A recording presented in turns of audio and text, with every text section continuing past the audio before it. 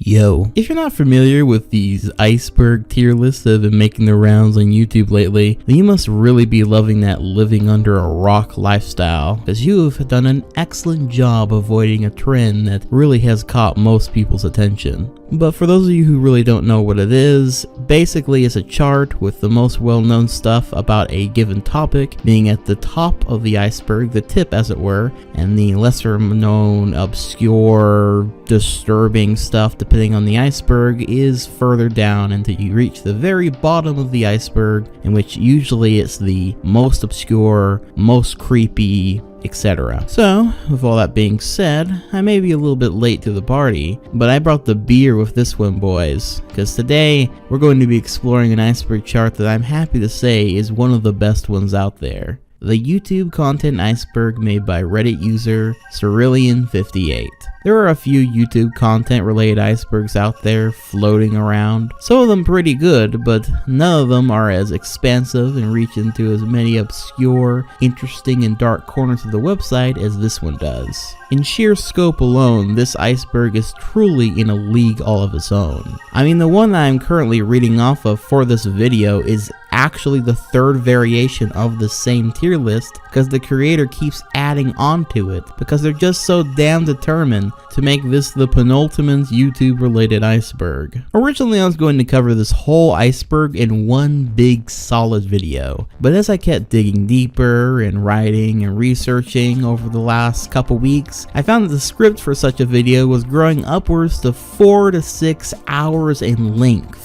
And while I'm not at all opposed to making a video that thick and juicy for you all, I decided the best way to, not go fucking crazy is to break this iceberg down tier by tier, block by block, 1 to 2 tiers per video until we're all done. This way I can not only provide a steadier stream of content for you guys, but it also allows me to go further in depth with each video, channel, or topic on the chart, which is especially important the further down the chart we go.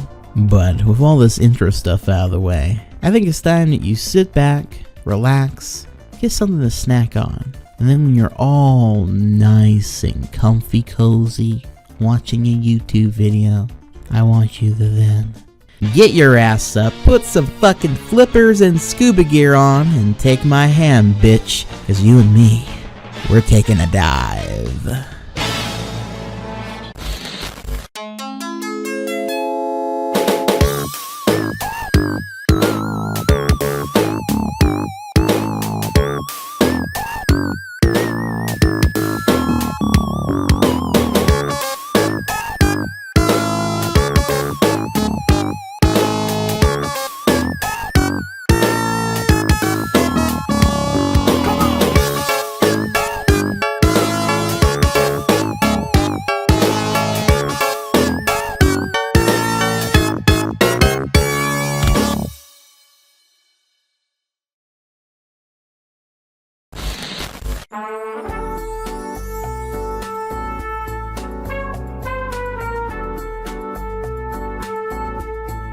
So this first tier focuses on a lot of meta YouTube stuff. Things the average everyday YouTuber user or creator is bound to hear come up at least once or twice, as well as important moments or changes to the platform and some of the most famous controversies that spread well beyond the scope of just the website. Me at the Zoo.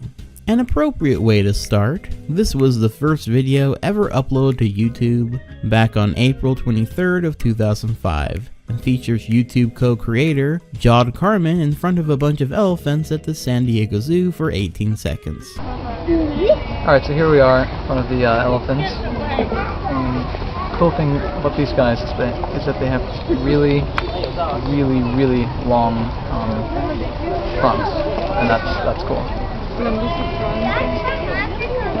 And that's pretty much all there is to say.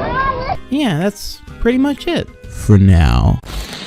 PewDiePie N-word / racism controversy. PewDiePie, the most popular YouTuber on the platform, said the N-word. What a fucking... What did you say? Most people are aware of this by now. He said it in a heated moment while streaming a video game. This was quite the controversy at the time, and it sent shockwaves all around YouTube and beyond, with many claiming that the most subscribed to individual on the platform was a racist and a Nazi, and what that meant to YouTube as a community as a whole, etc. Well, PewDiePie is not a racist and he's not a Nazi, but he did fuck up and say a pretty bad word publicly. He, however, has since apologized and most have moved on past this controversy at this point. PewDiePie versus T-Series. Speaking of PewDiePie, if you are somehow not aware of the huge event slash war slash moment that happened here on YouTube when T-Series, an Indian company uploading Bollywood clips and the like, was going to overtake PewDiePie in subscription numbers, I'm guessing you just don't watch that much YouTube.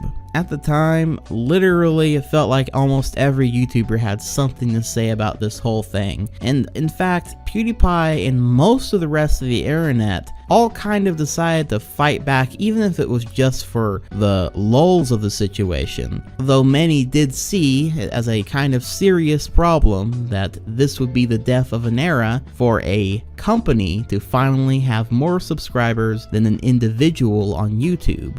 This went on for quite some time, PewDiePie even famously making a diss track to T-Series titled Bitch Lasagna. But eventually T-Series did win in the end.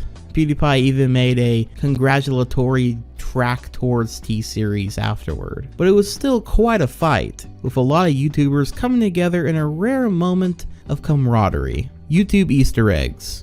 This relates to any time YouTube has hit an Easter egg on the platform, such as for a while if you looked up the Doge meme in the search bar, you would see a bunch of video titles multicolored and in Comic Sans to match said meme format. There's also videos from Adult Swim such as Too Many Cooks that have their own special font for the video. There also used to be one where if you typed in "Beam me up Scotty," all of the search results would be beamed up. But unfortunately, most of these Easter eggs have since been taken down and you can no longer use almost any of them. The only ones that really remain are the title specific stuff. Again, like the Too Many Cooks. Another one is the "Why do videos stop at 301 views" video, which forever is at 301 views. YouTube April Fool's jokes.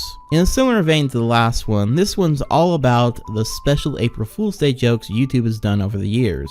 Like the time they rickrolled the whole site by having Rick Astley's video play on the front page. Or the time they offer viewers a new viewing experience, which just flip the videos upside down. Stuff like that. YouTube Kids. YouTube Kids is a kid-friendly version of YouTube via an app so parents can have YouTube babysit their kids. It's mostly harmless. Liar! Okay, no, it's actually not at all harmless. It's harmless for now, but trust me, as we go further down this iceberg, this one's gonna have several more encores. The YouTube adpocalypses. Throughout the years, there have been events that has had YouTube have its advertisers pull out for a brief bit of time. Usually the virtue signal that they don't like what PewDiePie or the toxic community of YouTube is up to or something like that, but they always go right back on in a couple months later. This has happened multiple times for multiple different reasons, all stemming from the first major apocalypse, which can be traced all the way back to August 2016,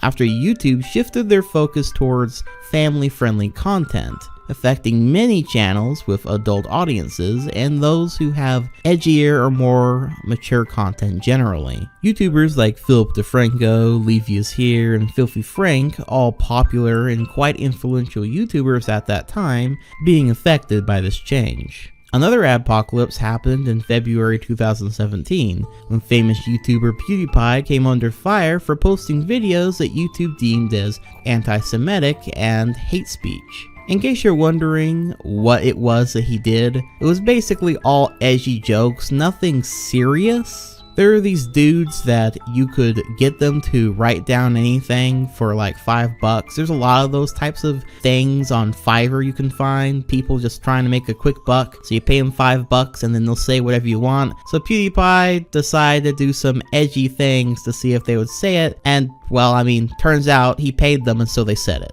All the same though, joke or no, YouTube took it very seriously when the UK government, Coca-Cola, Dr. Pepper, Johnson & Johnson, and many other major brands pulled out or paused their advertisements on YouTube because of the joke that PewDiePie made. Right before coming right back, of course, because money.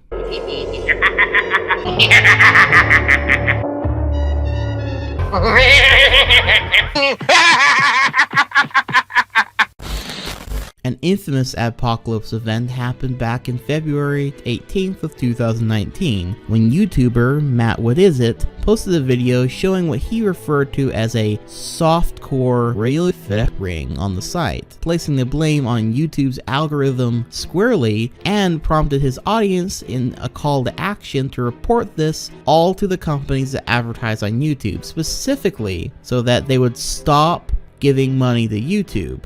YouTuber Lemon did an amazing video on this particular rabbit hole that I'll link down below, but TLDR, this whole event smelled of bullcrap and only really screwed over content creators at the end of the day, yet again.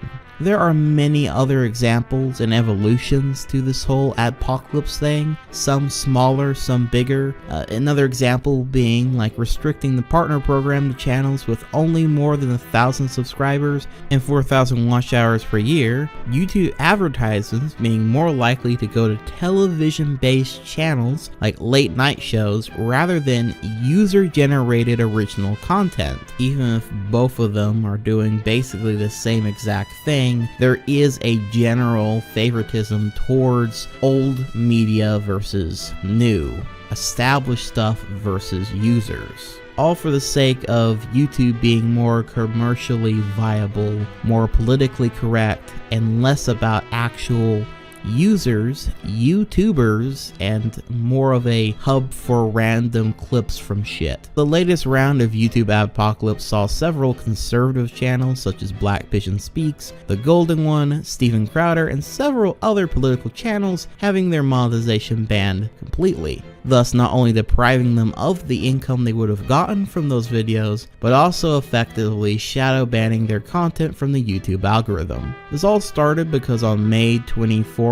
2019, Vox reporter Carlos Maza contacted YouTube demanding that they demonetize and stop, quote, hate speech on the platform after conservative comedian and online talk show host Steven Crowder repeatedly made jokes at Maza's expense. Many conservatives accuse YouTube as being anti-conservative in bias, while other YouTubers such as Sticks and Hammer 666 and Ben Shapiro believed it was corporations like Vox wanting to stamp out competition. Many would argue that YouTube Adpocalypse events only really seem to limit one's creativity and freedom of speech on the platform, and generally never really affect YouTube as a company. It never really affects the advertisers in any meaningful way. It only really ever seems to affect the creators that are uploading content to the platform. And usually these events start off of like one person saying something, whether it's a joke or even a serious accusation. One person has the ability to completely light the entire platform on fire and change their entire policy plan. A scary thought indeed, but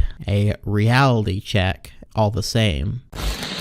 YouTube Rewind Dislike Ratio. Every year, YouTube creates a video titled YouTube Rewind that's supposed to commemorate the YouTube community as a whole, but it's usually pretty fucking awful and just generally not very representative of the actual YouTube community. Cause if you couldn't tell, YouTube's not actually a real big fan of the total community. In 2018, the YouTube Rewind was so full of virtue signaling and fart huffing that the collective community of YouTube decided to make it the most disliked video ever uploaded on the platform. It was so universally hated that YouTube decided to try something much lower key in 2019 and didn't even do anything in 2020.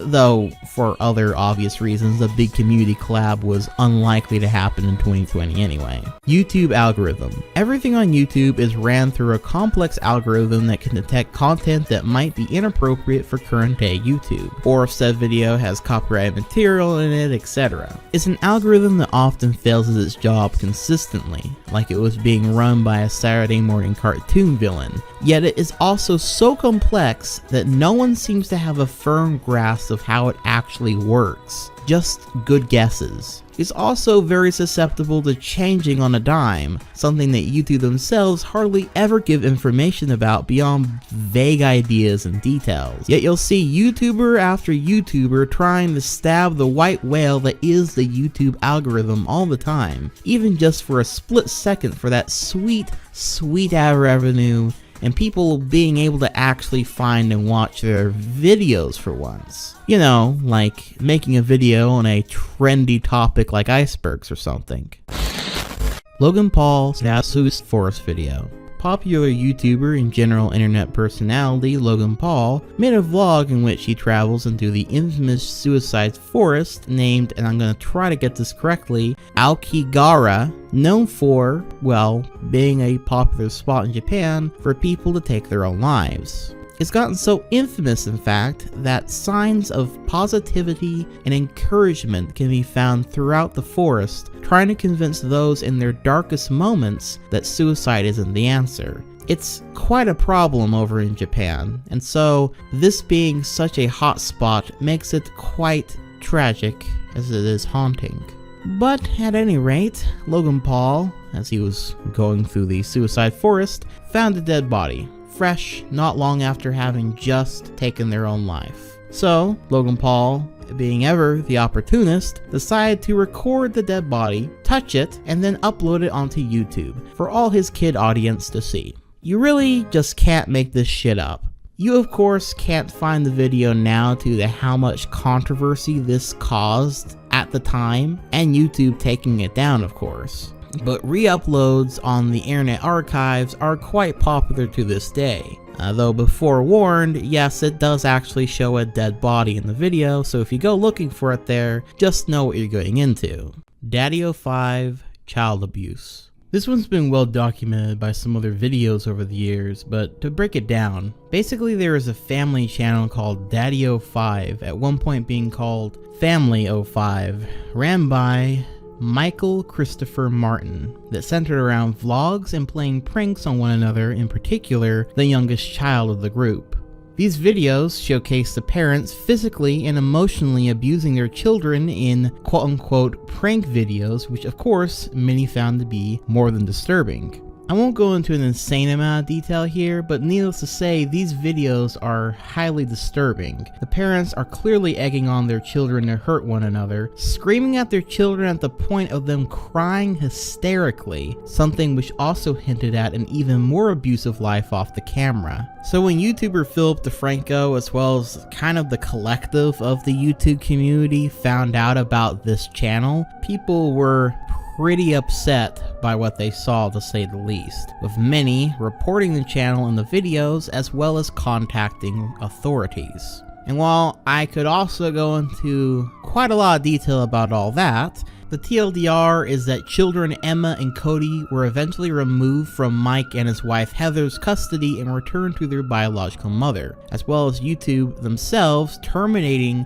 their channel as well as their second channel, which they tried to do shortly after. If you want to know more about this unfortunate tale, I'd recommend watching one of the many videos covering it in much more detail than I'm going to here. But needless to say, Daddy05 was a scary look at what exposing and using children for internet fame and money can look like. And unfortunately, this is not the last time you'll be hearing me say that on this Iceberg video series. Comment bots. This one's pretty self-explanatory. YouTube is full of comment bots, be they random accounts spamming shit, strange, catfish, oddly erotic ones, and ones that even mean to do harm to other YouTube channels. We'll have a more specific example of that latter later on in the iceberg, but needless to say, comment bots are everywhere. Even for someone whose channel is small as mine, I have gotten comment bots before. Scare PewDiePie Season 2. Scare PewDiePie was a YouTube Red series, now called YouTube Premium, produced by Maker Studios, now Disney Digital Network, and Skybound Entertainment, that premiered on February 10th of 2016. 2014. The series was one of the first few bits of TV-like content YouTube was trying their hand at the time, and the show itself focused on PewDiePie exploring sets designed and based around horror video games that he had played on his YouTube channel before. 10 episodes were produced and filmed in Los Angeles, California during September 2015, and a second season titled Scare PewDiePie Multiplayer was set to be released on March 9th of 2017.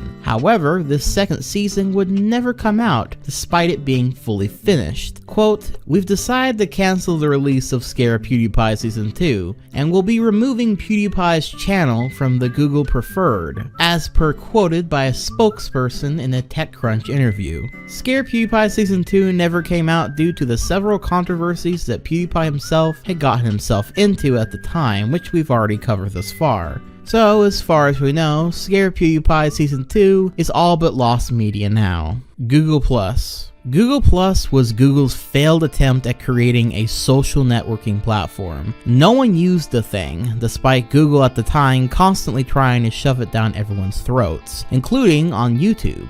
In 2013, YouTube announced that users would be required to use Google Plus accounts in order to leave comments on any given video on YouTube. Furthermore, comments posted on a YouTube video would, by default, also be posted on their Google Plus profile, unless the option was manually unchecked. This was their attempt at getting people to naturally use Google Plus more, since it would be so well integrated with YouTube, an already very popular platform. This, however, backfired and actually soured everyone to Google Plus, with them now needing to have it in order to engage with YouTube in any meaningful way. I'll never forget the days when having to own a Google Plus account was just a necessary evil if you wanted to do something as simple as comment or just upload YouTube videos. Google Plus was a multi-million-dollar mistake that would later be shut down in 2019 due to so few people actually using it, as well as a few other reasons related to data leakage. All the same, people will remember the dark age that was the Google Plus era. May its evil never return. Copyright abuse. You probably have heard this a million times over by now, as most YouTubers have talked about it in some capacity, but basically, you should probably know, copyright holders claim videos that either use clips from their copyrighted material, whether it's fair use or not, leading to a back and forth between the creator, the copyright holder, YouTube, the algorithm, and it's just a big fucking mess that for a long time usually always gives the copyright holder excessive amount of power while the creator is just kind of left in the cold hoping that things will turn out. Or there's also some cases where people falsely copyright claim people's videos to try to get their ad revenue, something which they can do mostly without much repercussion, which is probably why they do it. While on the creator's side, they are being royally fucked every single day that video's monetization is going to someone else who owns nothing in said video and had no part in its creation. It's just literally stealing money at that point. I think you get my point, but if you don't, I don't know, just watch several YouTubers' videos on it. There's lots of good ones out there. Emplemon has made a good video about it, and not only him, but some other people have made videos about how to directly fight back, even how to use some of the copyright holders or false copyright holders' own weapons against them. And finally, for this tier is government bans. So this one's a topic that is going to come up in some capacity later on in the iceberg, but for a more general idea, yeah, governments from several countries at this point have banned YouTube outright as a platform, or sometimes certain YouTube content and creators as well. Countries like China, excluding Hong Kong and Macau, have completely banned YouTube, as well as countries like Iran, North Korea, and Syria, blocking all access to it. Though it should be noted that in China, pretty much everyone who doesn't want to live under the communist bubble is going to constantly pirate their content. That's why if they want to play video games, they're probably going to pirate it. And so, because of that reason, YouTube is actually statistically the top 11th most used website in China, despite it being blocked. On the other hand, there are countries like Germany, Pakistan, Russia, Turkey, and Venezuela, among others, with a storied past of banning/blocking access to certain videos and forms of content on the platform before. It's usually all for the sake of censorship of some kind.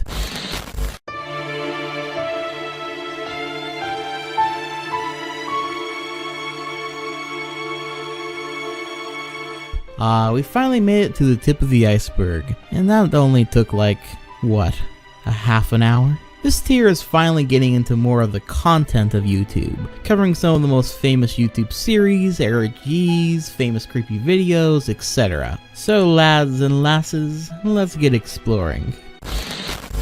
Don't hug me, I'm scared. If you're at all familiar with horror content on YouTube, then you have more than likely heard about this series, maybe even watched it, or at the very least, I hazard the guess you've at least seen its first episode. But if for some reason you haven't, all you gotta really know is it's a creepy web series involving puppets and it's very popular. It plays itself off as a children's Sesame Street type show about education, before eventually delving into dark themes of existential dread and disturbing visuals, as well as complex philosophical ideas in each of its 6 episodes. The first video of the series has over 60 million views, and I remember at the time of its release, back in July of 2011, it really got around. The first episode is as perfectly put by the Don't Hug Me I'm Scared wiki page, quote, "How the media discourages creativity and promotes rigid conformity to society's expectations. Despite presenting itself as a promoter of change, diversity, and forward thinking and innovation, it paradoxically pushes only its narrow idea of originality." Unquote. Episode 2 is about time as an idea, as a concept, and how the media keeps our brains busy with the superficial aspects of time, not the overarching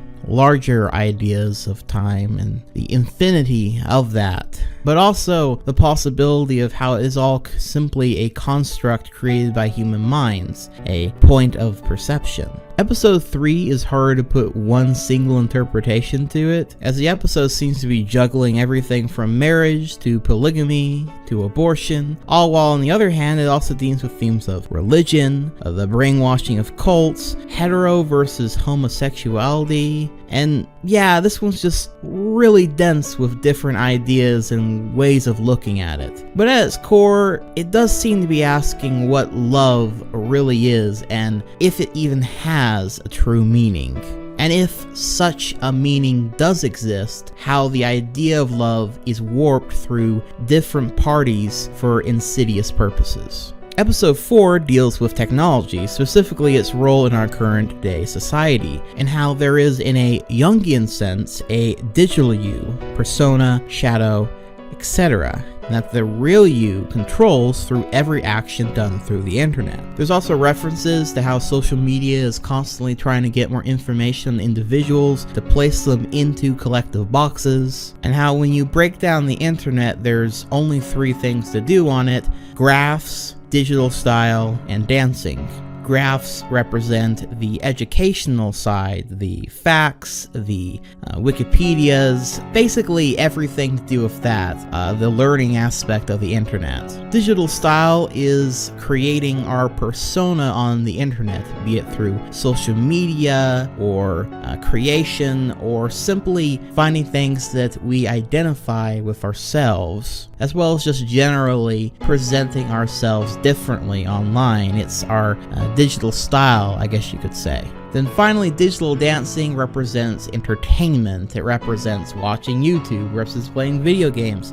Trolling even, which you could also consider as part of digital style. Basically, it's a pretty clever way of breaking down the internet to its fundamentals, I guess you could say. Now, as for the last 2 episodes, they're perhaps best left for you to go watch them yourself if you haven't already, as I really don't think I could really do them any sort of justice. Unlike these other 4, which seem to have a basic narrative and theme, these ones kind of connect with the overarching plot that is connected through all the videos, and kind of getting a payoff to that, which I'm not going to sit here and try to explain that whole story. That would just take too long. But if you've not watched them and any of this sounds interesting, I'd recommend watching all 6 of the videos. It's a pretty quick watch and a pretty fun one at that. Chris-chan. I could never even begin to start talking about the internet legend that is Chris-chan. Chris, or Christine, is the most documented human on Earth at this point, with wikis dedicated to him, several video essays, and even an ongoing, already 50-part documentary by YouTuber Gino Samuel 12.1. Each one of those videos in that 50-part documentary series is still not done, being around 40 minutes to an hour in length each. So all I'll say is if you're interested in learning more about who this is war.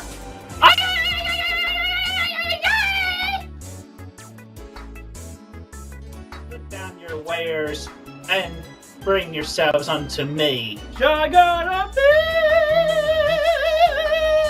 Would you like to make a wish? Ain't no sayings of the fiddle. No sayings of the fiddle like this. Good viewers. Now, for those who dare continue to mislabel me as dang gay, homosexual, bisexual, I'm straight. I am straight. Mr. Thomas, you are hereby granted a Merry Christmas from your Uncle Gubsy.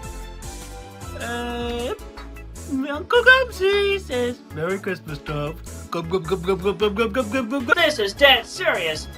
The inside and outside tour I did a few months ago of my house. Everyone on the internet, my mother and my father are angry at me. They're blaming at me. It's my fault. I admit it's my fault. I want everything about my house off the internet. I'll send in detectives. I'll send in police. I'll send in everything in my power to get it off the internet. Listen to me. Yes. Shut that goddamn thing off. Then go down the rabbit hole now if you haven't already. Trust me, you won't regret it. I would go into more detail, but at this point it would be akin to summarizing the contents of the Bible, Homer's Odyssey, and Lord of the Rings in a single paragraph. It just doesn't do any of them justice. Salad Fingers. This one's an OG classic as far as internet horror animation is concerned. Salad Fingers is an animated web series by horror content creator David Firth. It follows the titular Salad Fingers character in his many adventures and daily life in this hellscape, apocalypse place of sorts. The series is well known for not only its disturbing visuals, but also its unnerving tone, melancholy music that drones through your ears like echoes in a deep, dark cave. The series has been going on since 2004, before the age of YouTube actually, and the 11 episodes in total have released in the span of that time. If you haven't watched Salad Fingers before, I highly recommend it. Preferably late at night all alone. It's not shit your pants scary by any means, but it's a series that really pulls you into its bleak yet oddly serene at times atmosphere. Something that manages to make every episode and every quote from the show stick in my brain. By marathon's end, it might leave you asking questions about its core message or story it presented as well. WebDriver Torso. WebDriver Torso is a YouTube channel that is uploading videos like this.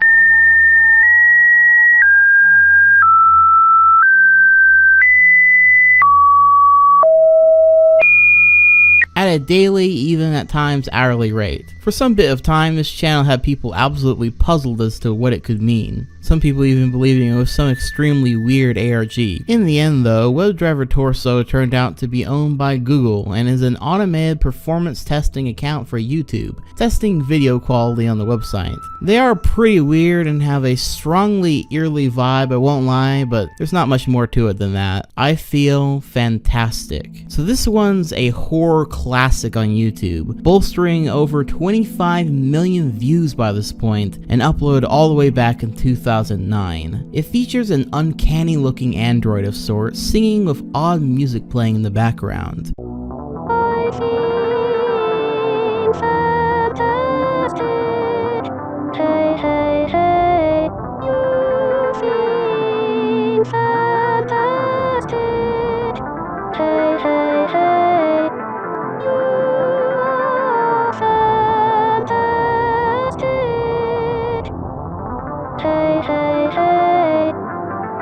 Now the video is honestly scary in its own right. I remember this video always being put somewhere near the start of those weird side of YouTube video playlists that I would watch late at night. And yeah, it does have an aura that just doesn't feel right. Something about the way the robot moves, the cinematography, it just kickstarts my fight or flight mode for whatever reason. However, what made this video more legendary beyond just the disturbing visuals is actually the long description it holds, which reads as follows. Quote, in ancient Greek mythology, Pygmalion was a highly accomplished Cypriot sculptor. Though skilled at imitating the human form and well acquainted with its subtleties, he became disgusted by them when he witnessed the propoetides prostituting themselves. These women were punished by Venus for their lack of worship with a coarseness of skin and a crudeness of nature, and were forced into prostitution. Seeing this, Pygmalion, the sculptor, was repelled and could no longer appreciate women. Seemingly alone, Pygmalion sought to create for himself a perfect, pure, unsullied companion. He used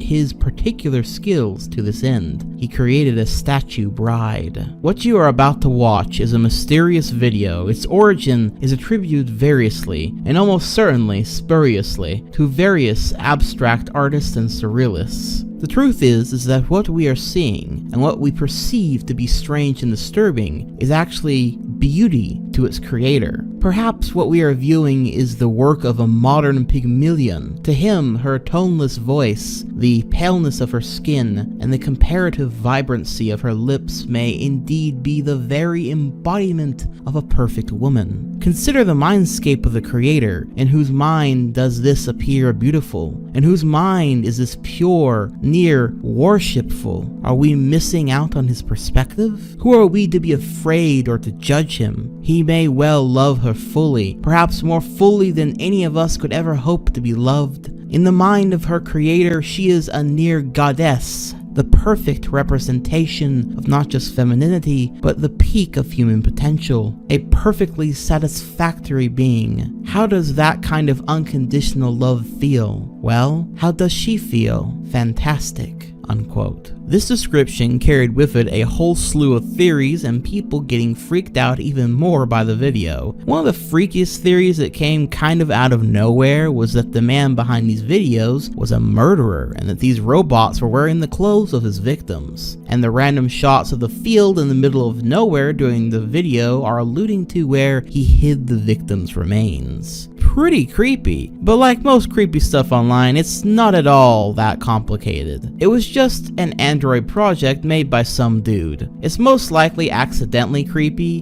There's a few videos on YouTube that go into more detail if you're interested in learning more about this little internet mystery, but yeah, that's really all there is to it. Blink Room Soup. This one was shared by pretty much every YouTube channel that covers spooky stuff online, but in the odd chance you haven't seen the video yet, it's pretty disturbing.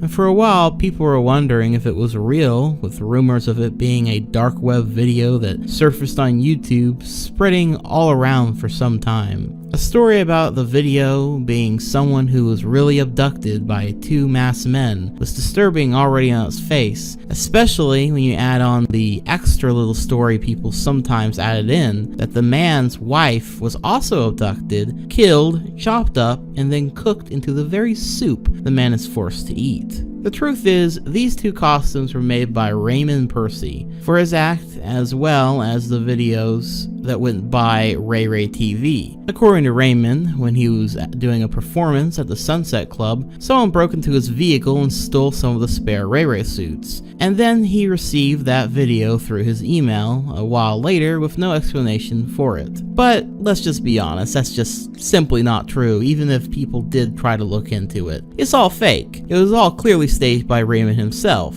I mean, and kudos to him. It's a pretty fucking creepy video, and even if you can hear someone briefly laughing in the background,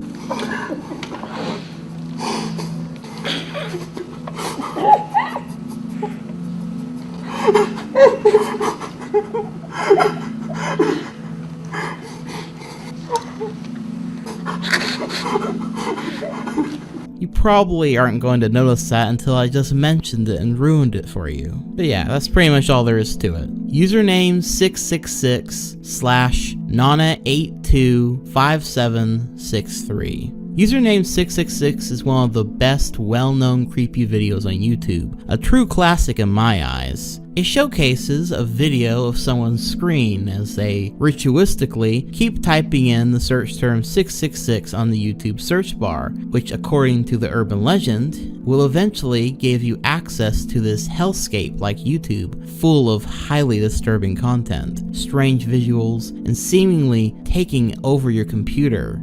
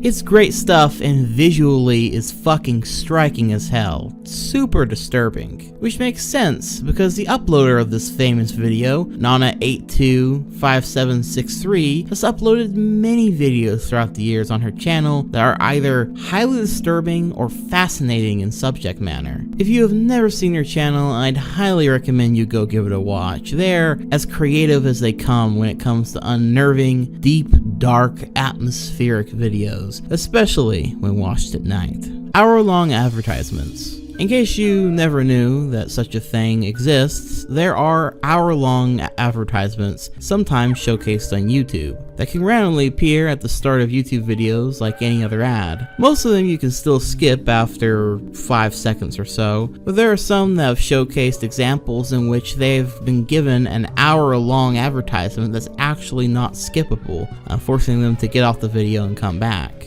It's pretty weird, but there isn't much more to it than that. Unblocked movies. Have you guys ever tried to find a movie for free on YouTube to watch? If you have, then you've no doubt run across movies that are either nowhere to be found due to copyright issues, the movie being hoisted up in one of the corners of the screen with a bunch of effects and shit that just frankly isn't really worth watching the video at that point, or maybe a link to some shady ass website in the description of the video, while the video itself, despite having the exact runtime of said movie, is just a fucking JPEG or ad for the website below. Well, there are some movies that are actually unblocked and easily available to watch on YouTube as well. So go check them out. One such example is just like a whatever thing is if you've never watched the 80s cult classic Rock and Rule, it's on YouTube. Go watch it. That's Dylan the Night Owl, free YouTube movie recommendation. Local 58. Local 58 is a web series that's acting as a local broadcast station that seems to have a sinister intention of manipulating, hypnotizing, brainwashing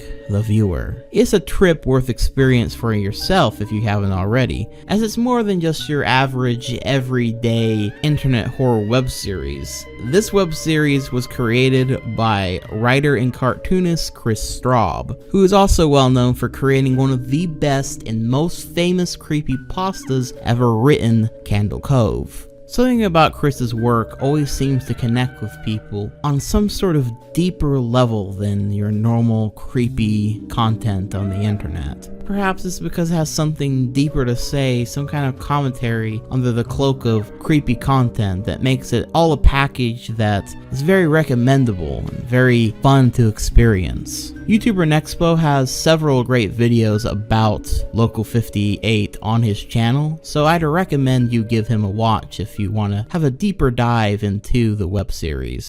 Poppy. Poppy, real name being Mariah Rose Piera, is kind of multiple rabbit holes leading to multiple rabbit holes. She's a YouTuber slash singer slash general celebrity at this point that's well known for her deadpan, soft, and hypnotic voice. I'm Poppy. I'm Poppy. I'm Poppy. I'm Poppy. I'm Poppy. I'm Poppy. I'm Poppy. I am Poppy. I'm Poppy. I'm Poppy. It's that time of year again. A time where we all give thanks. It's Thanksgiving. What are you thankful for this year? I'm thankful for...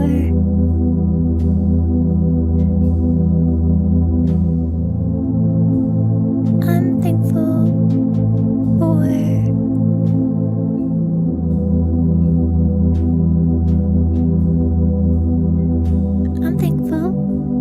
About 5 years ago, she really made the rounds here on YouTube thanks to her strange videos that seemed to be of very high quality while at the same time being quite simple. They had an air of eeriness to them and a bit of commentary that wasn't quite clear as well.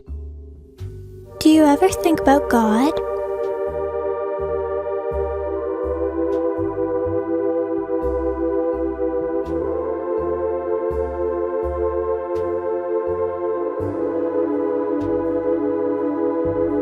It's really weird. However, since then, she's gone beyond being some weird character on a weird YouTube channel at this point. I would now classify her as kind of a super popular mainstream figure at this point. Well known for her being different and creepy, sure, but well known nonetheless. The visuals of her videos, and indeed I guess music videos and style in general, as described by their producer Titanic St. Clair or Corey Mixter, who seems to be kind of the figurehead behind the Poppy persona as far as I can understand, is quoted saying, "A combination of Andy Warhol pop accessibility, David Lynch's creepiness, and Tim Burton's zany comedic tone," unquote. Which does seem to fit. It's also a lot of frankly nonsensical elements all kind of coming together that is unique, but it's hard to tell if it's just being weird and creepy for the sake of being weird and creepy, or if there is a deeper commentary that the music and or videos mean to display. If I were to guess, I would say that perhaps these videos, ironically, kind of have a similar effect to Don't Hug Me, I'm Scared, and that they are a simple format that cover existential and philosophical ideas with a creepy yet tongue-in-cheek manner that might have the viewer ruminate upon the weird shit they just saw and share it with others. Removed features. Over the years, YouTube has added many new features to the platform, as well as taken away just as many, with a few standouts being annotations, which used to be a great way for adding a quick note about something you got wrong in the video, or linking to an update video about a certain topic, or whatever you wanted really. Obviously, some of them were taken out to be replaced, such as YouTube's Studios change, and the star rating changing to a thumbs up and thumbs down rating. But there's also other features that feel kind of sad to be gone, such as custom channel layouts. You could have GIFs and all sorts of stuff playing whenever people went to your channel to give it its own unique touch. I could imagine a lot of YouTube channels utilizing this super well, integrating it with their brand or having some kind of funny meme associated with it. There's just so many possibilities, and yet they decided to make it all uniform instead. Video responses are one of those features that was taken away as YouTube kind of geared away from being a social media platform and into a creation platform, where basically the idea was, instead of commenting, you could actually leave a video response to someone and it would link up along with the other many video responses to your single video they could have. They'd usually be easily available right there if you wanted to see them. This one could have been interesting, as it would have made growing on YouTube faster, as well as collab videos much more streamlined had they kept improving upon it. I'm sure like every other feature it would have been used and abused, but there is kind of a novelty to seeing a video and then right after being able to see people's responses to it. That's kind of a fun idea. It's something I feel like a lot of people do anyway on YouTube. They're just not linked up together is all. Oh, and we must never forget the days before COPPA, back when I was able to read the comments down below cartoons and other animated features on YouTube. I miss reading people's random thoughts on obscure animated films, many of which were clearly not made for children but are still considered children things under the COPPA thing all the same.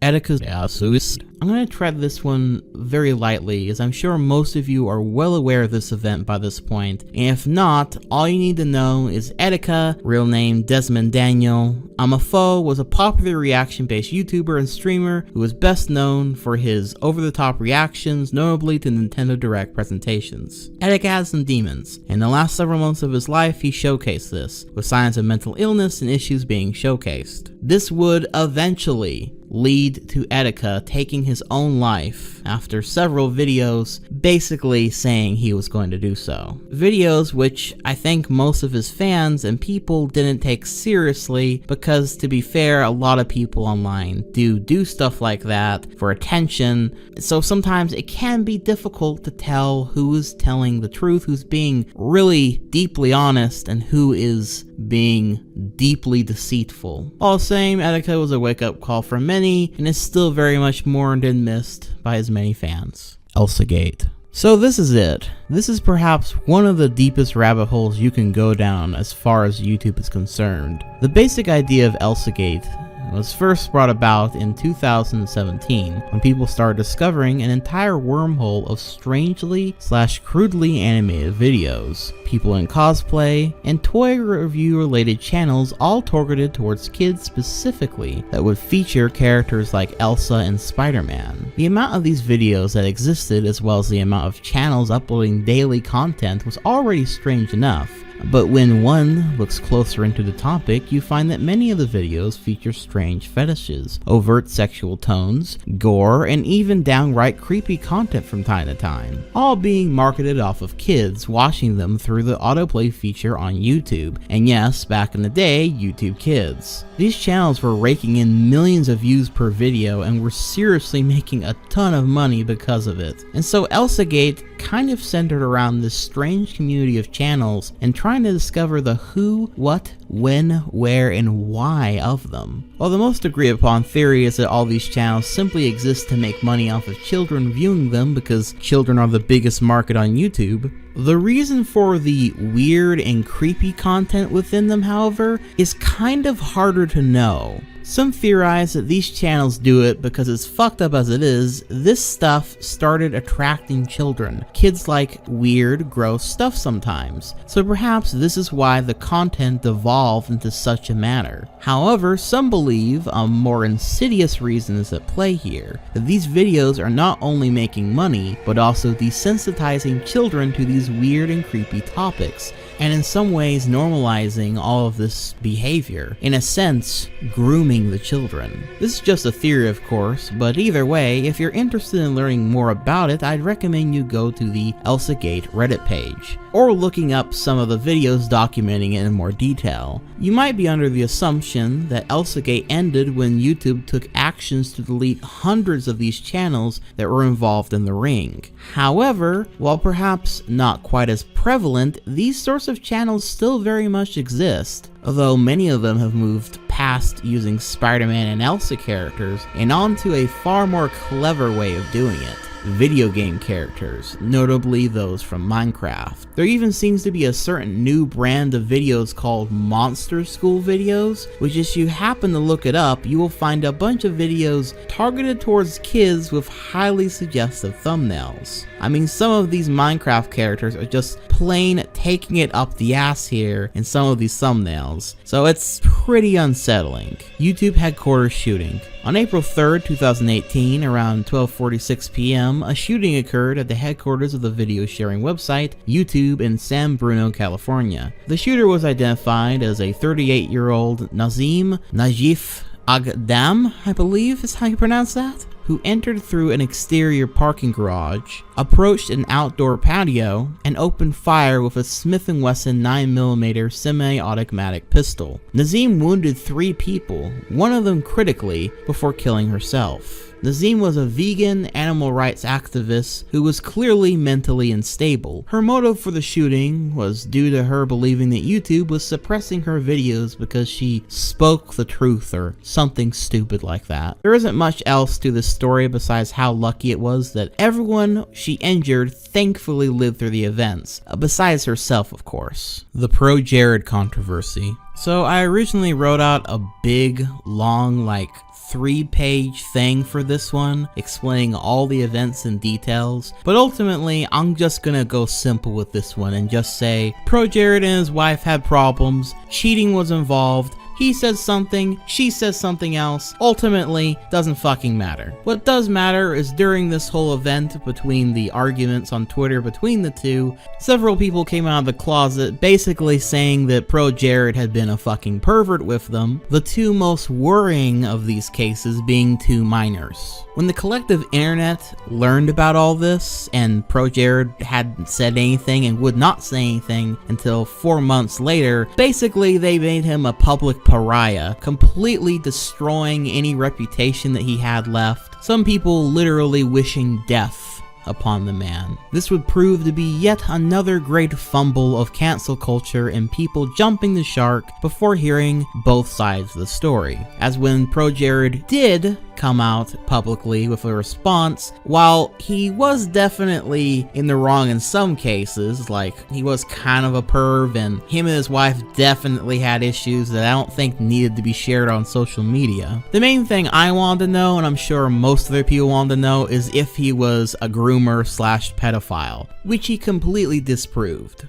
He proved that both of these supposed victims had in fact lied about the whole situation just for the sake of pouring more oil onto an already burning fire. Why they did that? I don't know. Maybe they just like to ruin people's lives, which is almost what they did. Maybe it was for the Twitter clout. Or maybe it's because there's always a reason to lie, no matter how short-term the benefits are. But ultimately, the Pro Jared controversy led to a lot of people having to rethink how they approach these situations, and rightfully so. I remember that I almost gave in to temptation at the time and thought about making a video about Pro Jared since it was a trendy topic, and while all the evidence seemed to point to him being a complete and total fucking crazy person, a monster, when in fact he was kind of a weird pervert for sure, but not as bad as everyone thought he was, and obviously not being a groomer. That's why it's important to hear both sides of these things before jumping to conclusions, which of course brings me to the Call Me Carson controversy. You've probably heard the allegations surrounding the popular Minecraft YouTuber and streamer Call Me Carson by this point, who's been accused of sexting underage fans. These allegations date back months, having a lot of evidence to back them up, and having several of his friends backing up the claims as well. Now, as far as I know in the writing of this script, Call Me Carson has yet to give a full statement on any of this. And while the evidence here is a lot more prevalent and clear than in Pro Jared's situation, I am staying the hell away from all this. To be clear, the evidence is pretty staggering right now. And if he did in fact do these things, then clearly he's a fucking scumbag, and yeah, that's all there is to it. To be clear though, this has happened a lot lately on YouTube.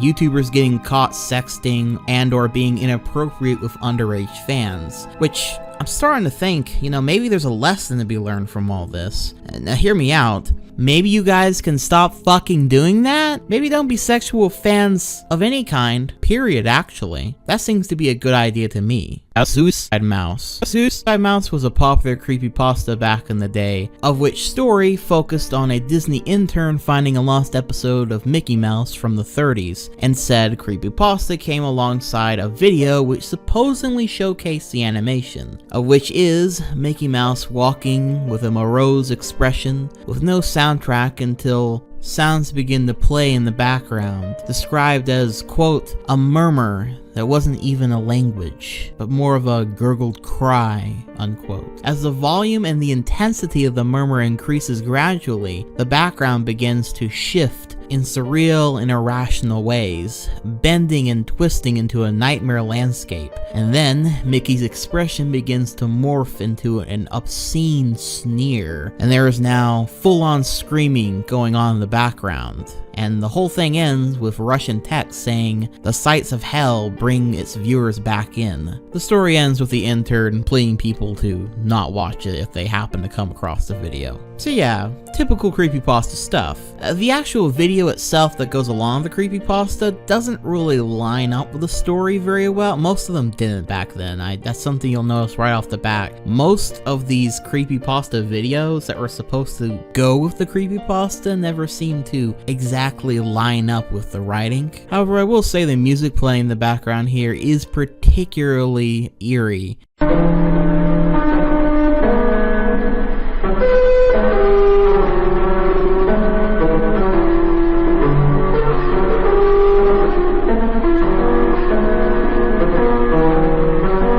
That and that one scary stock scream it uses. It's all over stuff nowadays, but back in the day, it really made this super uncomfortable to watch because I was not aware it was a stock scream sound effect. And so it really did sound like someone being violently tortured to me.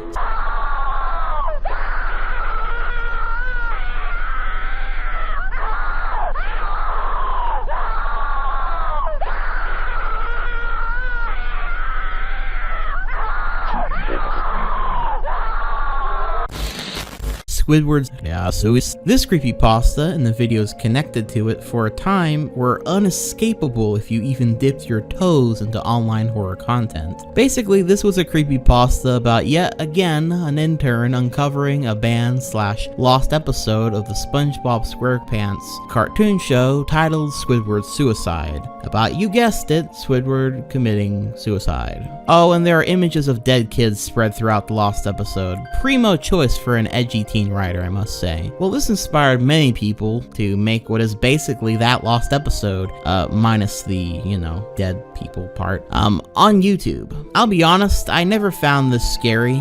Not even a little bit. I think the part that makes this whole story creepy is probably just this one image, which, yeah, there definitely is something about this image that just makes you feel bad.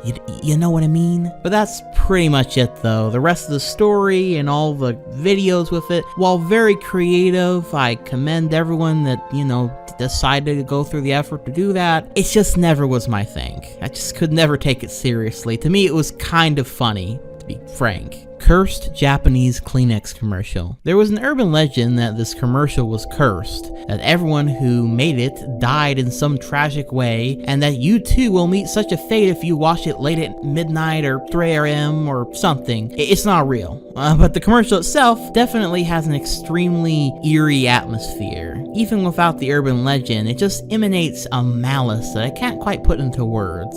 All the same though, everyone who made it is just fine, it's not cursed, but still, pretty creepy commercial. Petscop. Oh boy.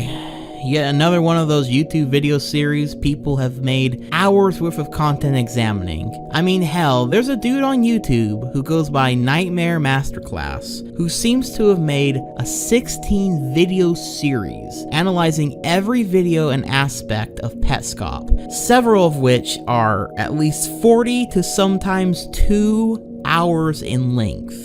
It's for this reason why I feel like it would be nearly impossible for me to do this any kind of justice here. But in the Nightmare Masterclass's intro for the series, he says the following, which I think kind of sums up the basic idea and appeal to Petscop.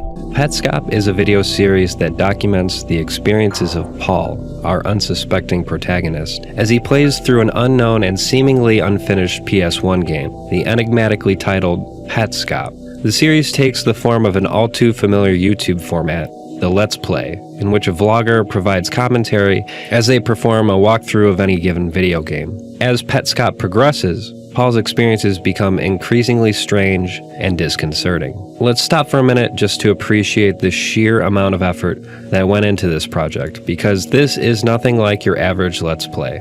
Petscop is a piece of art that uses the Let's Play format as a plot device in order to tell a very compelling story.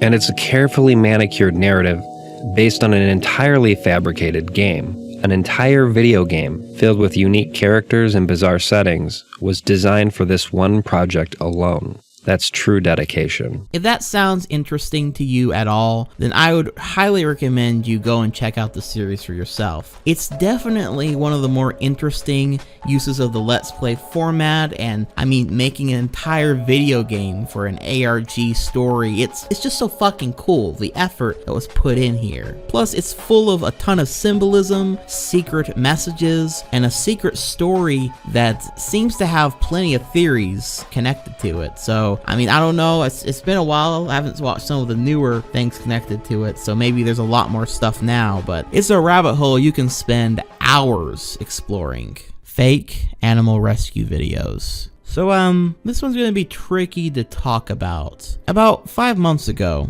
several channels were found to exist on YouTube that were essentially taking dogs and cats, even puppies and kittens, and hurting them in some way, such as cutting them, beating them, putting them in life-threatening situations, such as sticking them in glue traps, or putting them down pipes, or putting them in the grip of a fucking anaconda, etc., so that they can then record themselves pretending to help / save said animal to look like heroes. It's fucking disgusting.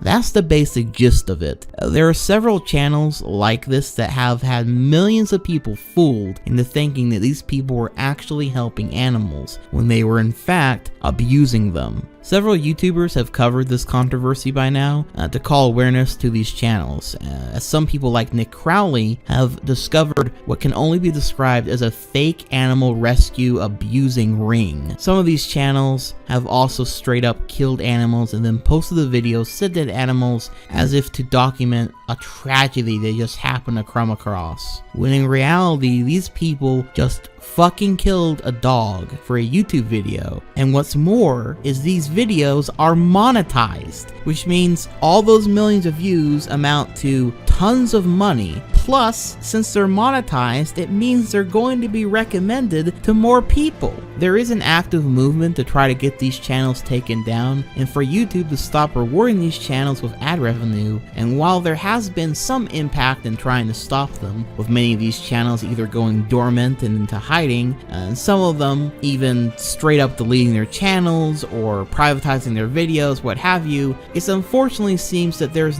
been no real response response from YouTube themselves as of yet. In fact, when it comes to animal abuse, it seems like that's a little bit of a gray area for them, as we will continue to see later on in this iceberg. Meaning that this type of content could potentially keep being made, people can keep making money, and more animals can keep being needlessly abused and killed for monetary gain.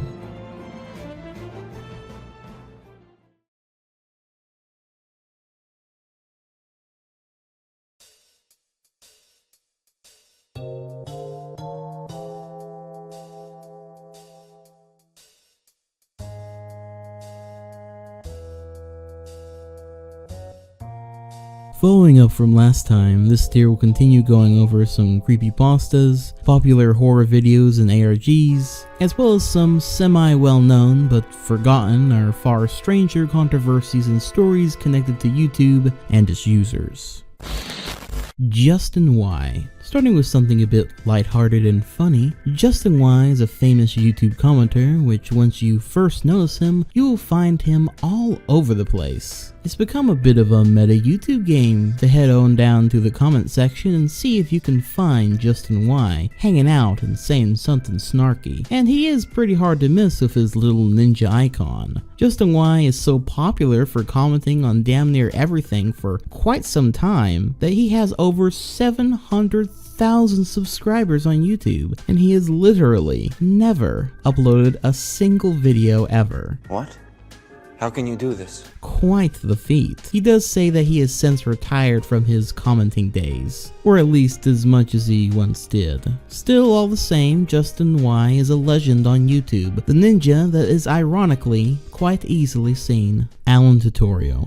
Alan Tutorial was a channel that seemed to be mocking the various how-to/crafty type channels and life hack type stuff that was quite popular at the time. Like this video in which he shows us how to pick up a blue chair.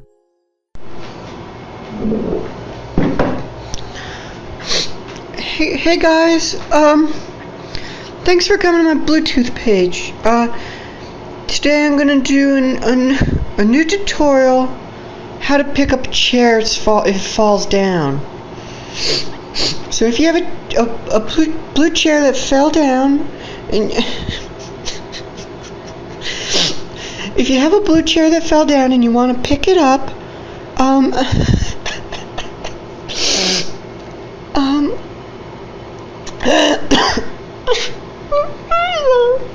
if you have a blue chair that fell down, first thing you gotta do is you get down to the level of the chair and you touch it.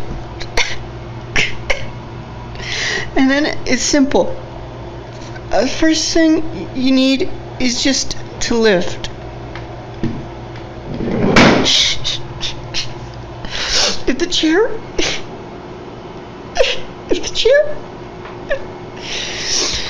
chair doesn't get up, you just leave it. If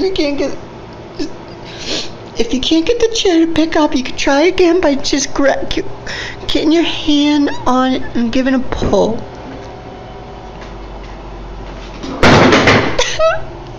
If you can't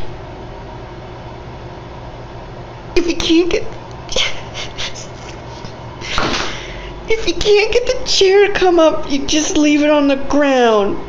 Don't forget to like it. Don't forget to comment on my post. There's a strange sense of humor about the whole thing, in a similar vein to channels like How To Basic, though notably less chaotic than that channel. But what made Alan Tutorial ultimately far different from How To Basic, and in my opinion far more interesting, is that there was a larger narrative that unfolded throughout this series. In the first few videos, Alan teaches the viewer how to accomplish various mundane, weird, or useless tasks, until one video in which Alan is interrupted by a loud knock at the door. Shoot. Who's there? It's okay. What? It's okay. You're gonna, once you have the line, you try to rip the paper, you hold it down.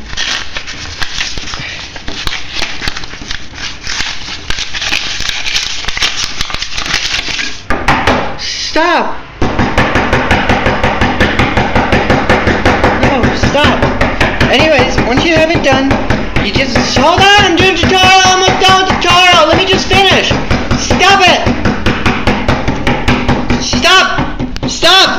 next video sees Alan locked inside his closet, implying something sinister is afoot. Someone is looking for Alan for some reason. One thing leads to another, and eventually Alan finds himself locked outside of his house and traveling around for a couple videos until he is eventually captured by some unknown third party. Now, in their captivity, Alan continues his tutorial videos from within this sterile cell, his captors apparently giving him money for doing so. Hello, YouTube. Today I'm going to do a new tutorial.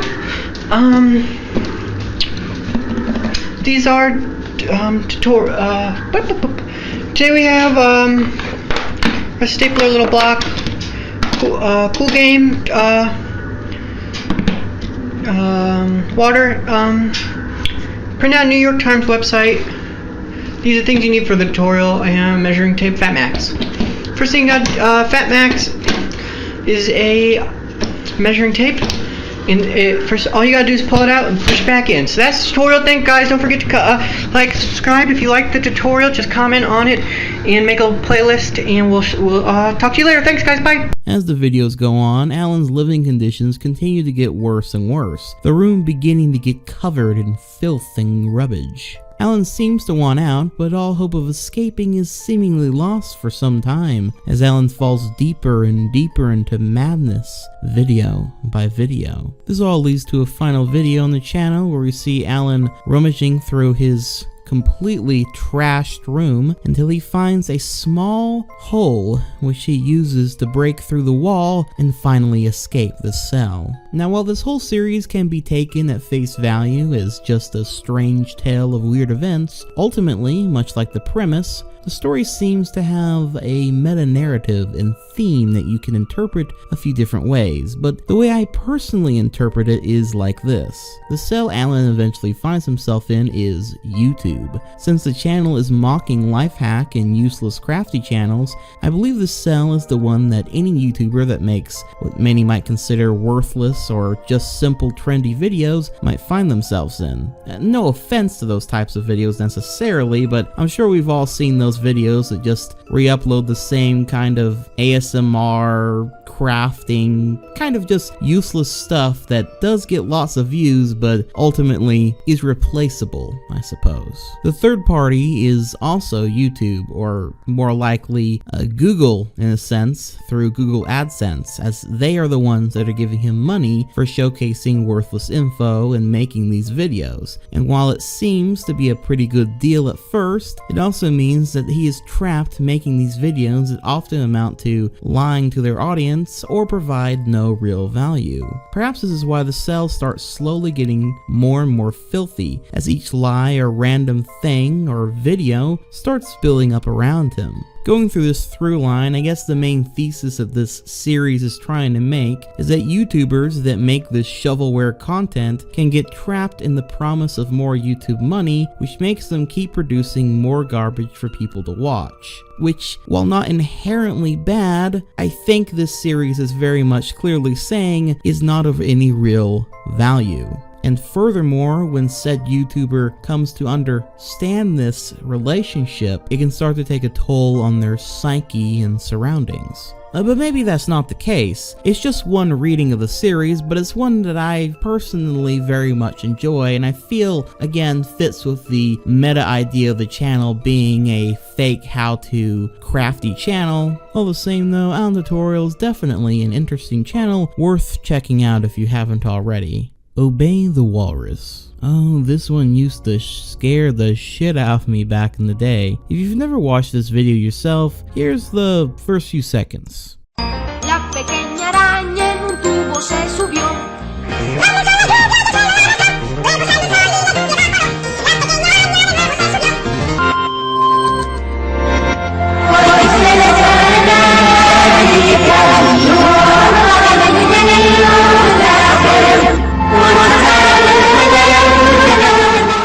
Yeah. According to the legend, this video, Obey the Walrus, known in Spanish as Obedece la Morosa, is a video that was allegedly created by a Latin American cult known as La Morosa, or the Walrus. and it is said that bad things happen after watching the video. However, the real story behind this video, as seen in the description of the video that now's there, reads, quote, "The woman featured in this video is actually old footage of an American born as Johnny Baima, who later obtained the stage name of Sadie Crisp, though she is more popularly known by her nickname Goddess Bunny. The Goddess Bunny obtained her figure when she contracted polio as a child. The Goddess Bunny has nothing to do with the cult of La Morosa. It is simply archive footage of her that has been edited and spread on the internet along with the stories of it being haunted for the sole purposes of making you shit bricks." Unquote. All that being said, even with the knowledge of where the video comes from, it is still edited in such a way that it is definitely a bit uncomfortable viewing at night. Nothing against Sadie Crisp, of course, the video just has an uncanny valley effect to it,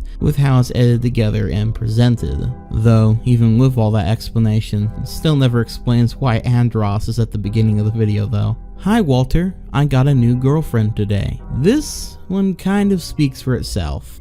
"Hi Walter, I was at the mall today and guess what happened? I met the most wonderful girl.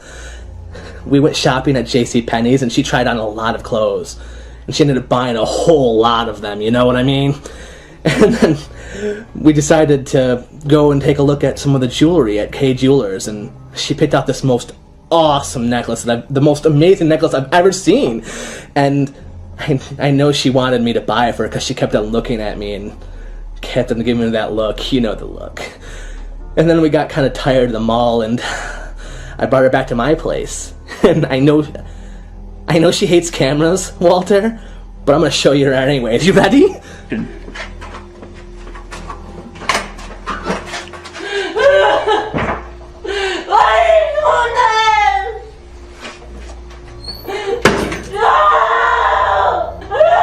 For a little bit, people were wondering if this video was real or not. If this odd man had actually kidnapped this woman and put her in his dungeon of sorts. Especially since the video kind of came out of nowhere and was on YouTube for some time before being discovered. But it's not. It's fake. Still kind of cool though, because it feels like the perfect opening to a found footage horror movie. Mariana Mortegard Glesgorv. This was a popular creepypasta video where supposedly if you watch this spooky video, you will suddenly feel sickly and maybe even kill yourself. Or something akin to that. The story goes, quote, "The full video lasts 2 minutes and was removed by YouTube after 153 people who viewed the video gouged their eyes out and mailed them to YouTube's main office in San Bruno. Said people had also committed suicide in various ways. It is not known yet how they managed to mail their eyes after gouging them out, and the cryptic inscription they carve on their forearms has not yet been deciphered. YouTube will periodically put up the first 20 seconds of the video to quell suspicions so that people will not go looking for the real thing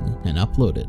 Unquote. So yeah, kind of a creepy story back in the day, but the actual video is, well, just a JPEG of a dude with red Windows Movie Maker effects on it. That's pretty much it. I suppose the story does make the video a little creepy, but it could have been way cooler and way creepier if it wasn't, you know, just a fucking JPEG. That's Dylan the Night Owl's review of this 12-year-old video, I guess. Exclamation question mark / unsearchable videos. So this one's actually kind of funny. There's a video on YouTube that shares this title, and due to it having this title is damn near impossible to look up in the search engine. Yet this same video that cannot be searched has nearly 10 million views due to it always coming up in people's recommended videos for whatever reason. It's a strange anomaly on YouTube that a video with so many views is so hard to find without a link, or it, again, just randomly appearing in your recommended videos. It sounds like the perfect way to hide some kind of spooky or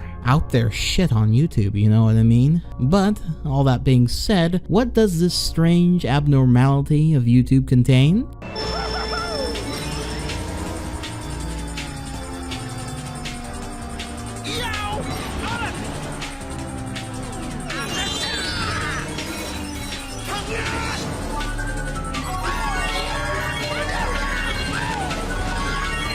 just some dude's Mario Kart clip. Yeah, it's pretty anticlimactic, I must say. Though, due to the fact that this video is unsearchable, it does showcase a blind spot on YouTube, where certain videos that share this title could potentially hold darker stuff due to it being near impossible to search for without a link. Though that's not the only video that's near impossible to search on YouTube, like this one.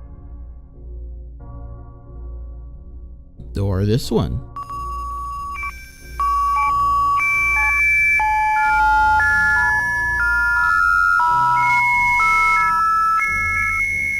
For some time, both of these videos used to contain invisible titles, invisible descriptions, posted by invisible named users. And for some time, no one knew exactly how they were doing that. It was pretty creepy and again, fucking impossible to look up. Well, it turns out those videos didn't actually have invisible titles and the like. They were actually using a Korean font and Korean language, which for many browsers just didn't pick up as anything. At least in my browser, it ends up looking like this little symbol right here, all the titles of these videos, which I don't know how you would type that in anyway, so it is still almost unsearchable in a sense. It does at least explain the trick they're using. Of course, once again, the creepiest part of this is the idea of it more so than what we have seen thus far. That being that more disturbing content could be hidden on YouTube through some kind of search engine trick or obscure title or the changing of languages and the like. Something we will be delving into more as we go forward. Minecraft. So this is supposedly the first Minecraft video ever made. A true trend starter, this one. Pilot Red Sun. Pilot Red Sun is a YouTube animation channel that is made up of crudely made cartoons that carry with them an ominous atmosphere. Are you hungry? Why not have some Pringles? It's exquisite cuisine. Come on in and purchase this chip. Come enjoy these crisps. What's that? You're going to get Doritos instead? Really now? You think you have the audacity to buy another brand of chips? You will regret that purchase.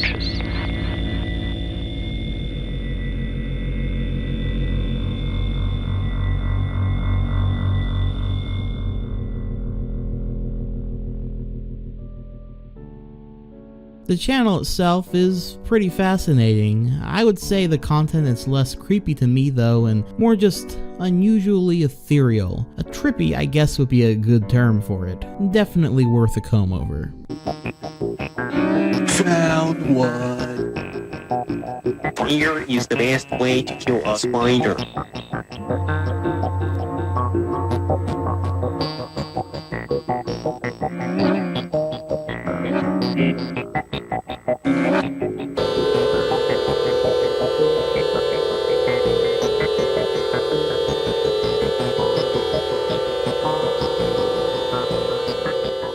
500 internal server error / team of monkeys. Not really sure why this one is down so low. This one seems like it would fit a lot better in the sky tier, but all the same, it's just this. A server error of YouTube, usually something that will be fixed shortly if you ever do see it. And then the team of monkeys thing is just a joke that accompanies this page. That's pretty much it, unless there's something creepy about it that I wasn't personally able to find in researching this. I did research for a bit and didn't find anything, so if you guys do know of something connected with this, let me know in the comments down below. FPS Russia Death. FPS Russia was a YouTube channel run by Kyle Lamar Myers, an American man from Franklin County, Georgia, playing the fictional role of Dmitry, a heavily accented quote-unquote professional Russian from Moscow. It started off as a Call of Duty channel like many primo up-and-coming YouTubers were at the time, until he would eventually move on to real-life gun-related content such as this.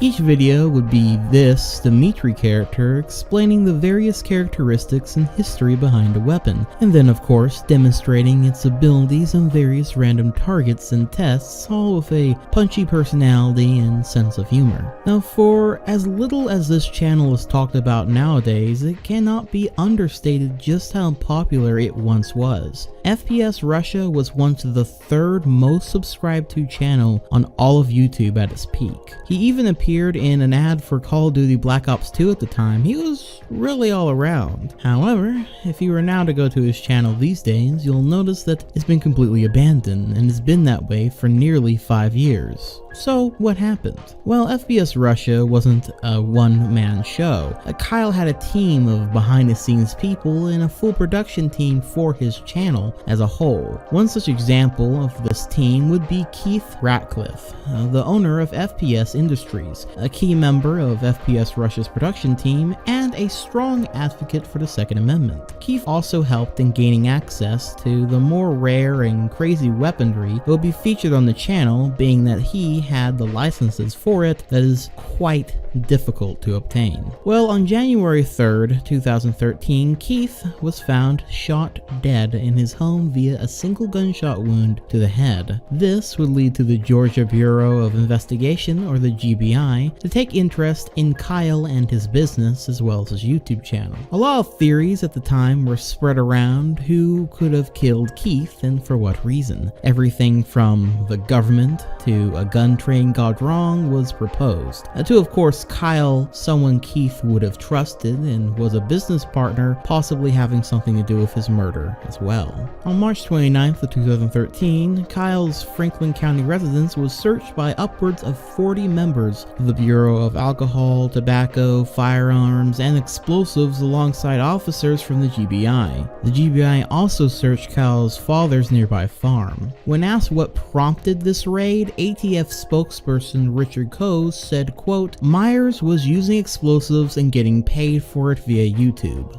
Unquote. While the local sheriff, on the other hand, said that the raid was related to the murder of Keith Ratcliffe. All this chaos led the channel to go into a 9-month hiatus before coming back on January of 2014, something which only brought more people to wonder what exactly happened to Keith. Kyle would continue to sporadically upload videos up until April 16th of 2016, when he would upload his last video, which was just him showing off a flamethrower before leaving without any real sense of goodbye. It's unclear why exactly he left his channel behind, but perhaps the YouTube apocalypse happening around this exact same time would have had something to do with it, since his channel was pretty much all surrounded around firearms and explosives, and that was pretty much gonna be a no-no no matter how you split it on YouTube. So perhaps that was it, and he just decided to move on from the channel while he was ahead. It's still very much a mystery what exactly happened to Keith though. There still has been no real answer to what exactly happened to the man. And while there are many that have put suspicion onto Kyle, with how many investigators and people were on his ass that entire time, I imagine it's pretty unlikely he had anything to do with it, considering that the GBI and the police, etc. have yet to find anything that damns him in this respect. But all the same, it leaves an interesting channel in YouTube history behind for anyone to witness, as well as a mystery that will most likely never be fully solved. Possibly in Michigan. Possibly in Michigan is a short film from 1983 that can be watched right here on YouTube in full. The film sees a masked man stalk a woman through a shopping mall and eventually to her house. However, once he breaks into her house, the woman shoots the man dead and then cooks and eats him. Now, that is the bare minimum description for the film, but honestly, this movie is so bizarre and artsy that you kind of forget just how simple it really is. The film seems to blend reality and dreamlike and absurd fantasy. The film has become rather famous over the years as a postmodern fairy tale about a woman's role in society and how both men and women are capable of terrible acts. It's a bit David Lynch-like and hard to fully do justice through my description alone, so if it sounds interesting to you at all, it's a 12-minute film and you can easily find it on YouTube for free, and of course it's linked down below. YouTube lawsuits. YouTube over the years has been smacked with many lawsuits, many having to do with copyright enforcement or somebody feeling as though that they've been discriminated against on the platform, and even ones from a video sharing site called Rumble Incorporated for, quote, abusing the power of its search engine, that being Google, and mobile operating system to boost its YouTube videos over the service of other rivals. It's pretty common actually, and I'm not going to go over all the times YouTube has had a lawsuit on their hands because it would take forever and it's also frankly pretty boring. And it usually doesn't really go much of anywhere, but yeah, that's about it. Witch found in Saudi Arabia. This is a supposed witch encounter from Saudi Arabia.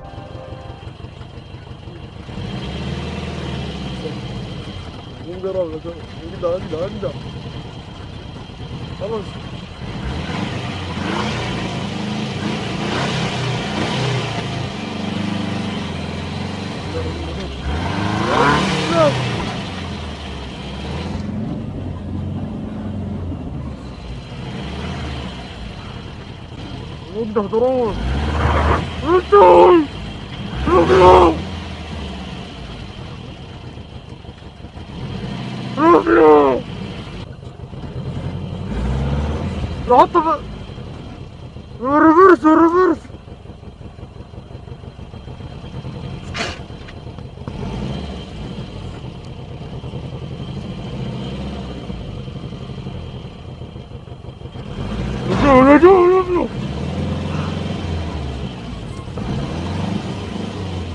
Look there! Look at the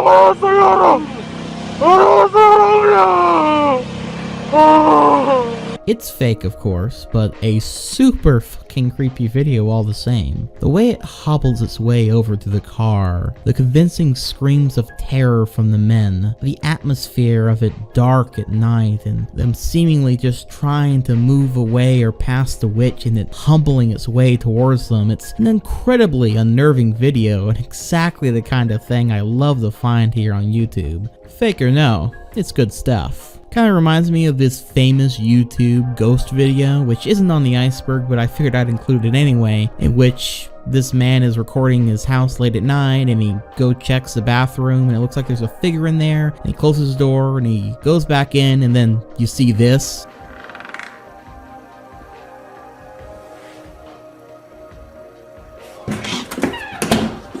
I mean, it's fake, yeah, but it's fucking super disturbing looking, and yeah, it's just a lot of fun to watch stuff like that. I used to do that all the time here on YouTube, just watch random ghost and demon encounters on YouTube. Fake or no, some of them can be pretty fucking good. Taya777/YouTube checkpoints. This is the checkpoint of YouTube, or at least a checkpoint of YouTube.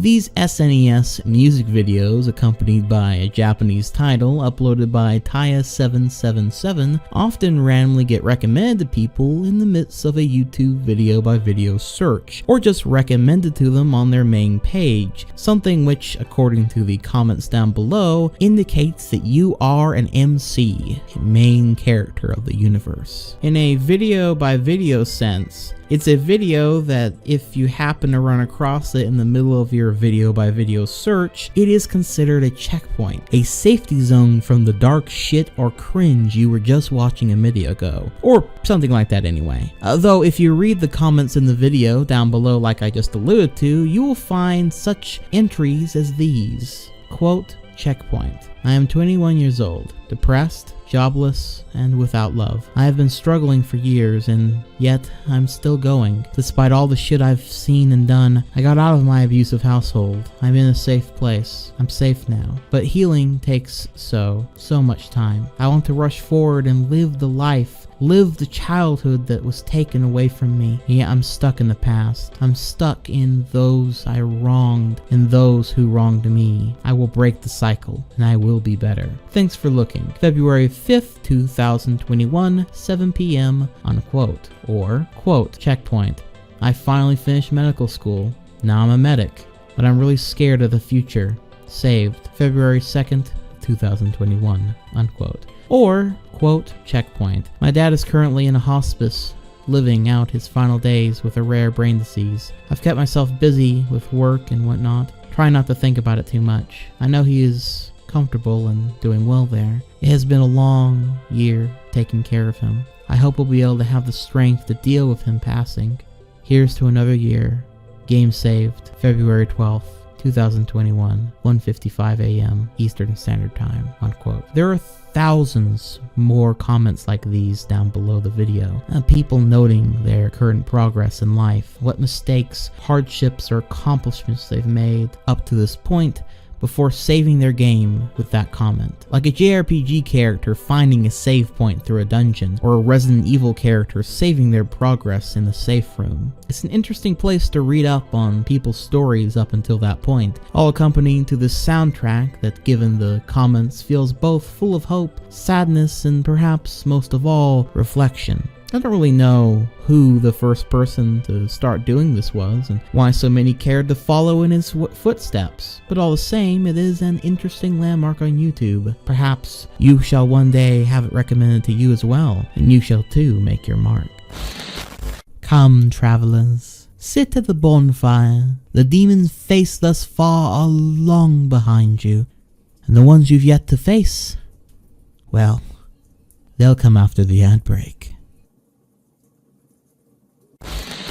H3 Stalker. Patrice Wilson is the Nigerian-born founder of Arc Music Factory, well known for being responsible for the infamous Friday song by Rebecca Black. He marketed himself and his company as a way of being able to market young girls into having music careers, and he would often appear within those said videos, often in an eerie fashion, which I assume isn't on purpose, but almost feels that way with how overtly weird he is in these videos. Well, back in the day before H3 became a fucking joke, he was making commentary videos, and of course, Patrice Wilson's music videos were easy targets to attack. Just about every commentary channel back in the day ridiculed at least one of them he was involved with. However, around the end of 2017, Patrice Wilson deleted all the music videos from his channel and started a live stream with a timer set to December 1st of 2017. When H3 acknowledged this said live stream on his podcast, the live stream started changing to random footage of a wood house and a cemetery. This had a ton of people going crazy trying to figure out what this all meant and if the dude had gone completely off his rocker or if it was a publicity stunt. Well, those who guessed the latter were absolutely correct. And the live stream turned out to just be a publicity stunt for an Amazon show he was making,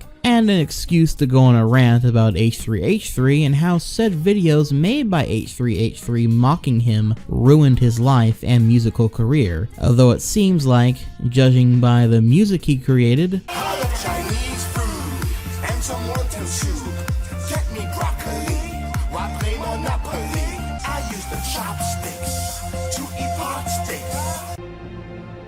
You have done that yourself.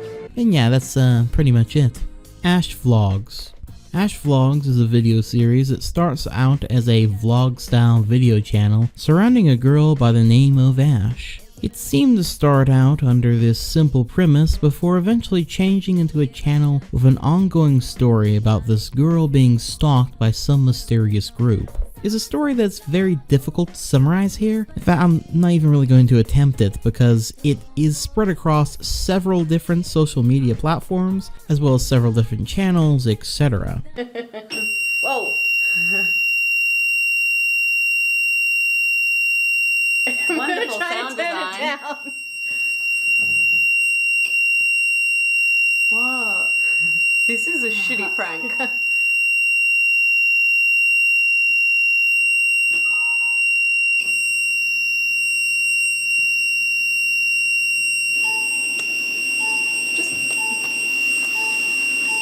I can't get out of it. I can't get out of it.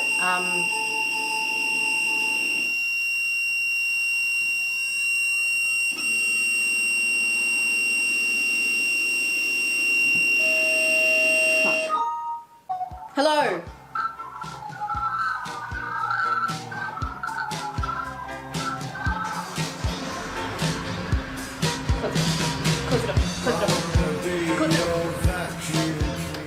If you would like to know more about it outside of this premise, I would recommend Nexpo's video on the series. Also, as a side note, I'm not sure if the story is over, but the channel used to be called Ash Vlogs, but it's now titled I Know Where She Is, and the last video seems pretty ominous. Though, judging by the dislikes on all the newest videos, this ARG might have been a bust, so I don't know. Pop Blast. Pop Blast was a channel that infamously uploaded a video titled Shane Dawson is a alpha. Here's the proof, which seemed to be mostly clips of Shane taken out of context to make him look bad, and not much else of real value. When people caught wind of this channel though, the channel itself then uploaded a bunch of videos which supposedly showcased receipts that Logan Paul's manager paid them to make that video on Shane Dawson to take publicity away from Logan Paul's controversy at the time with the Suicide Forest. It appears to all be bullshit basically, but it did get people talking at the time of how mysterious the channel was.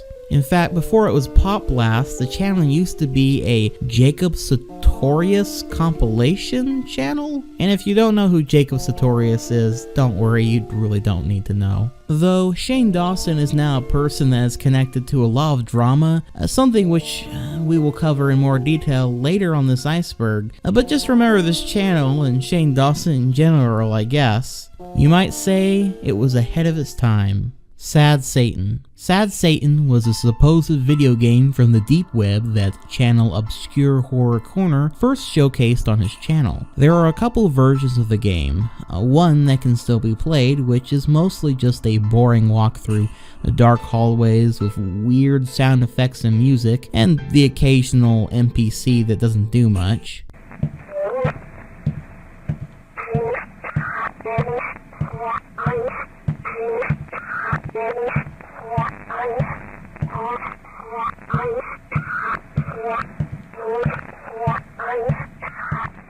Then there's the one that no one should ever play, download, or do anything with ever, because it's the same game as that one, as the boring walk through the hallways game, but it also has actual images of real gore and which I have faith in my audience enough that I feel like I don't have to tell you just how fucking disgusting and evil that is. Then you have the version that Obscure Horror Corner played, which is just straight up not a game that exists, maybe outside of what he's showcasing here. I remember there being a ton of buzz around the game back in the day, and it was genuinely freaking people out that someone had made this game, that it was found in the deep web, that it was something darker, much more sinister than your average indie horror game. It really has all the makings of a perfect internet legend. How I remember getting caught up in it back in the day as well, and I'll never forget watching Mudahar play through the game and watching him drive heave from sickness at some point during the process.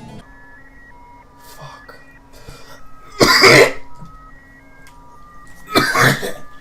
Alright, now...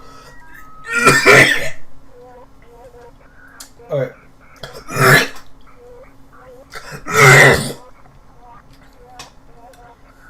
That was an image of a person who's lost their fucking head.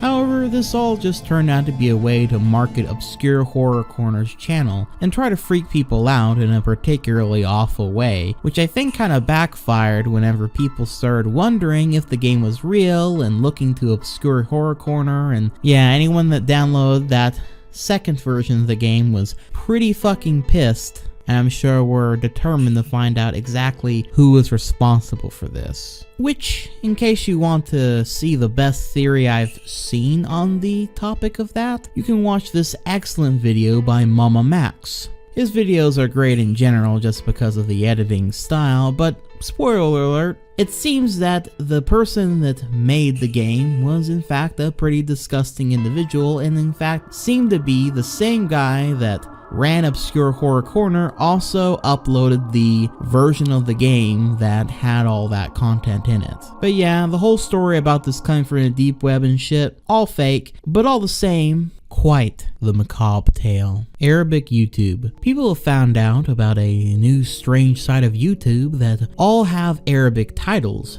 many of them having the same title. A woman who claims to be the Virgin Mary as married to Christ, which if you happen to look up specifically will pull you down a rabbit hole of creepy videos, shitposts, and random stuff with no real correlation.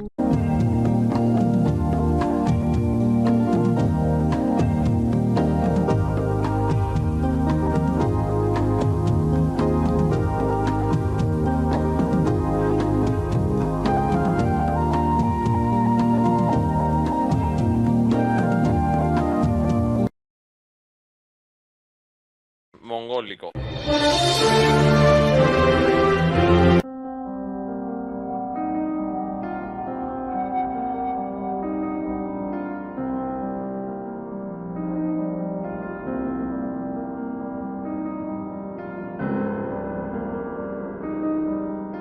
Creepy stuff, some of that, and I'm not exactly sure why this came about, but all the same, it's an interesting rabbit hole of videos to look at. There are also some claims that through looking up Arabic titles, you can find videos that have actual gore or violence within them. I have not personally found any of that on YouTube, unless it could have been up and it was taken down, but no specific examples have ever been given as far as I know, just all these weird videos, conspiracy videos. This one includes a pretty large pool of content.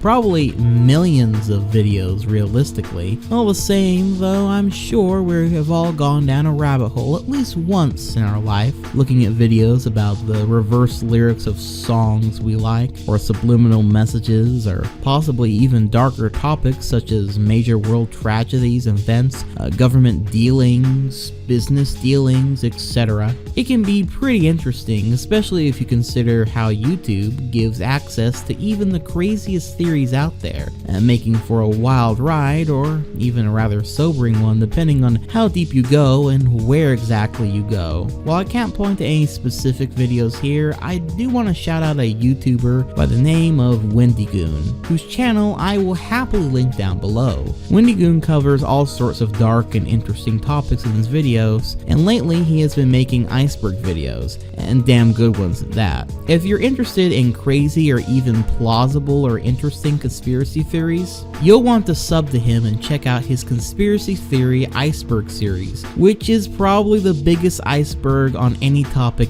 ever made. He's also covered the SCP iceberg, a Star Wars iceberg, and my personal favorite outside the conspiracy theory one, the disturbing movies iceberg, which is quite the trip, I'll tell ya. He's one of the guys who inspired me to try at making an iceberg video myself, and yeah, I'll shut up now, but if you like this video, you'll probably like his stuff as well. But back to the iceberg. Terry Davis / Temple OS. If you've never heard of Terry Davis and his custom-made operating system, Temple OS, then I strongly recommend you go watch Fred Knudson's Down the Rabbit Hole video on the topic. Terry Davis is a highly unusual, creative, mentally ill yet thought-provoking individual who has spent quite a portion of his life creating an operating system that he claims allows him to speak directly to God through random phrases and code. Davis often referred to himself as the smartest programmer that's ever lived, and would frequently give updates about his operating system as well as post vlogs and live streams on his progress in creating said operating system. By the time of his death, he had established a cult following online, made up of people who either genuinely was concerned for the man, people who wanted to pry and poke at the ticking time bomb, and those who were just simply fascinated in the man and Temple OS as an idea. Terry Larry Davis's story is both unique as it is tragic. His life's work, Temple of West, standing as a haunting ghost of the man that dedicated his life to it. YouTube's termination of Leafy is Here. This one's pretty self-explanatory. Leafy is Here was a popular commentary channel that, like his content or not, definitely changed a sizable portion of the face of YouTube. His edgy videos were extremely popular at the time and inspired many would-be content creators to make said content in a similar fashion, many of which still create stuff to this very day, evolved or the same. He left for several years randomly at his peak in popularity and then came back suddenly and randomly out of nowhere to basically shitpost mostly. But he ended up getting popular once more, uploading daily content and making a name for himself all over again. YouTube, however, wasn't going to have that. Leafy is Here was an undesirable in every single way you could define the term undesirable for YouTube. Thus, they eventually terminated his account. As simple as that. Not safe for work tutorial videos. So there's a bunch of yoga, sex, and other related physical activity tutorials out there on YouTube that show nude women for the sake of quote-unquote educational purposes. That's basically it, though it should obviously be noted that almost none of them are for actual educational purposes, they just exist for horny people on YouTube mostly. Speaking of that though, I do have an interesting discovery I came across on YouTube myself just real recently. So think of this little thing as a bonus just from me. If you type in blue or green background in the search engine on YouTube, you will find an array of videos titled How to Joint Picture Editing with, let's say, rather suggestive thumbnails. Okay, it's more than suggestive, it's pretty hardcore not safe for work. They all appear to just be clickbait, since the actual videos are just this strange editing tutorial, I guess. But why they would exist under that name, and when you go looking for blue and green backgrounds and have that thumbnail for something that's completely unrelated, is kind of beyond me. Marble Hornets. Marble Hornets is a YouTube web series inspired by the Slender Man online mythos, and in many ways helped in popularizing and creating the most popular version of said mythos surrounding the character. The web series is shot in this found footage fashion, and that, while I won't go into story specific here, obviously centers around Slender Man, or the Operator as they refer to him in the series, and his proxies, that is, people who have been brainwashed into Slender Man's slaves to do his will, essentially. The series is notable for a few things: pretty bad but charming acting, being able to create an overall spooky and intense atmosphere from time to time, and overall just being one of the first of its kind that many might argue would come to inspire many, if not most, future YouTube horror series to come after. To date, there are 92 videos in the main channel, 87 entries, as well as 36 accompanying videos on a side channel titled To the Ark, which gives the viewer a look into the mind and workings of the Slender Man and his proxies, as well as just having some pretty creepy and interesting videos in general.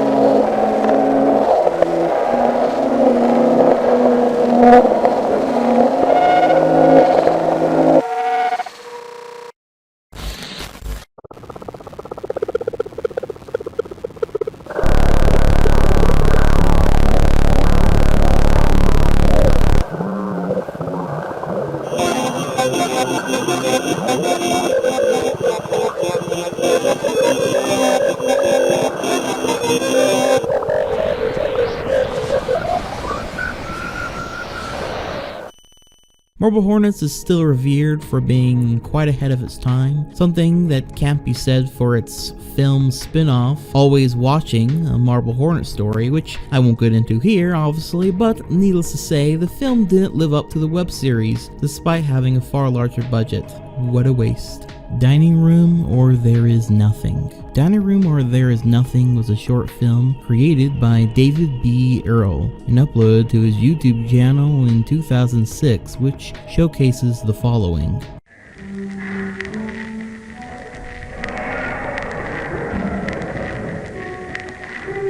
Мне там mercy, red.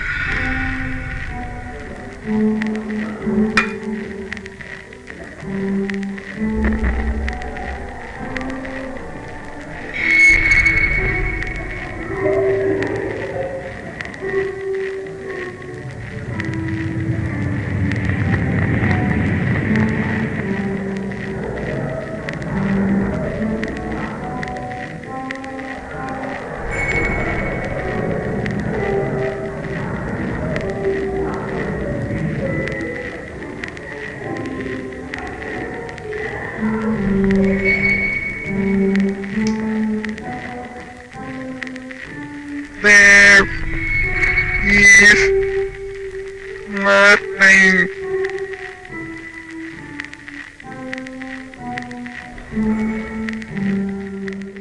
The video is quite creepy and one of the earliest examples of YouTube horror. The video was actually meant to be played in a loop indefinitely as well. There is something about the way that woman stares at me that truly makes me feel as if she is staring past me. It's quite disturbing in that sense, but there's not much more to it than that. It's just mainly a classic YouTube horror video. I almost feel nostalgic looking at it now. Austin Jones. Austin Jones was a musician who was active as a YouTuber from 2007 to 2017. In that time, he accumulated around 540,000 subscribers and over 20 million video views. Well, quite the following. Things were going well for Jones up until it was discovered that he had been contacting multiple underage female fans, each time persuading the girls to twerk on video for him, giving her directions how to perform the act while being recorded. When this came to light, Jones uploaded a video titled Setting the Record Straight, where he admitted to that the allegations were correct and apologized for his actions, while denying that nudity was involved in any of the videos he recorded or any of the webcam conversations as those that came forward had alleged. His words turned out to be complete bullshit, however, because on June 12, 2017, Jones was arrested by agents of the U.S. Immigration and Customs Homeland Security investigations on 2 counts of producing once in 2016 and once in 2017. This was the proof that he did indeed persuade the underage girls to do far more than just twerk. Not that that is okay, mind you, but yeah, what he did was far worse. This resulted in his YouTube channel being terminated by YouTube, and on May 3rd, 2019, Jones was sentenced to 10 years in federal prison for receipt of Jones was a person who used his power he gained through his music career to manipulate underage girls into doing whatever he wanted of them. And for that, I think we can all be happy that his ass is in prison where it belongs. Dad. Oh boy. This one's gonna be a lot to cover, but I'll try my best. Dad is a surreal horror comedy and ARG hosted here on YouTube, produced by comedian Nathan Barnett. The character of Dad, as played by Barnett, is this, well...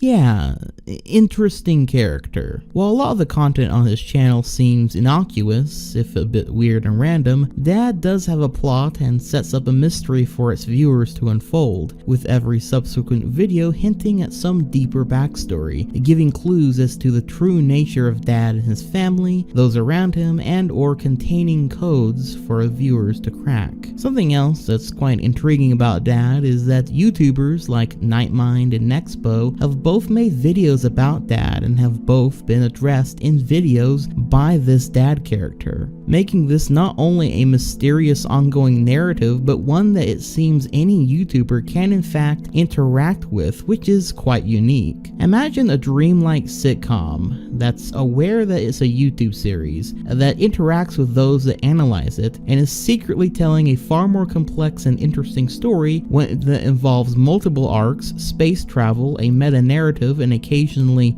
music videos, and that would basically describe Dad. It's a real trip, man. It would be quite difficult to describe the whole story here, however, which I'm not even going to attempt to do. It's full of twists and turns that you kind of have to pay attention and needs a little bit of elaboration to really make sense. It's honestly a rabbit hole that if any of this has sounded interesting to you at all, I'd recommend going watching for yourself. It's unlike anything else I've personally seen on YouTube, as it's not exactly horror, although it has some elements of that in there. It's just very unique. If you don't want to jump in blind and kind of know what you're getting into before watching it though, I'd say Nexpo and or Nightmind's videos on the topic are good places to start getting your feet wet with the series.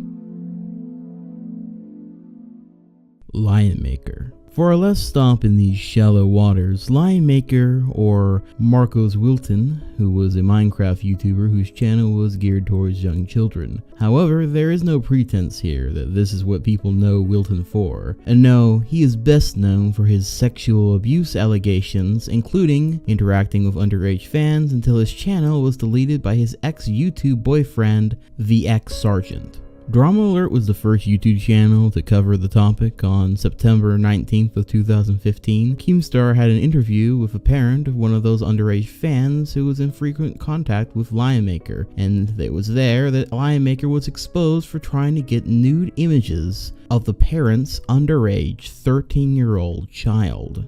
Lion Maker also solicited nudes from a 15-year-old boy, as well as admitted to being in an online sexual relationship with a 15-year-old girl, who went by Paige the Panda, whom he, in his complete mental breakdown on Twitter, eventually leaked their nudes to thousands of people, confirming just how far their relationship had gone. YouTuber Colossal is Crazy also exposed Lion Maker for being a child for that, showcasing the man's ability to manipulate kids and how he used Minecraft as his means of getting close to children, which even led up to him going on to Colossal's podcast to try and defend himself, which you can imagine did not go well. As stated before, Lion Maker's ex-boyfriend eventually took down his 800k channel, but Lion Maker was also taken to court from Paige the Panda, once again the 15-year-old girl that he was in a sexual relationship with online, but no charges were brought against him for leaking said he forgot to flash, but instead he was simply issued a warning that if he would do it again within the next several years, that he would be brought back to jail for 4 years. Lion Maker was also convicted in 2016 to 2017, of which were charges unrelated to Paige the Panda, but were related to that said 13-year-old from the Keemstar Drama Alert interview, once again, Lion Maker soliciting nudes.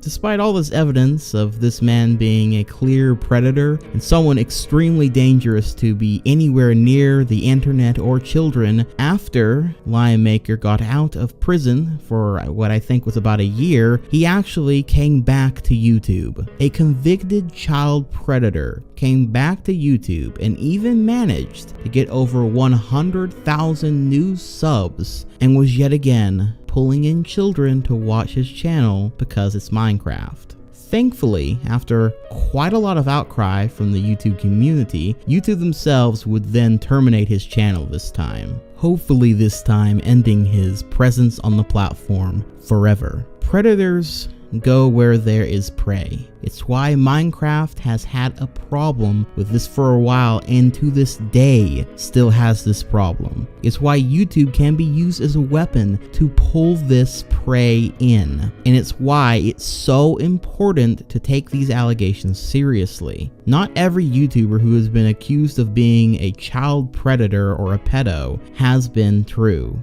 as we have already covered just alone on this iceberg. It's also very easy to get disillusioned to all this whenever there's constantly new allegations from some new YouTuber all the fucking time. But that's even more so why every single case, every individual must be taken as a case-by-case basis, so that those that have been wrongfully accused can be saved and not have their lives ruined by those who pretend to be prey but are actually the alpha predators in this situation. While those like Lion Maker that are doing this bullshit can get fucked over, reported to the police, and convicted, hopefully, as they should be.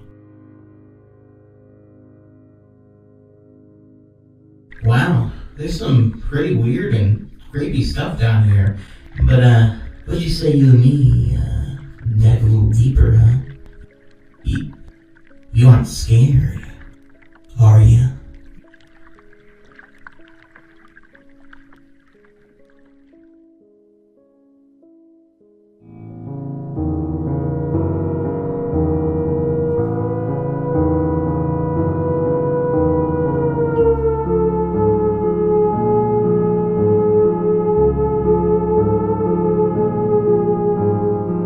Body of a pig. This is the name of a paranormal video where a supposed ghost says that he has the body of a pig, which you can see here. Go sleep and let's put it down. Let me stick the camera through the hole first, there might be a body in there. What a chance we don't see. East what so far? East wind. You get in.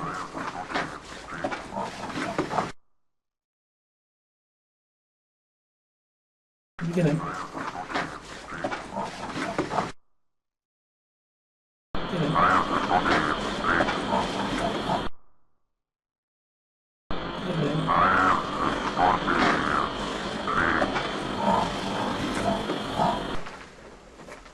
Jesus, look at that, mate. It's exactly like the one over there, look. Misty. Right underneath, isn't it? Everything.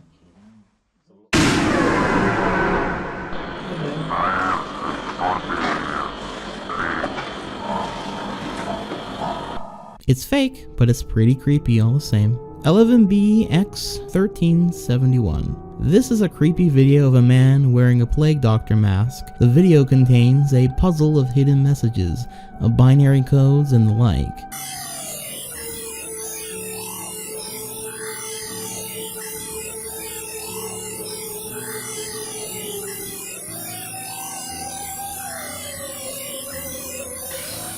This video got widespread attention when it was discovered that within the video's codes is a direct threat on the United States president, of whom was Barack Obama at the time, which got the FBI involved as this was looking more and more like a terrorist threat. In the end though, the video was revealed to be an art project and nothing more, but it really had people going for a while. Treats for Beasts. Treats for Beasts is a channel that's been uploading since 2009, with their premiere video being uploaded September 26 of that year, entitled Who Wants to Gnaw on Human Bones?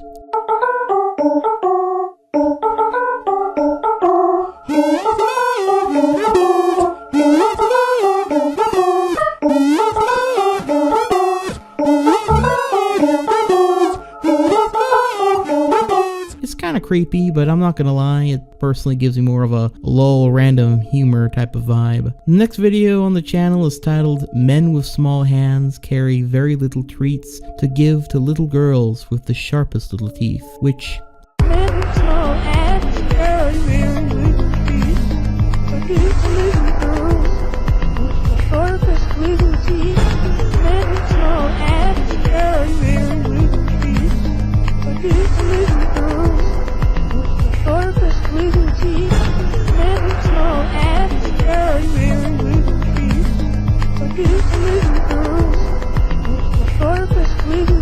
I mean, yeah, I guess. There would be a few more videos like this that seem to repeat the words of the title in a slightly ominous manner, oftentimes connected with crudely made animations and the like. The videos would also start to take on more of a message as they went on, clearly mocking Christianity and perhaps religion as a whole with a sort of edgy sort of snark. He also made an album, I guess, titled Hymns for Him, which, I'm gonna be honest, is basically the same fucking joke over and over again. That being that he's pretending to be a Christian singer singing about God and stuff. It's kind of unique in that the atmosphere is extremely, unique.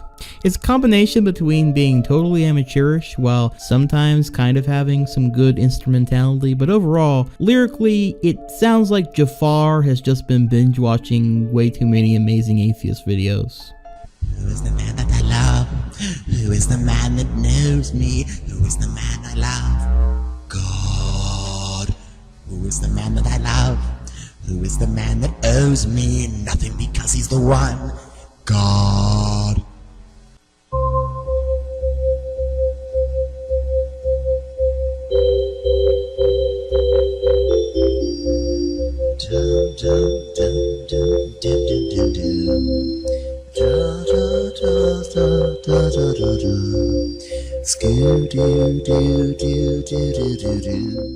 I could go on and on with a lot of the stuff that he's uploaded. It's weird, experimental, edgy stuff, which I suppose is only fitting that the man's most popular video by far then follows all these same traits, simply titled Beasts.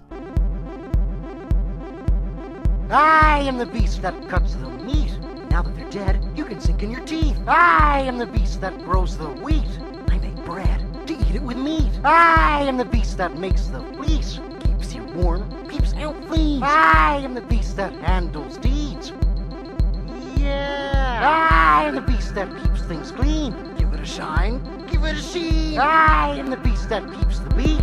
Shake those hips, let me see. I am the beast that keeps the peace. Get out of line, and you'll get some of these. I am the beast that likes to breach. Don't face your problems, resort to belief. I am the beast that chops down trees. They're put here for us so we can do as we please. I am the beast that sails the seas. I find new worlds to claim for the beast. Yeah, I think the message is pretty consistent here. The channel is called Treats for Beasts for a reason, because the beasts are humans and we are the beasts enjoying these video treats, etc. There's more to this channel, including some more ambitious stuff that he's done recently in the form of some short movies and the like, but I'll leave the rest for you to go discover if you want to see it. It's an interesting and at times rather creepy channel that's definitely worth at least a look, even if I don't personally agree with his overall nihilistic message. Satan's Sphinx. Satan's Sphinx is a creepypasta usually connected with this image about a film that was supposedly blacklisted by the US government that showcased flashing images of real dead bodies and other disturbing material. It's mostly just an internet legend that has some videos connected to it, such as this one.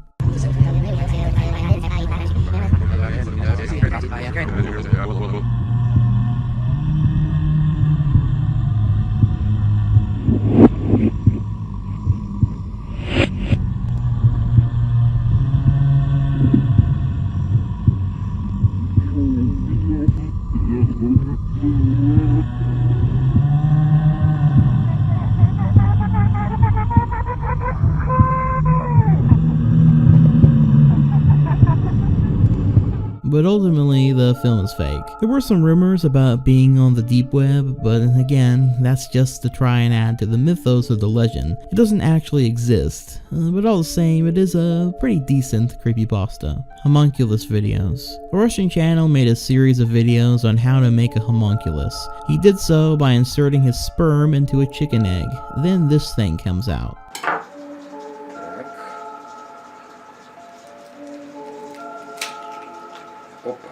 По всему он себя чувствует не очень хорошо, но все-таки жив, потому что вот некоторые шевеления.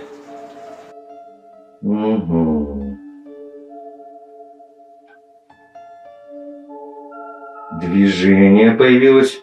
Похоже, он пришел в себя. Любопытно. Блядь! Once again, it's fake of course, with many people breaking down how he pulled off this admittedly kinda cool trick, magnets being involved, but still pretty fucking disgusting looking and a creepy idea overall, especially the first time watching it. Happy Anniversary / 112 Dirtbag. I put these two together since they are both connected to the same channel and story, which is going to need some explanation. On February 9th, 2004, a college student named Mara Murray disappeared off of Route 112 in New Hampshire after a few months of strange and illegal behavior that she normally never did. What follows has been one of the most popular and mysterious cases of all time. Mara Murray was a nursing student at the University of Massachusetts, where everything in her life was going well. She was on the track team, she was on the dean's list. In the eyes of her parents, she was perfect in everything she set out to do. She also had a long-term boyfriend whom she planned to marry. However, despite everything in her life seemingly going well, Mara would have some run-ins with the law, including stealing $5 worth of makeup from the university she was attending before the Massachusetts one, which was the whole reason that she was at this university she was at now, because that incident got her expelled from the prior university. Mara was also caught in credit card fraud, or using a stolen credit card, and finally, 2 days before her disappearance, February 7th, 2004, she drove her car off the road and into a guardrail while under the influence of alcohol. This was especially bad because the car was also technically her father's. Then, after the crash, she emailed all her teachers that she wouldn't be able to attend any of their classes for a week due to there being a death in the family, which was a lie. She then packed up all her things from her dorm room, shoved them into her car, and drove off into the night, no one having known about where she was going or that she had even done any of this until after the fact. Mara would then be caught on camera depositing all her money from an ATM. She was then seen at a liquor store and bought $40 worth of alcohol. Mara would then drive into the New Hampshire White Mountain National Forest, where she would apparently crash her car yet again, this time in a snowbank, something which caught the attention of a local neighbor who called the police, and a bus driver who also called the police, but not before that same said bus driver asked Mara if she needed any help, to which she begged him to not call the police. However, by the time the police caught up to the crash site, Mara was gone, and after searching for hours with hundreds of volunteers, no one was able to find her, dead or alive. Mara was gone, and she would never be seen again. Many theories have been offered that could explain her disappearance, including due to all the stress and shame that she had been feeling as of late, possible relationship issues with reports of her having issues with her boyfriend and possibly having a second boyfriend on the side as well, or perhaps even abduction or murder from a third party outside of any of this. But after 15 years, none have been proven. It's all just speculation mostly, most logic leaning towards her taking her own life. However, if she did indeed do this, then the question remains, where was the body? Why was it never found after all this time? Well, this is finally where the YouTube video comes in.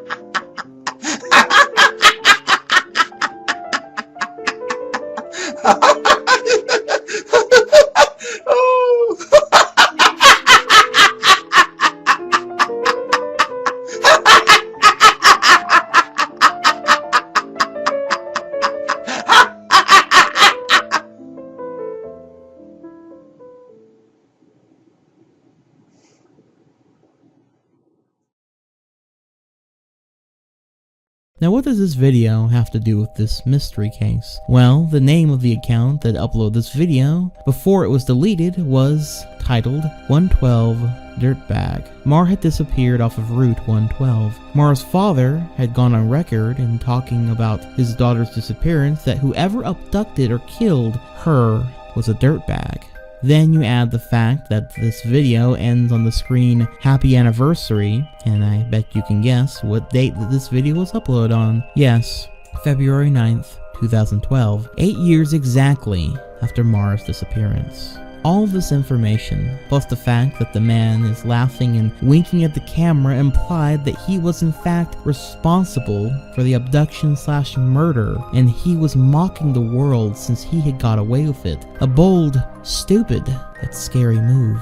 However, people eventually found out this man's identity, his name being Alden Holes Olsen, and when police looked into him, they found out that he had no real connection to the case of Mara. In fact, Olsen has a blog dedicated to trying to find out the truth of the mystery, and apparently this whole video and stunt was done so that more eyes could get back on the case of Mara's disappearance, which It's a really fucking weird and creepy way to do it, but I guess his goal was accomplished. It did get a lot more people talking about this case and disappearance. All the same though, it is a creepy video and story, and despite it getting more people talking about the tragic tale, I'd say it's in pretty bad fucking taste to pretend to be the murderer behind the death of a real person. But hey, that's just me. Mr. Anime. Mr. Anime, or Trey Eric Sessler, was one of the first few anime-related YouTube channels on the platform. He made a name for himself online for his anime reviews and his straightforward personality.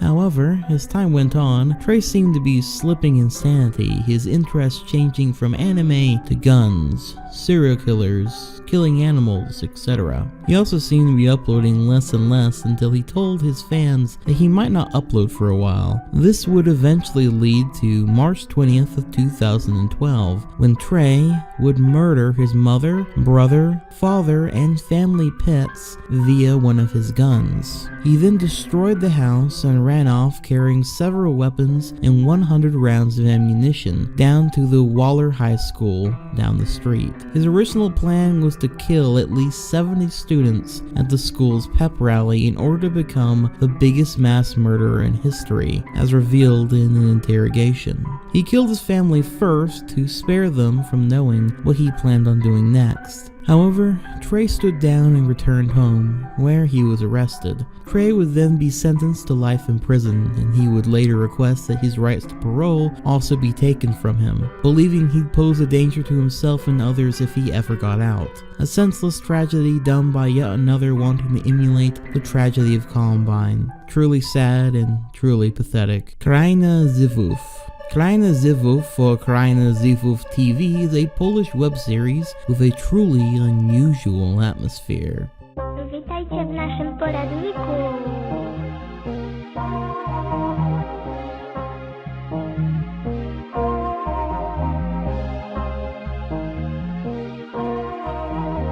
W dzisiejszym odcinku dowiecie się, jak skuteczniej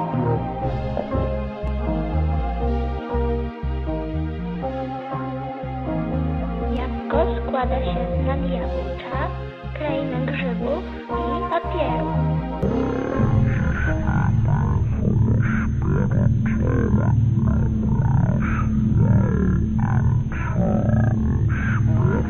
Ale my się tym nie przejmujemy. The channel's name translates to Land of Mushrooms TV, and its style is reminiscent of a low-budget 1980s or 70s educational program, with a whole slew of characters and occasionally shows stuff like this. Wiemy się, jak zrobić z papieru.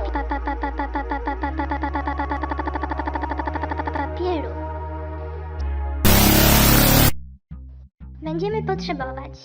If this all sounds interesting to you, I'd recommend you go check it out for yourself, and probably, unless you're Polish, watch the Nexpo video covering the channel in detail.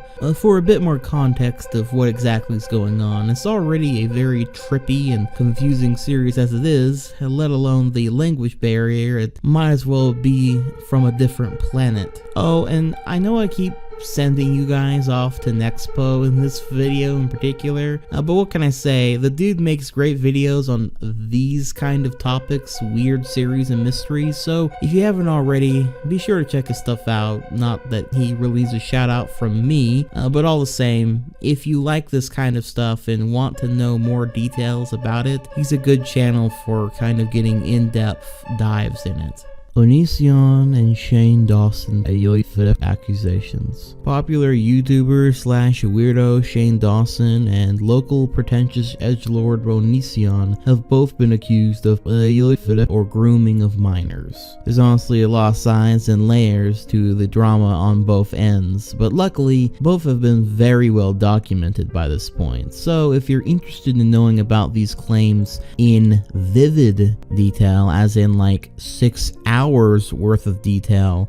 There's plenty out there to take a peek at. PTET Tube, or PETIT Tube, is a website that randomly plays a single video from YouTube that has less than 100 views, showcasing only the truly obscure side of YouTube. While most of the videos are fairly mundane affair, you do get the occasional truly unnerving bit of content, things that feel just off, or are downright disturbing in nature. It's pretty fun to see what you can randomly find through there. If you do get the chance to use it, I'd recommend you give it a whirl. While most of your search will probably be really random family videos, other little compilations, and just kind of monotonous, mundane, boring shit, to be quite fair, you never know what you might uncover. Sitting and Smiling. This one's a dude's art project slash therapy thing where he sits in front of a camera and smiles for up to 8 hours. He was so dedicated to this bit that he once pissed himself on camera, and on another occasion, he sat perfectly still while someone was literally breaking into his house. It's actually pretty funny imagining what the robber's reaction must have been. Besides that though, it's kinda just the guy sitting and smiling, not much more to it than that. You have 30 days to pay me $5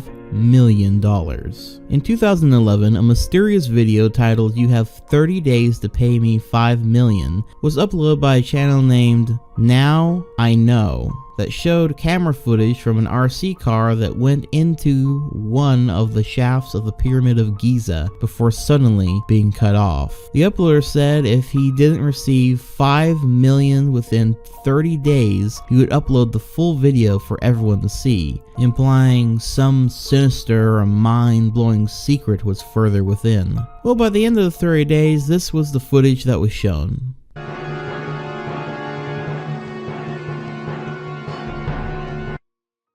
Yeah, pretty much fucking nothing. The whole thing seems to be a hoax, someone trying to get attention for something, but what that something is has never been fully discovered, thus making the whole video kind of interesting, at least in that regard. Nobody here. This is a video from all the way back in 2009, which eerily matches the vaporwave craze that would take off nearly a decade later.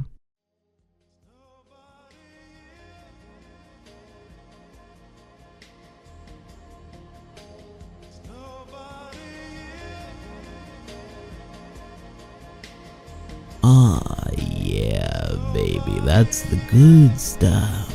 It's putting me into a trance. Let's just hang out here for a minute while an ad plays on the video.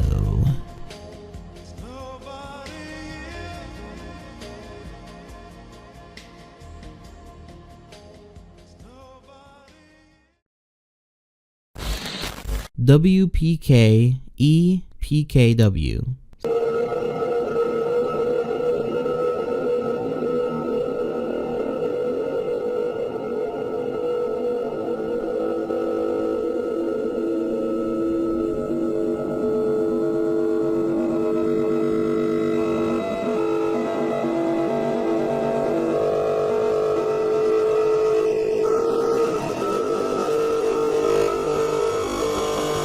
So this video is supposed to be cursed, kind of like the Mariana Mordegard Glezgoff video from before. The story goes, if you search for this video on YouTube, it won't usually give you the right results for it, but if it does show up for you and you watch the video all the way through, the blurred image which the video consists of will randomly appear on your desktop or computer in general, thus giving you a virus or cursing you to see that blurred image forever or something. I don't fucking know, man. It's fake, okay? But it did have a accompanying video piece which you've probably been watching on screen right now, which showcases someone having the virus. So that is kind of cool that they went through the effort to do that. That's a lot more than obviously the Mariana Mordegard Glezgoff did. So I'll give them that. It's just too bad the video itself is just kind of a blurred image.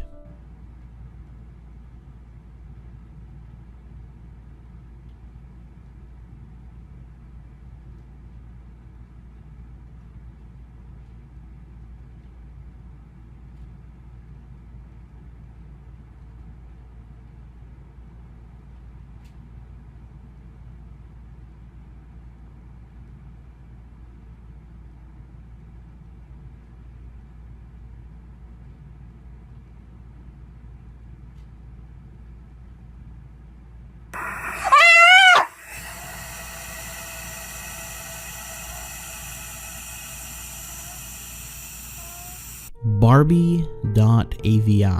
This video is connected to an old creepypasta, one of the first ones as far as I remember, about a guy who finds a video on an old laptop titled Barbie.avi that depicts a woman being interviewed by someone behind the camera, and whom grows increasingly distressed as the video goes on, before cutting suddenly to a shot of train tracks that happen to be near where the protagonist's house is. So he goes to the train tracks only to find an abandoned house nearby, which after he enters he hears a moan from inside, and he runs away from that place, never to return. I know I summarized the creepypasta pretty fast there, but believe me when I say it's one of the better ones out there if you want to give it a read. It leaves a lot to the imagination, and while the ending is a little anticlimactic, something about the guy hearing a moan from the house of what might be kidnappers and their victim and him running the fuck out of there and to never return sounds much more realistic than somebody following the moans, which is what most creepypastas would do.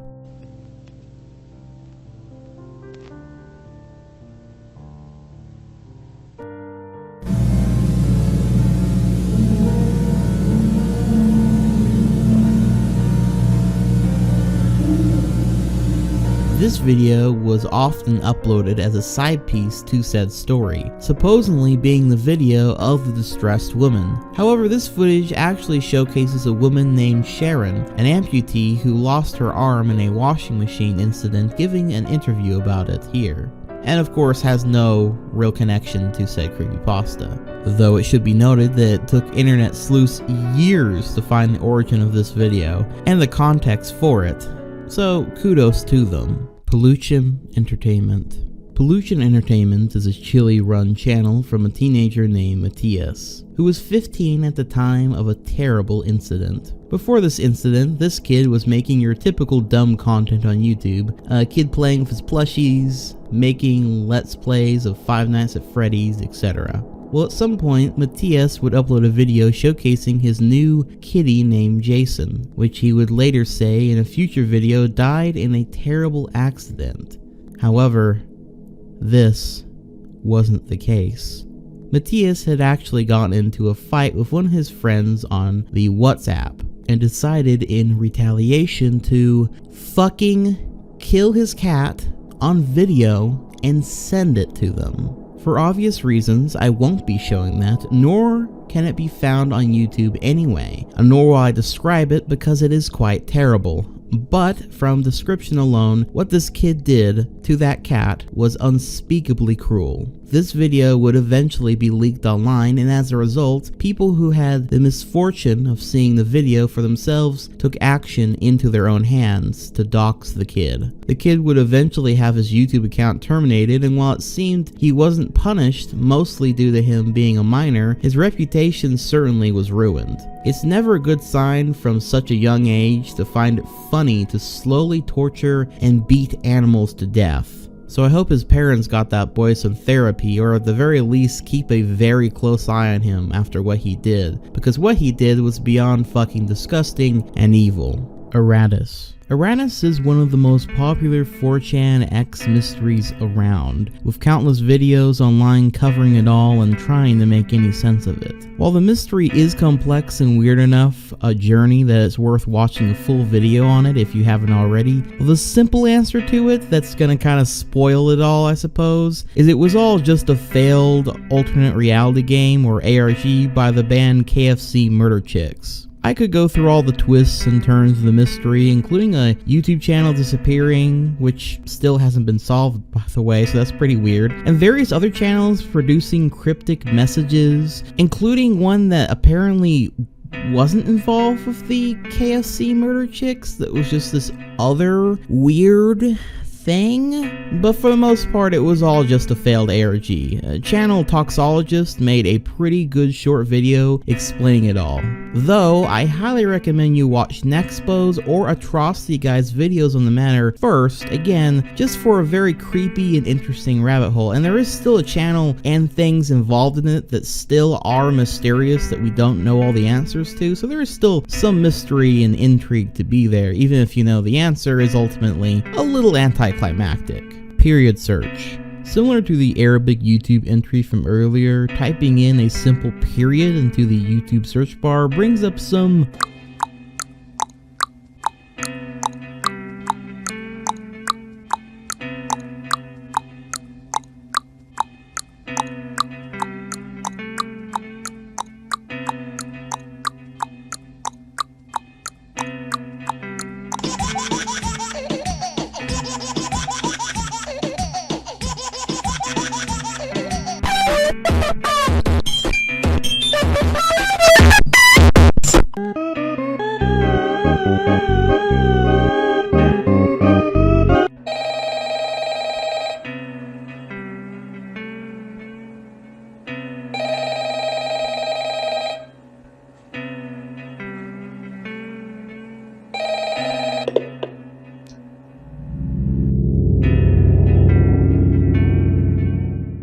thought-provoking results. All of these videos are titled full stop punctuation and once again seem to be a mixture of creepy videos and shitposts. Nothing more to it than that, but still it's fun to look through all the same. A Game Non Counterpart. A Game Non Counterpart, uploaded in 2006, is one of those videos that legit, for years, I could not watch without getting chills. You ever have those videos that you watch alone in your bed and you can feel the hair stand up on the back of your neck and feel the need to pause the video and use the light of your phone to search around your dark room? Well, for whatever reason, this video did that for me, and to this day I have a hard time describing exactly why.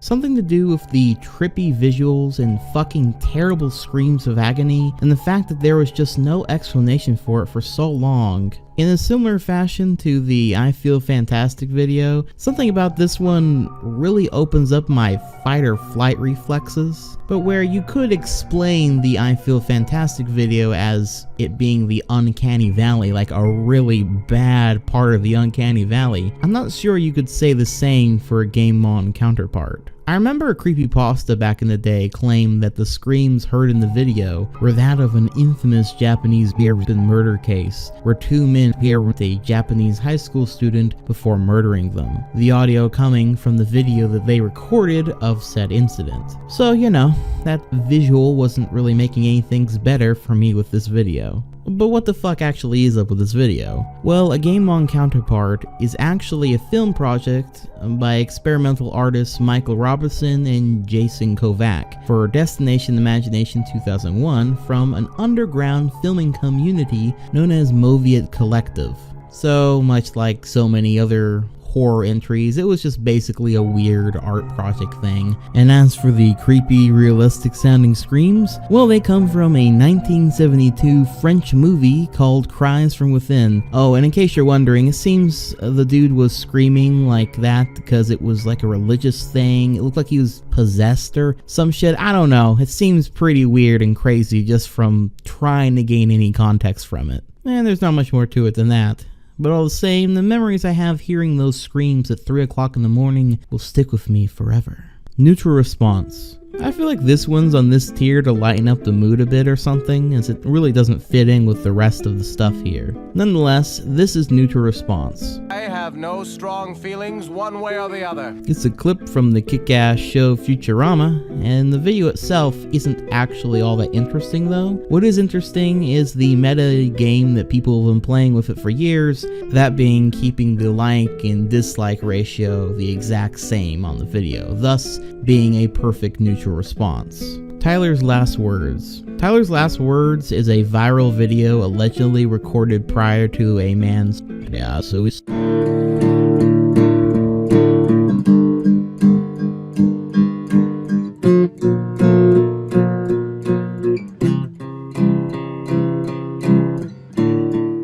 It was uploaded on September 9th of 2011 and shows a young man singing a melancholic song dedicated to a person named Victoria. After he finishes, he aims a handgun towards his head, at which point the video abruptly ends. This made the rounds on YouTube for a while, with people wondering if it was real or not, and yeah, like most things, it was fake. If you want to know the deets, I'd go watch the Scare Theater video on the topic, but once again, the TLDR is it seems to be a failed way of getting attention for this band. Channel hijacking. So this one is more general, but over the years there have been hacker groups and various individuals who have hijacked YouTube channels. There are some specific examples later on in the iceberg, but yeah, it's a thing that has happened, that's pretty much it. Monkey Jones. Monkey Jones, who now goes by Simian Jimmy after YouTube kicked him off of the platform, is a comedy channel run by Tyler Millard. Monkey is most known for his videos about spree killer Elliot Rodger, Monkey's Declassified Survival Guide, and the Monkey's Anime Reviews. On December 11th, 2018, his channel was terminated for violating YouTube's community guidelines, though this reasoning remains controversial, with the main reason seemingly being that he talked about Elliot Rodger, a man well known for being an incel, and his YouTube channel and manifesto that documented his insufferable ideas and thoughts, as well as his killing spree, which unfortunately has inspired quite a few crazy people as well. Well, Monkey Jones made fun of this dude and read through the guy's manifesto and documented the man's mentality and insanity. Elliot Rodger was constantly the butt of the joke in all these videos, and I think the main idea here was to take away power and mystique that comes with being someone that commits a terrible crime. As terrible and awful as it is, it inspires many others to follow in their footsteps. Is also often glorified by the media and the like, but talking about these types of people and things is a very touchy subject. And needless to say, YouTube really did not appreciate Monkey's dark, edgy sense of humor about the whole topic. As we've said before on this iceberg, YouTube really wants to make YouTube as advertiser friendly as possible. They don't want any sour eggs in the batch. Thus, even with the context, you can kind of understand the mindset YouTube had when Monkey Jones was becoming extremely popular and influential on YouTube, mainly talking about a mass shooter. Even if it was making fun of said mass shooter, it basically pushed the boundary as exactly how far you can go with comedy on the platform. There's also this rumor and theory that the FBI had something to do with his channel's termination, but that has been proven false on all accounts. So yeah, that's pretty much it. YouTube did not feel comfortable with Monkey's content, and so they deleted his account. He now runs a new channel called Simian Jimmy, and whether you personally like his content, don't like his content, or really could care less, it did open up a larger conversation about how not only YouTubers, but the media in general deal with mass shooters and how perhaps it should and shouldn't be handled. Monkey hatred. Do you remember last video when I said that ElsaGate was one of the deepest YouTube rabbit holes you can go down? Well, this is another one of them. This is, by far, one of the most bizarre, disturbing, and puzzling YouTube-related rabbit holes I have ever come across, and the more I look into it, the stranger it gets. Basically, there are a bunch of channels on YouTube creating playlists like quote-unquote satisfying monkey torture, or I hate monkeys, or monkey hate, or fuck you monkey, and literally dozens more, all containing videos that are mostly just monkeys being monkeys. Sometimes there are videos where baby monkeys are crying or getting upset at another monkey or something like that. Most are on the up and up, but not all of them. There are also videos of dead monkeys or hurt monkeys, usually through some animal killing it or just kind of nature stuff really. The worst of them being videos in which a car might run over a monkey in Cambodia. But far odder is that under all these videos, you'll find a ton of comments describing how ugly the monkey is, or the various ways they would torture or kill the monkeys, in particular, baby monkeys. Only thing this scene needs for perfection is a baseball bat beating. Soon as it screamed, I wanted nothing more than to stomp this whiny shit with ski boots. Good job, kid, but you need to learn to finish the vermin off. I think I'm going to get one and experiment on it, but torture the shit out of it in the process. It will be lots of fun until I get tired of the sounds it makes. Stick a nail in its butt, then listen to it scream. Break both of its legs, but only one of its arms so it flops around aimlessly. Next step is putting its head in a vise, getting a pair of pliers and pulling its tongue out. Release it from the vise, and watch it screaming and gurgling in agony as it rolls around, trying to find its tongue and put it back in. Once you get bored of it, crush its skull with a pipe wrench. This is how it should be done. It's fucking inexplicable. I feel like I need a shower after reading all that shit actually. On top of that, there are now channels dedicated to uploading content that's catered toward this crowd of monkey haters. Even if the content itself seems innocent, the video titles, channel branding, etc. are all targeting this surprisingly large audience of people. I think what gets me more than anything is that many of the profiles that are commenting these terrible things have profile pictures and full names. Like, they are more than proud of showcasing who they are, with no fear of others knowing they fantasize about hurting and torturing or killing baby monkeys. So, why does this exist? Well, no one really knows the true answer. Some of the theories are as follows.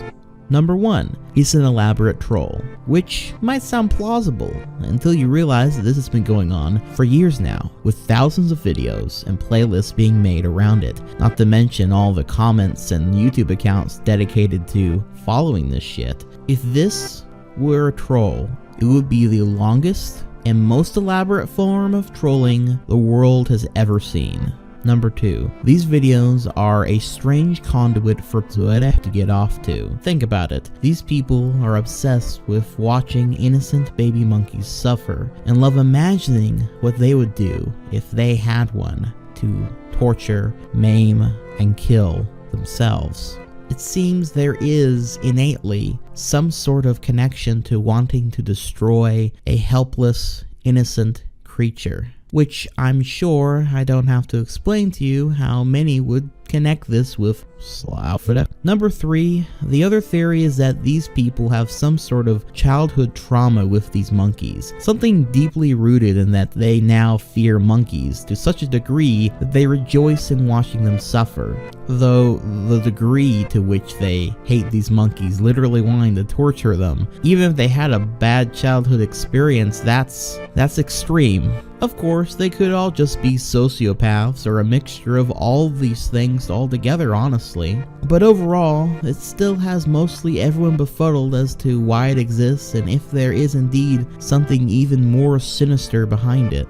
Unlike Elsagate, where the theories can go quite sinister, there is at least a baseline theory of it's just for fucking money, which at the end of the day can make some sort of sense. Sometimes that's all it comes down to is money. But with monkey hate, these YouTube channels making these playlists, YouTube channels catering towards these people, and all the comments connected to it, there doesn't really seem to be any rhyme or reason to do this, thus making it a mystery that we may never solve.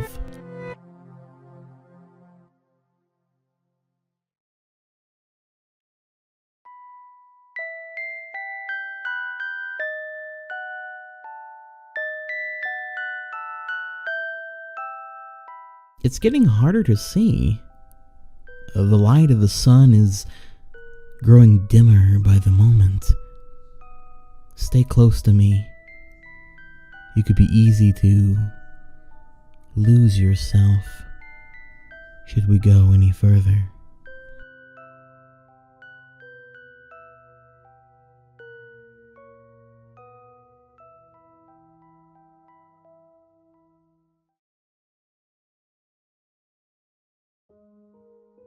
Miss Shay St. John. Starting with an early YouTube legend, Shay St. John is the love child of Eric Foreigner. In the 1990s, Foreigner was a member of punk bands of the Blood Farmers and Skelligore when he began working on the first Shay St. John film, Stump Water Salad. You want to come to see what my little shack looks like? I built it out of rocks and pebbles from the forest. It's to make the stump water salad.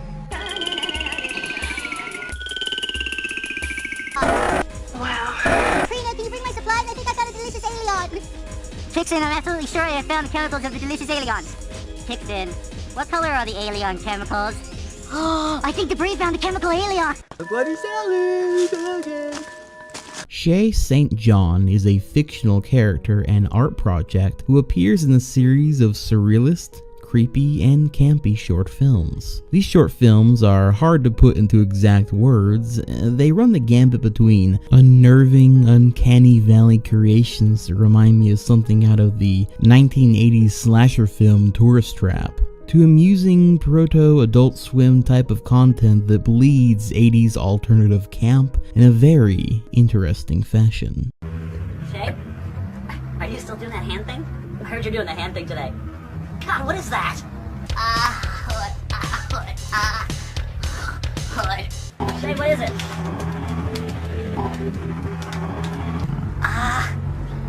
Hood. You've been doing this for 24/7. You've been doing the hand thing all day. Heard you were. Jordan told me you had been doing it on a sleeping bag earlier.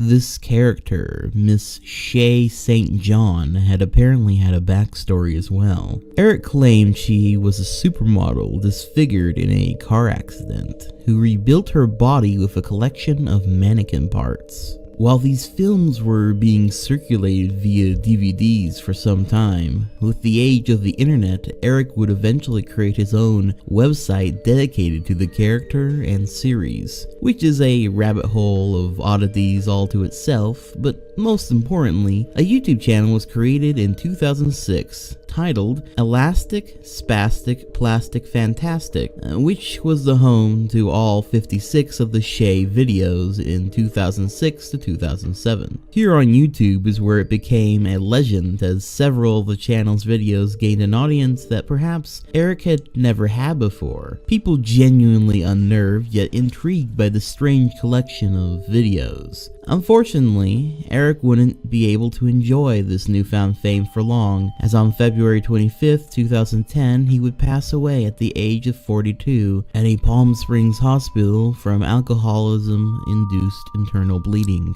A documentary would later be released in 2016 titled Eric and Shay, which detailed his life story. Eric's films would live on, however, and in many ways, I believe would come to shape quite a few genres of YouTube and internet horror as a whole in its own unique way. Comment section journals. There are several examples on YouTube of someone using a video as their journal of sorts in the comments. One such example is the Elder Scrolls 6 official announcement teaser video, where username Monsieur Dupont has been using the comment section as a logbook, mostly just writing random thoughts and the like, and has over 700 entries thus far. There are other examples. I feel as though the YouTube checkpoint from the earlier tier is another good example of a comment section being used as a journal of sorts, but yeah, not much more to it than that. Try FG.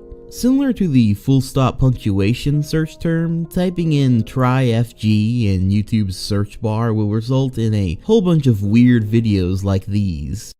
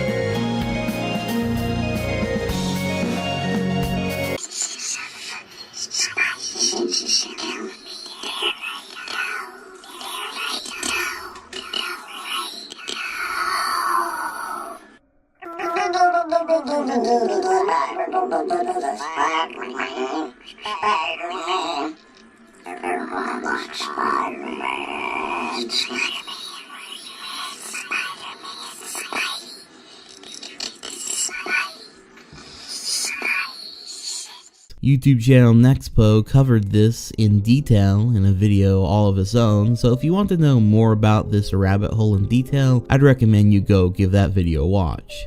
But as always, the TLDR version is this search term is connected to an elaborate ARG. Of course, you will find a bunch of videos that have nothing to do with the ARG, which is mostly what I just showed you here, because once people knew it was connected to creepy stuff, more people started posting, well, creepy stuff with that search term in the title or their tags. Dude Man 2. Dude Man is a strange one, to put it lightly. Hey, dude man, can I buy these sexy high heels? No, honey.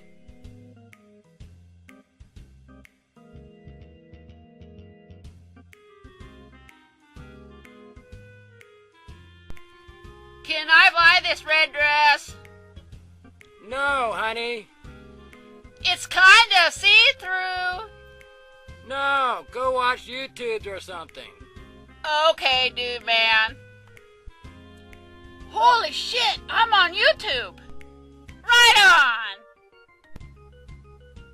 Wow, this is really cool.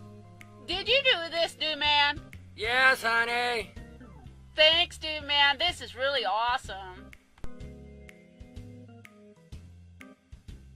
My dude man is really great, even though he didn't let me buy some new clothes today. But he did make these cool videos on YouTube. See you later. Bye. Hi, Monique. How you doing today? Hi, dude man. I have a nasty cold today. How you got a Yeah. cold today? Oh, okay. We'll talk later. Dude man. Here I am at the crappy motel. I'll just have to show you how delightful it is. The safest place for me to be is right here on this table. It's the cleanest by far. Just look at these beds. Who knows what's on these bedspreads? When Dude Man gets here, he's going to rip them off and throw them in a corner. And this is supposed to be a non-smoking room. Then why are there burn holes in the carpet? Well, it looks like there's been lots of parties here. They left a few stains in the rug, and it appears that no one knows how to clean the carpet. Ew. Isn't this great? It's just a dump. Would you like to sleep in this room? I sure don't. I think it's uncomfortable. Just look at the door. Man, there's a crack underneath it, and I think the bugs and the rats gonna come and get me. As you can see, Dude Man has quite the collection of unusual, almost human-sized stuffed animals. Most of these videos are from 8 to 10 years back by now, and there hasn't been an upload on the channel in over 7 years. It appears there was once a website connected to this channel as well that I'm assuming you could perhaps purchase some of these freaky dolls from him, but it's since been discontinued. Now it's been like a good 4 or 5 years, but I feel as though I remember there being a documentary about people having sex or wanting to have sexual relationships with inanimate objects, and I feel like I remember this guy being on it. If anyone knows what documentary I'm talking about or wants to take the time to look for it, let me know in the comments down below, but I'm pretty sure he was on one where there are other individuals that were like interested in dolls of this kind. But all the same though, there isn't much more to it than that. It just seems to be this guy's weird hobby slash fetish. Court K, a truly obscure channel in every sense of the word. Court K only started uploading in late 2020, with their opening video being titled Boom, You Move to the Himalayas, which starts with what I can only assume is some Chinese pop music before transitioning to this image of this woman in the middle of a sun in front of this temple for whatever the fuck this is playing in the background.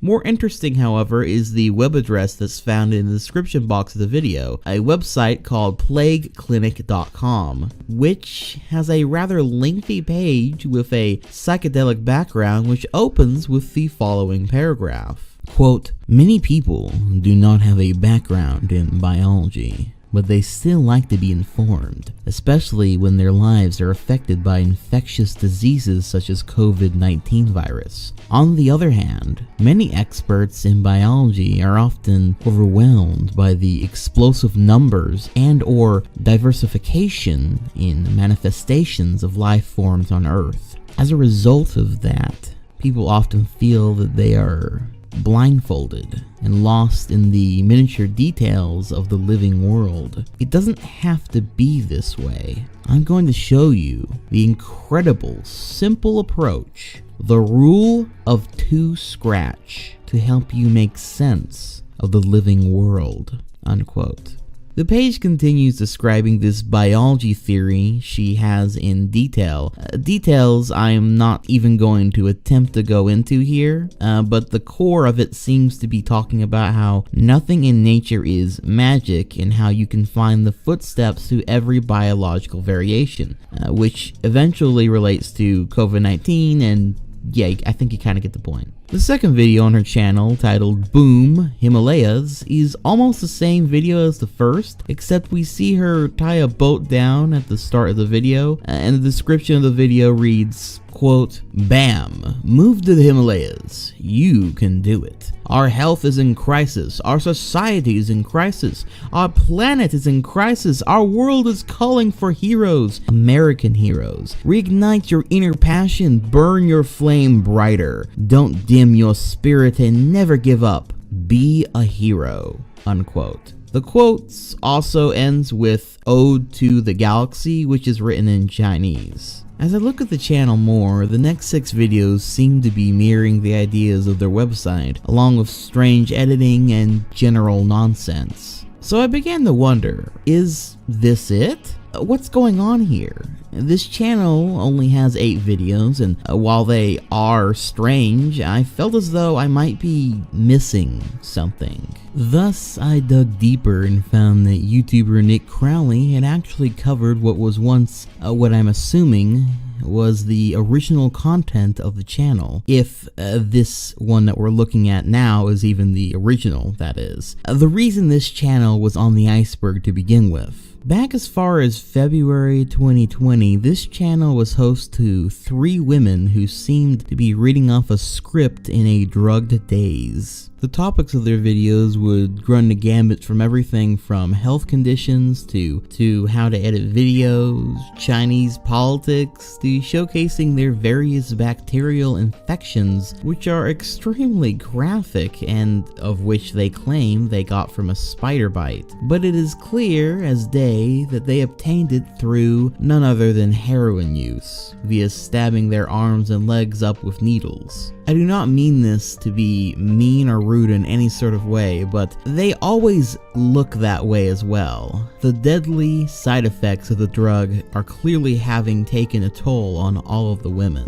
Now in that video, Nick looked into the channel and found that it had connections to a man named Edwin Zong, who was a doctor who specializes in addictive substances. Therefore, he theorized that Zong was perhaps using the promise of drugs to have these 3 girls read his scripts and push his ideas and thoughts on medicine and the like through YouTube. Although this is still just an allegation as far as I was able to find. Though obviously if this was the case, this would be one of the most disturbing channels on all of YouTube for that very reason. Though if that was the reason, I do have a genuine question. Why would he use these women or his patients who are clearly very high and don't seem to be all there even when they are just reading off his scripts as his means of showcasing his theories and ideas? It seems counterproductive because it seems like they are an untrustworthy source on the face of it, but then if someone were to look into it further, it just seems to call attention to itself, doesn't it? Wouldn't his ideas on medicine be at least somewhat more legitimate sounding if it was coming from an actual doctor, which he is? I don't know. It's hard to say. All these disconnected pieces was all I was able to find, however, so perhaps this mystery is in need of more investigation. I believe most of the content that used to be on the Court K channel has since been deleted, although re-uploads exist, so who knows what the truth is at this point. But either way, it's an extremely dark and tragic YouTube rabbit hole that still remains unsolved. Mr. Sleepy People. Mr. Sleepy People is one of actually many channels that upload videos of what can only be described as knocked out cold, probably drunk, girls, and, well,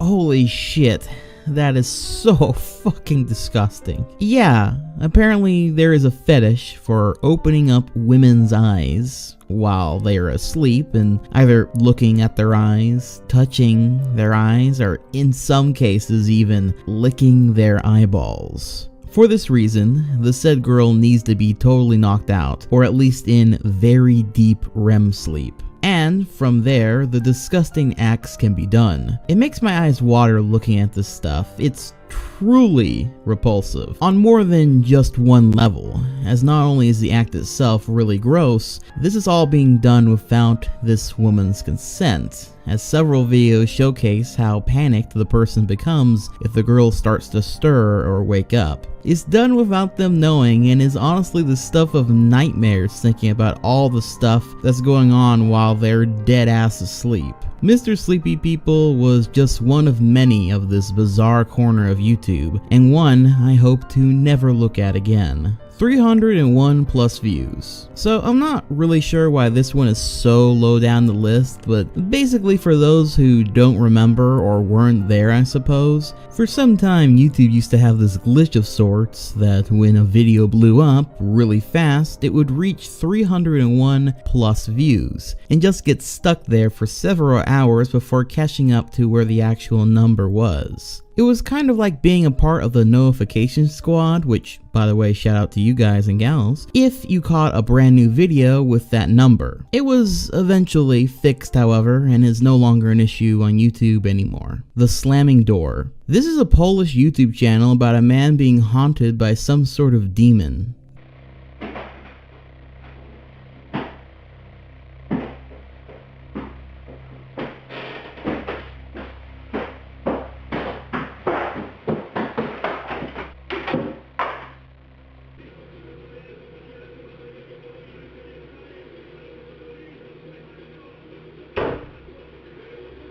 Kurwa, jeszcze nie teraz, jak w sobotę.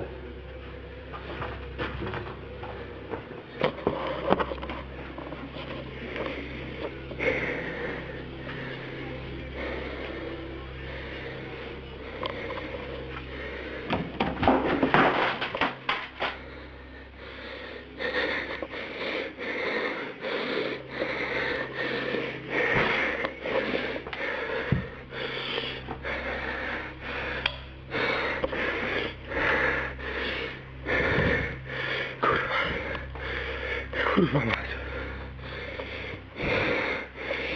No nie będę położyć, żeby tu wrócić. Kurwa, chuj.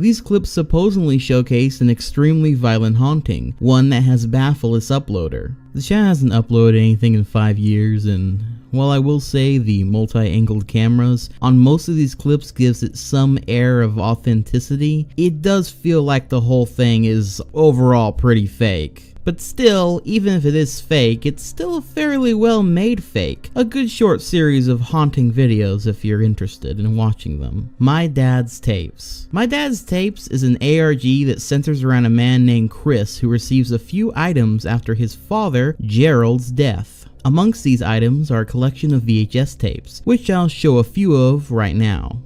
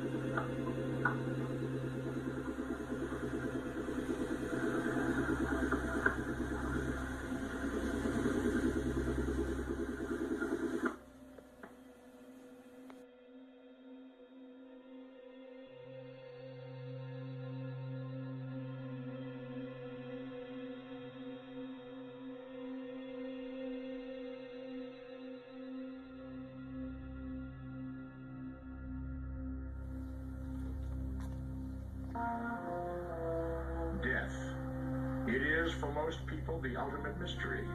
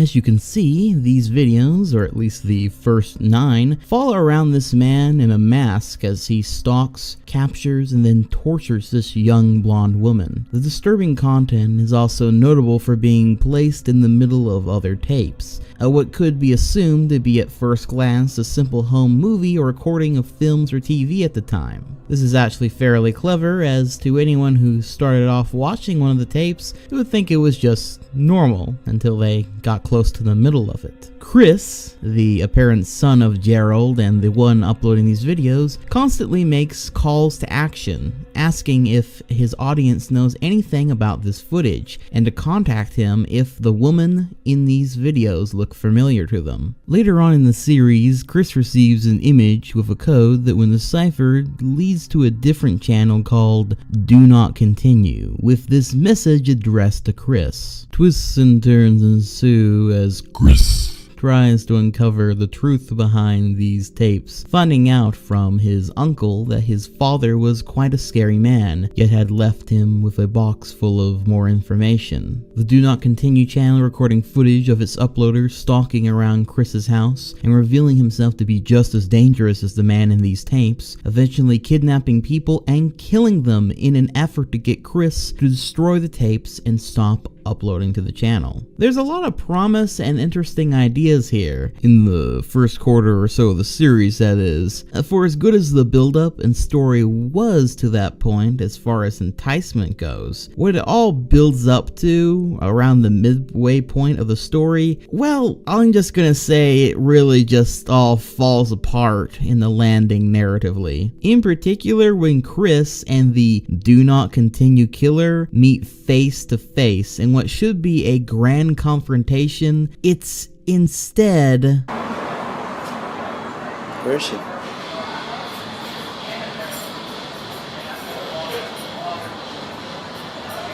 Where is she?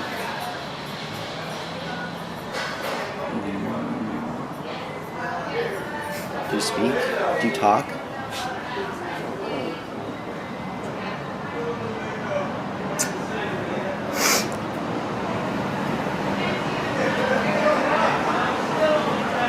I'm here, now what? You talk too much.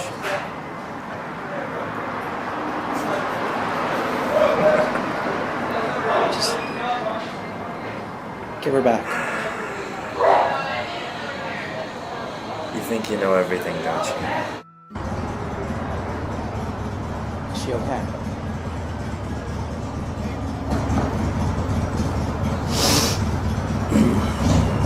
Is she okay? She's fine. What do you want from me? You kidnapped my girlfriend, you asked me to meet, and then you don't say a goddamn word. Very cheesy, super dumb, and badly acted. Like, it's ultra bad movie bad. So bad and cringe, it actually wraps back around on itself into being fucking amazing. Like, this scene where it's revealed that the mastermind behind this whole mess was actually the uncle that he interviewed earlier in the series, it's magnificent. Bring your powder of space.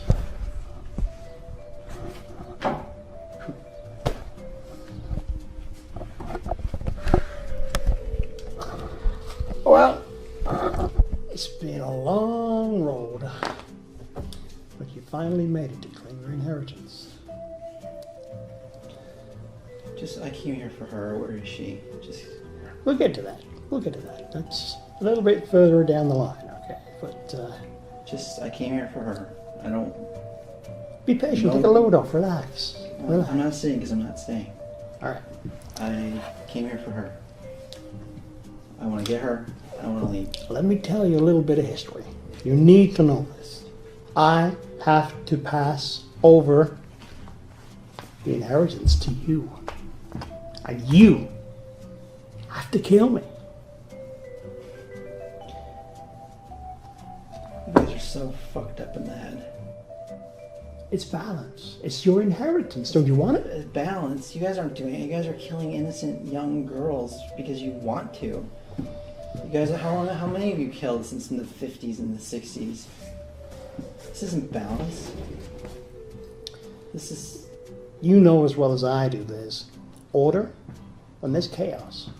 That's the balance. Yeah, the world will spin whether or not you do what you do or don't do what you do. This isn't... When I woke up this morning, I knew that I would be giving my life to maintain this balance. I knew that. I'm open to it. I'm ready for it.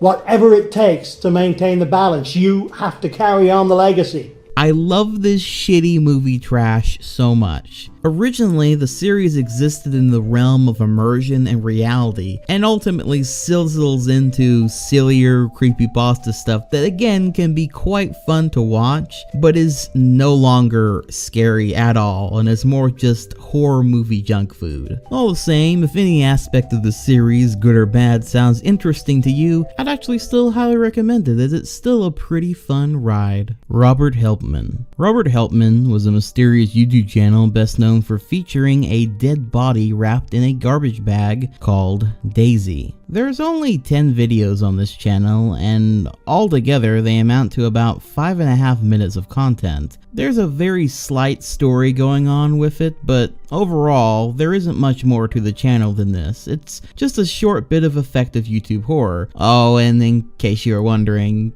no, it's not a real dead body, by the way. All the same, the idea is there, and the visuals make it all feel filthy, creepy, and overall a bizarre watch late at night. Now, fun fact, Robert Helpman was accidentally put on this tier twice. However, not to worry, I decided that in its place, I'd give another Mr. Night Owl bonus just for you lovely people, which is Go Animate channels. So, you want to hear about a YouTube rabbit hole? I'll give you one I've known about for some time, and to this day, still baffles me. Go Animate, now known as Void, is an American cloud-based animated video creation platform. Go Animate provides its users with a library containing tens of thousands of pre-made assets to kind of look like something out of Family Guy, which can be controlled through a drag and drop interface, yada yada yada. That's the program. It's meant mostly for schools and businesses and the like to make quick little animations, though obviously it can be used by anyone. And used it was. If you were to look up right now, Go Animate on YouTube, you would be greeted by thousands of videos using this program. And what's more, is the majority of them are being based around characters like that of Dora the Explorer and Caillou. This is pretty random on its face, especially given how many views these videos garner, but if you were to watch them enough, you would very quickly come across extremely popular genres of these types of videos. Caillou/Dora gets grounded videos and Punishment Day videos. These videos consist mostly of Caillou or Dora doing something awful and then getting grounded for it, usually for a very, very long time as seen here. Caillou and Dora. How dare you sneak off and see the Force Awakens? That is it. You are both grounded for 7, 8, 5, 6, 4, 7, 1, 4, 7, 3, 8, 3, 6, 8, 7, 8, 7, 8, 1, 5, 7, 2, 5, 2, 1, 9, 3, 2, 8, 8, 1, 2, 9, 1, 0, 9 years. Caillou, go to your room now. Dora, go home right now. What? Yeah, pretty weird and random, but where it gets far more alarming are these Punishment Day videos, which has the parents of these children characters abusing, torturing, and killing their children in various ways, some of which goes on to involve child character, mutilating them, etc. Caillou, Ouch, ouch, ouch, wake up ouch. right Stop now. it, Dad, you're I hurting hope me. you haven't forgotten about our special day. Oh crap. I forgot. I have Punishment Day today. Wah wah wah wah wah wah wah wah wah wah wah. Yes. That's right. Now get downstairs so that we can get this party going. Oh no no no no no no no no no no. Please, Rosie. I don't want to do this. TBH. I really don't care if you want to or not. Now lay down on the bed of hot coals or you will be getting extra punishments. Wah wah wah wah wah wah wah wah wah. Wow, ow, ow, ow, ow, ow, ow, ow, ow, ow, ow, ow, ow, it burns. Wah wah wah wah wah wah wah wah wah wah wah wah wah wah wah wah wah. Please no, guys. This is way too far. Too bad, too sad. Boo-hoo, Kalu. Wah wah wah wah wah wah wah wah wah wah wah wah wah wah wah wah wah wah wah.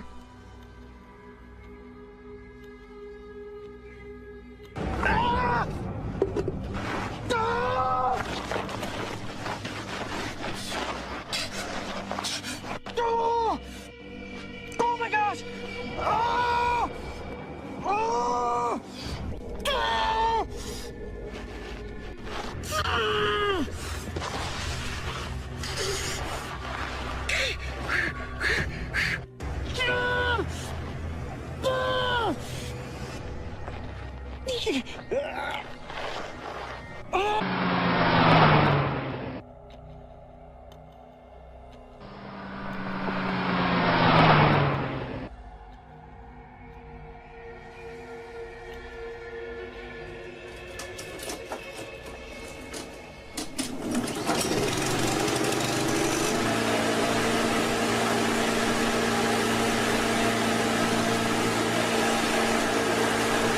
Dad, you're not serious, are you?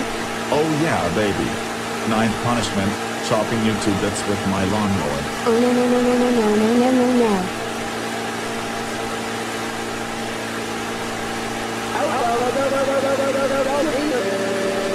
Stop it, stop it, stop it, son. Adam, please no more. Ouch, ouch, ouch, ouch, ouch, ouch. Come on, please, please, please, please. Ouch, ouch, ouch, ouch, ouch, ouch, ouch, ouch. No, no, no, no, no, no, no, no, no, no, no. Adam, please stop torturing me.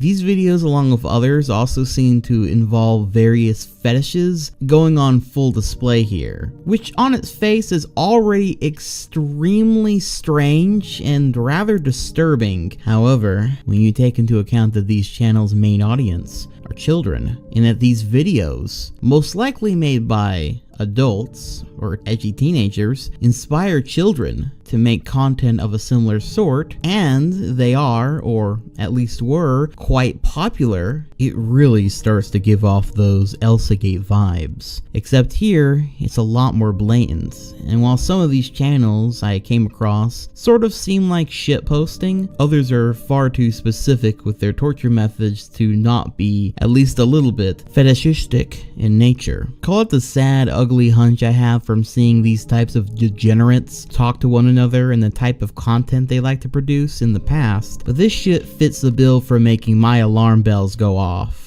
Again, some of it might be innocent trolling and or children messing around, but it is all the same extremely bizarre, especially for just how popular it really is. It's a rabbit hole I might consider diving deeper into on a separate video one of these days if you guys would like that, but for now I figured this was a good opportunity to shine a spotlight on a weird side of YouTube that I've yet to see on any of these iceberg charts. COD Black Ops PS3. COD Black Ops PS or PS3 was an official YouTube account for the 2010 Call of Duty Black Ops game. Basically, it would automatically upload 20-second or so clips from players of the game on the PlayStation 3, and there's also a secondary channel called COD Black Ops Xbox, which would do the same thing but for Xbox 360 users. The reason this channel is on the iceberg is because it holds the record for the most uploads of any YouTuber ever, that number being over 1 million videos. It's significant in being the first and only channel to ever do that, and while the channel was retired back in 2015, it could still be viewed for some time after, up until November 21st of 2020, when the channel was suddenly terminated for, and I quote,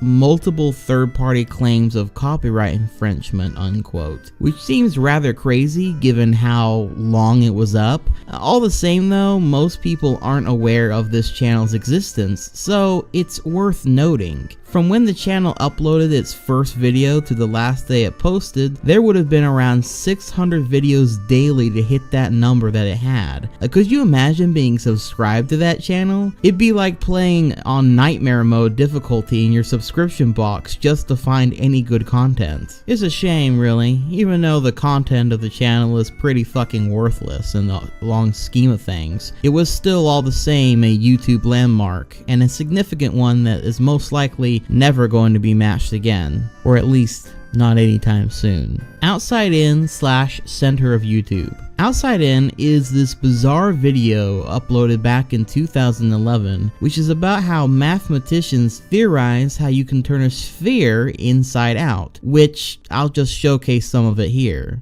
Yes, that's true. What's the big deal? Just poke a hole in it and pull it through. Sure, but the point is to do it without making a hole. But then it seems impossible. You're right. You cannot do it with an ordinary sphere, like a basketball. You have to understand the rules of the game. This sphere is made of an abstract elastic material that can stretch and bend and pass through itself. But you cannot rip or puncture this material without destroying it, and you cannot crease it or bend it sharply. If the surface can pass through itself, what's the problem? Do you think allowing self-intersections makes it easy? Try it. I'll push the two halves right through each other. Be careful. What about that ring around the equator? Remember, you mustn't tear or crease it. Let me try again. That's no good either. You're pinching it infinitely tight. But then there's no way. It's impossible. You'd have to crease or pinch it to turn it inside out. It is surprising, but watch this. Is this it? Is this a sphere turning inside out? You bet. That wasn't easy to follow, was it?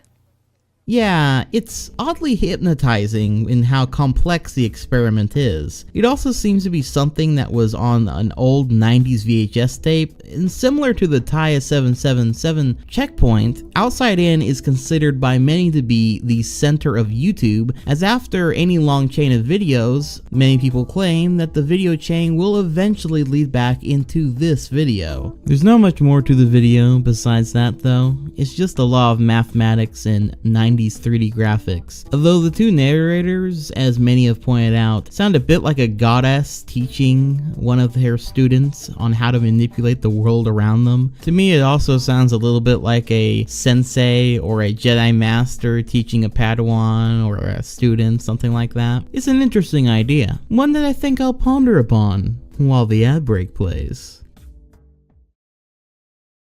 Concluse gameplay. Concluse is an indie atmospheric horror game developed and published by Studio Snowpoint and T. Allen Studios. It's inspired by old horror game series Silent Hill, as well as PS1/PS2 horror in general. What's interesting about this game, however, is it started as an ARG of sorts on the John Martin channel, as he played through the game pretending it was a rare lost PS1 game demo you happened to find. In a similar fashion to the Petscop ARG actually. Though obviously the difference being is that you can actually play this game for free no less. And there's even a sequel that has a demo out that's going to be released within a month or so from this recording. For a while though, the creator kept up the act of pretending it was a real lost PS1 game for some time. It's a pretty interesting marketing strategy as well as a way of presenting your creation to the world, and one that's fun to watch over. I've not played the game myself, but it seems like an interesting romp. Maybe I'll stream it sometime just for fun. David Sartison. David G. Sartison is a channel that from August 18th, 2018 through October 26th of 2019 uploaded several videos daily. The videos consisted of a basic recording of a TV screen, usually on a game show or some sort of news event, and from what looks like to be a hospital room of sorts. It's fairly mundane if extremely random, and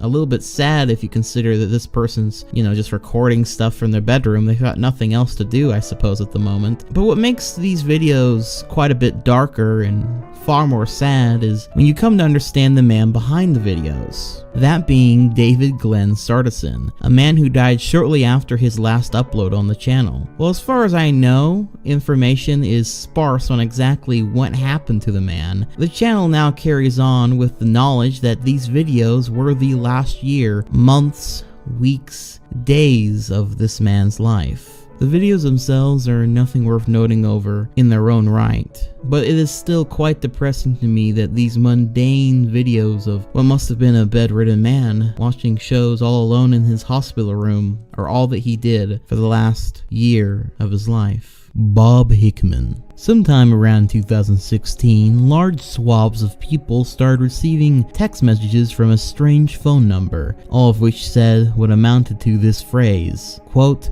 "God entered into my body, like a body my same size, like me floating into you or you floating into me," unquote. This same message was also sent to thousands of social media pages, all being sent out by what appeared to be hundreds of duplicate accounts. This, needless to say, gave quite a few people a scare. I imagine the text message in particular would be extra creepy to receive while you were hanging out one late afternoon or night. More than that, strange ads started appearing on YouTube videos, oftentimes very popular ones like those uploaded by PewDiePie, of which featured an odd-looking man who spoke the same opening line of these text and social media messages. God entered into my body like a body my same size, like me floating into you or you floating into me. My name is Bob Hickman. I've got God inside my body right now. My skin feels electric, it vibrates.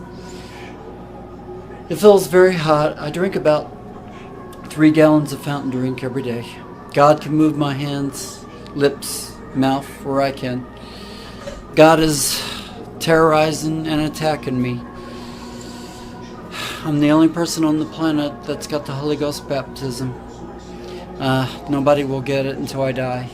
And I think I'm going to be the very last one. This is Bob Hickman, a man who has noted here believes that he has been baptized and given the gift of the Holy Spirit, and is in fact the only man who has it on earth, which he claims will only be passed on to someone else should he die. Which may happen soon because according to him, having this Holy Spirit is an awful experience. He says that God abuses him, cuts him, beats him, warps his mind and dreams, and that he is in constant agony in every sense of the word due to this. He also says that God is able to control your body this way, effectively taking away your free will. It's interesting since often this kind of jargon mumbo jumbo talk is the opening speech of a cult leader, but Bob is unique in that he is almost a lesser person for having had this gift. It's more of a curse, really, one that he claims was given to him due to having $500,000 in the bank, apparently, or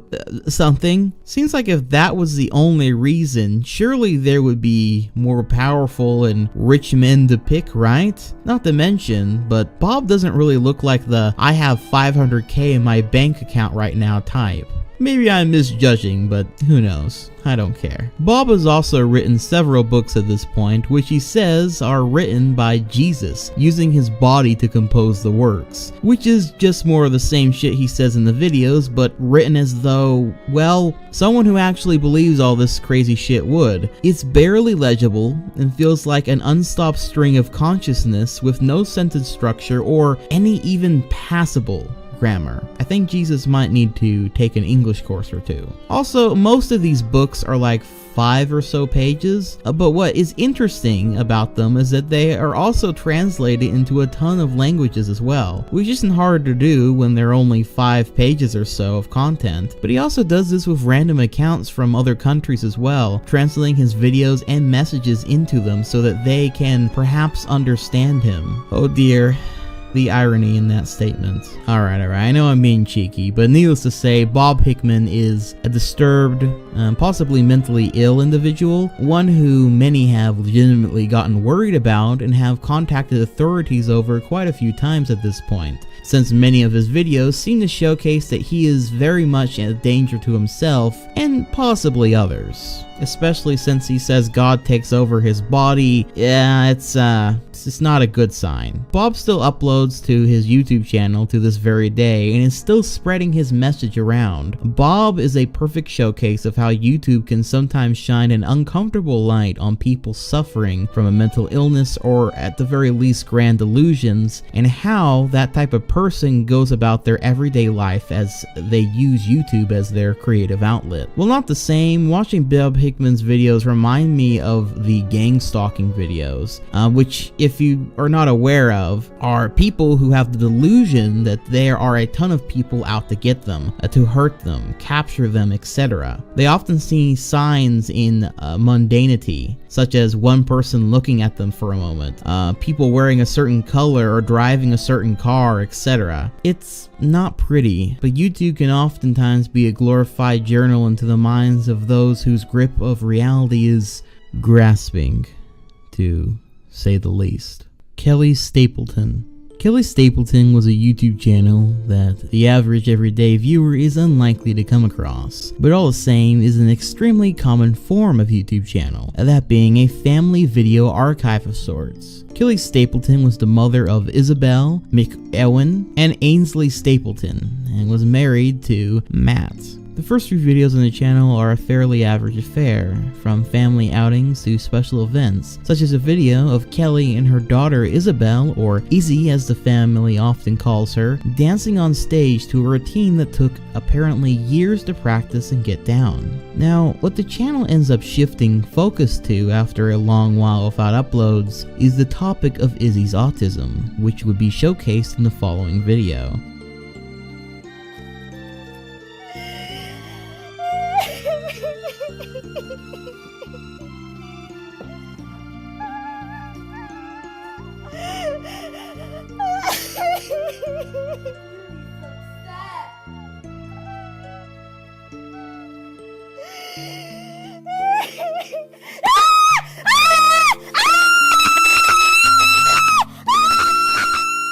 This video was titled A Typical Day, showcasing the mother's frustration with Izzy. Now, Izzy faced many challenges as an autistic child, which sadly goes without saying, but perhaps chief among them was actually her mother. Her mother despaired over her autism, placing her in ABA, or Applied Behavioral Analysis, trying to stamp out her autistic traits and tendencies. Now, ABA, particularly Lovis ABA, has been highly criticized by autistic people and their families for how easy it is to turn into abuse. ABA usually focuses on compliance ABA and can be dangerous when the student's feelings, from discomfort to panic, are ignored, or when it is used to suppress all autistic behavior. Izzy was placed on a token system, as is typical in ABA, and in which case she could earn tokens by having quiet hands and feet. Izzy, who had not been violent before, eventually soon began to lash out due to these practices, which is showcased here in this next video.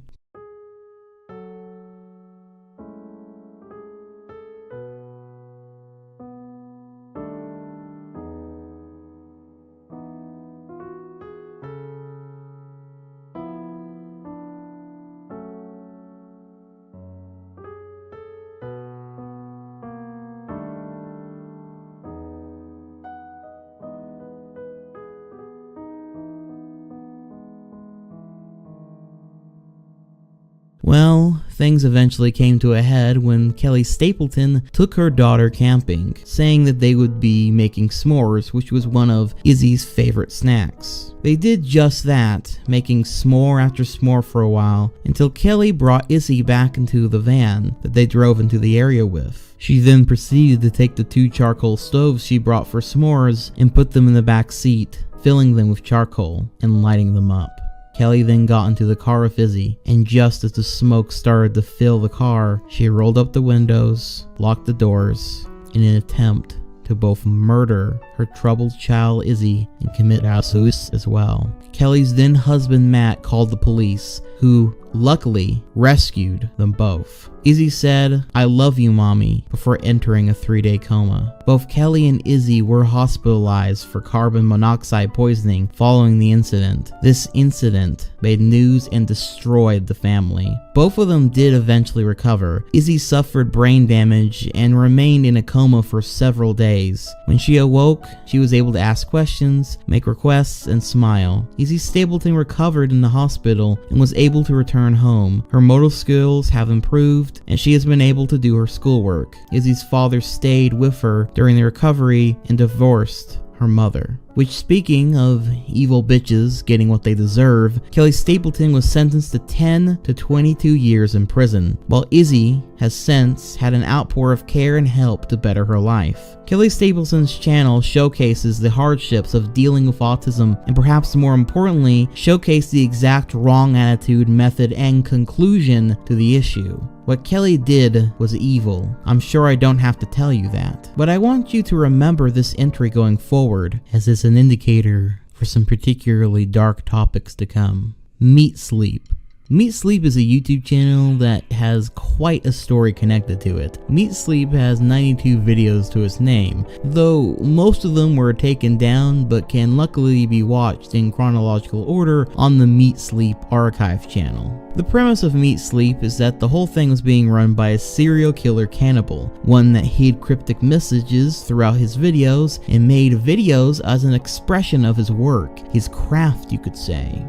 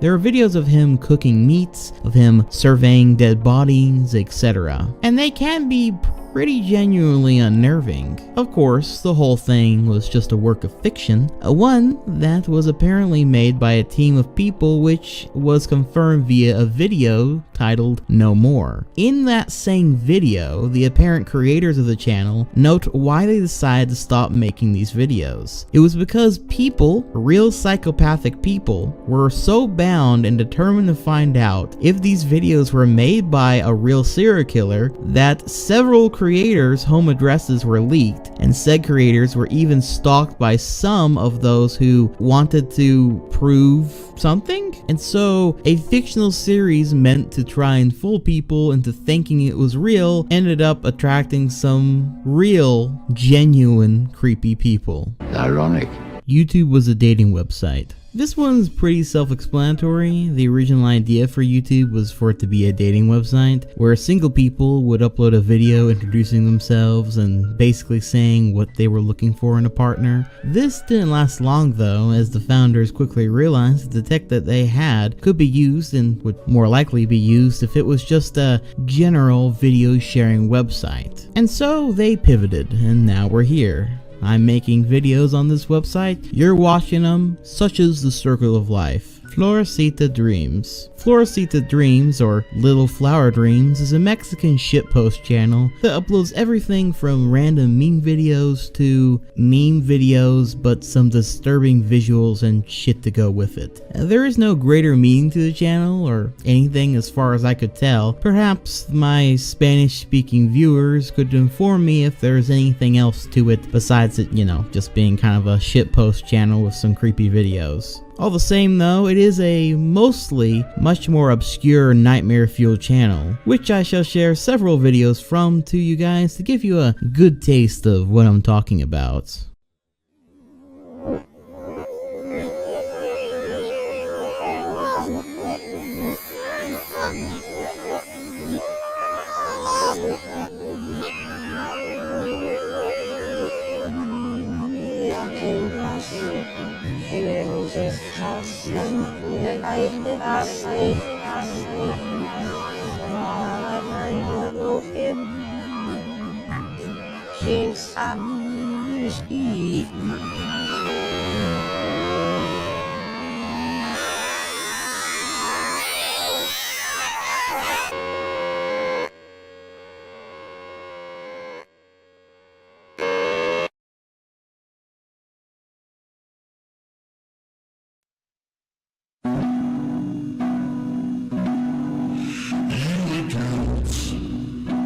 Like shackles on your feet, like a halo reverse.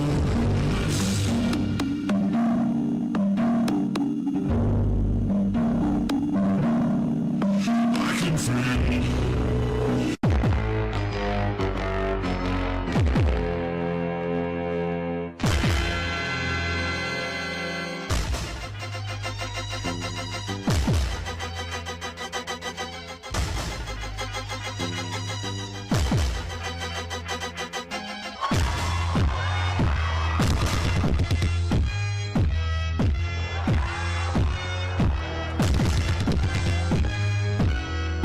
Hipótesis: el patrón Selene delgado se ajustará cinéticamente a rostros no humanos usando la constante de cambio físico Tau. Metodología: análisis cinético utilizando el modelado matemático de dos componentes. Resultado: los rostros que mejor se adaptaron al patrón cinético son de personas que no existen.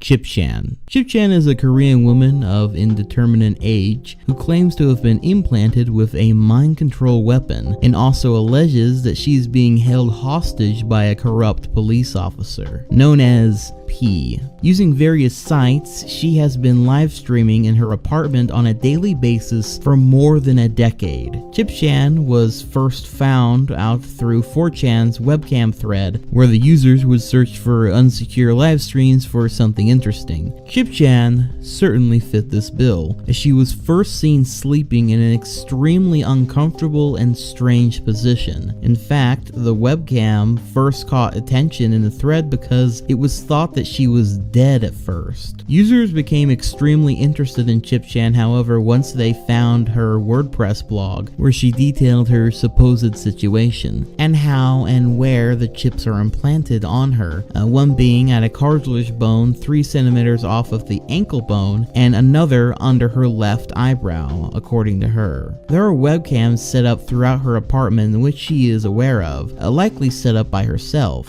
All her rooms are filled with signs written in Korean. The streams are accompanied by an audio clip where she, in her own voice, informs the viewer about P, the mind control weapon, and her general situation. She spends her time surfing the web and sleeping, often for 12 plus hours at a time. She appears rather unkempt, in a poor health, and extremely lethargic. She's been living this way since at least 1996, and she claims that she cannot leave the apartment due to the chip, which has the ability to make her fall unconscious at the will of the operator. As people learned more and more about the woman, the more people wanted to help her. At one point, the police were even called and visited her house to see if she was really being held captive, though it appears nothing came out of that. And then again, according to her, the story was that a corrupt police officer was the one who held her captive. So, the police coming over might not do anything, at least according to this narrative. Now, some of you might think that perhaps this whole thing is just a joke, maybe an ARG, an art project like all those others. The only problem is, she's been doing this, live streaming herself like this, for over a decade. While an art project can't be fully ruled out, it seems rather unlikely. On the other hand, Chip-chan's story seems a bit too crazy to be fully believed either, which has left most just theorizing what the hell is up with Chip-chan. Most tend to agree, however, that Chip-chan is just very ill, both physically and on some level mentally. Though to what degree is hard to say, since besides her initial story, Chip-chan mostly just lives her reclusive life for all the world to see, sleeping at odd times in odd places and spreading the word of her strange predicament. No matter which way you dice it though, Chip-chan is an interesting internet mystery and oddity double feature, one that has garnered genuine caring fans for at this point. For better or for worse, Chip-chan continues to be watched. Silent Dork is the main YouTube channel used for the John is Dead ARG. John is Dead is an alternate reality game set in the world of Ben Drowned, which itself is an old creepypasta story from around 2010 to 2012. The creepypasta revolves around a Majora's Mask cartridge that is haunted by the ghost, if it is indeed a ghost, of a boy named Ben. It would be a lot to cover the whole story in detail here, but what's important to note is how the story had footage to back up its details, as something which elevated it up from your common creepypasta into something that inspired many. Now, the story of John is Dead follows Tyler, a young man who is being pursued by an evil cult known as the Lunar Children. The twisted history of the cult is slowly uncovered as the players work together to discover the truth while keeping Tyler alive in this alternate reality game. So, to be clear, Silent Dork is the channel that is connected to the John is Dead ARG, which in and of itself is based around the creepypasta called Ben Drowned. The ARG began around 2015 and spans across 7 arcs apparently, which I will not be covering here. But needless to say, this is a complex story with a ton of elements that perhaps is best experienced for yourself. While normally I would recommend you a channel to go cover this in detail with all the string of events all in an easy to digest format, I'm actually having a hard time finding much about it anywhere. So I'd recommend you go to the John is Dead wiki if you're interested in anything here. And, you know, maybe I might do a video detailing the story of this in the near enough future. Seraphim Simulation. This is the Seraphim Simulation.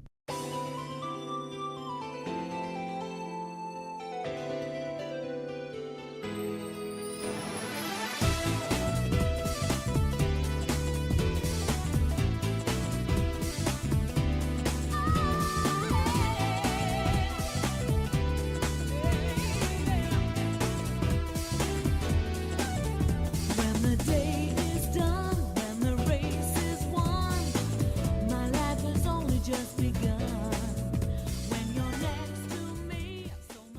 Now, while many have talked about this video and how it's supposed to represent biblically accurate angels, it turns out its creator just wanted to make an animation that represented his massive trips on DMT. So for once, yes, the dude really was on drugs when he made this. Misha Boo. Tamisha Ridge was an up-and-coming YouTuber who ran a channel named Misha Boo. Her channel centered around how to create your own clothes on a budget, as well as general fashion. Unfortunately, however, Tamisha wouldn't be able to pursue her passions for long, as back in 2014, she was found dead at her home. She was found with a fatal gunshot wound in her head. Her 34-year-old ex-boyfriend, Damshello Green, I believe I said that correct, had killed her in cold blood while her kids were still sleeping upstairs. Green would end up getting a 75 years to life sentence for his senseless crime, leaving behind 3 children to go without their mother in his wake. Tamisha was a loving, creative person and a mother, and now her YouTube channel sits as a reminder of that,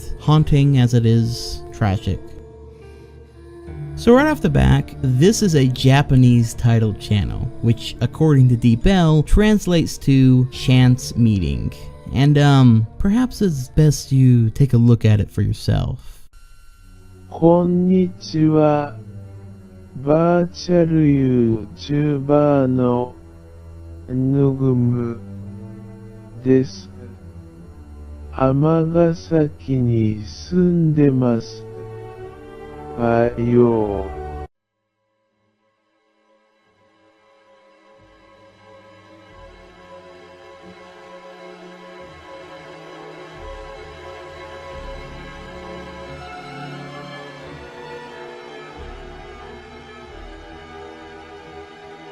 Konnichiwa. Virtual YouTuber no Nugumu desu.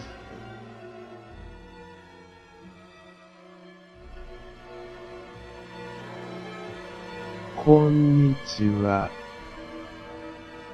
Virtual YouTuber no Nugumu desu. Now most of you are probably thinking, well that's nice, thanks for the nightmares, but what the fuck was I just looking at, Dylan the Night Owl, you rat-eating feathered fuck? Well, it seems that this is a virtual YouTuber that goes by Mewgum. Now, due to the language barrier, it's hard for me to discern much from the videos as far as context, or even if there is a larger story of any kind here outside of a creepy mannequin talking to us. Though according to a translated Japanese article from Mogura VR, the first video on the channel, apparently Mewgum is saying that he is right behind you. Other than that though, it's mostly just a very creepy channel that is pretty obscure to most English speakers. If you do happen to know anything about this channel or speak Japanese and have any further context to share, please do comment down below and let me know. Olivier de Sagazan. Olivier is a art channel that focuses on what I would describe as body horror, realistic gore, and surrealism.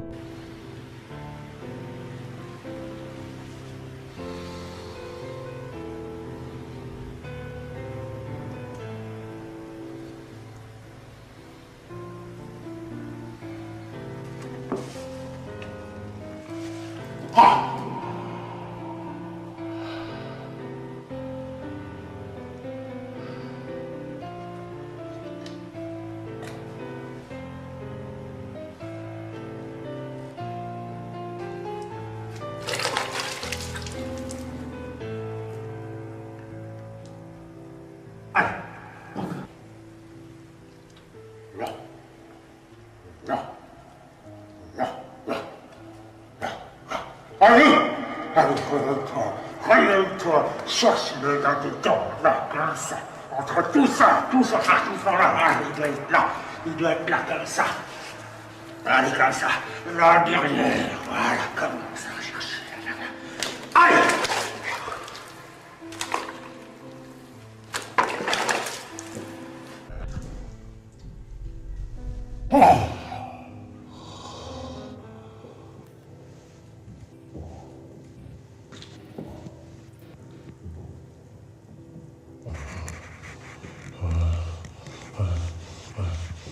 For those OGs that have been around online for some time, you might be familiar with this video here, which was often associated with the then popular creepypasta Gateway to the Mind. There isn't much else to say about the channel besides that it's a really cool art project with some pretty freaky practical effects. There is something about the strange body amalgamations and the way his effects move and mold that is very hypnotic and visually striking. Elisa Lam footage. So, for the last entry on this tier, we've got to cover what is one of the most infamous bits of found footage perhaps ever recorded.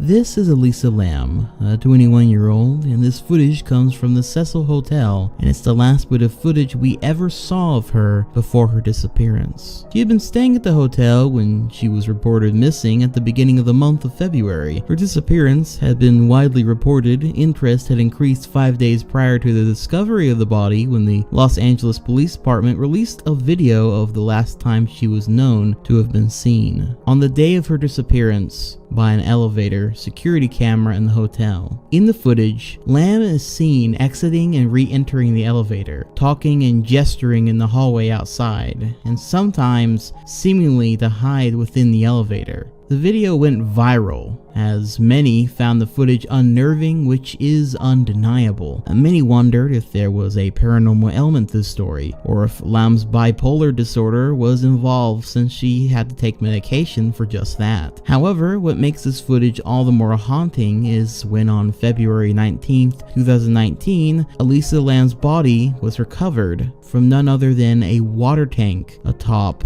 the hotel. Her remains were found by a maintenance worker when they were investigating guest complaints of problems with the water supply and pressure, something which I'm sure will make most anyone sick to their stomach when they realize how many people were drinking water mixed with a corpse. The circumstances of Lam's death, once she was found, also raised some questions, especially in light of the hotel's history in relation to other notable deaths and murders. Her body was nude, with most of her clothes and personal belongings floating in the water near her. It took the Los Angeles County Coroner's Office 4 months after repeated delays to release the autopsy report, which reports no evidence of physical trauma and states that the manner of death was accidental. However, many wondered how exactly she got into the water tank on the roof in the first place. If it had been suicide, a bipolar episode, or was there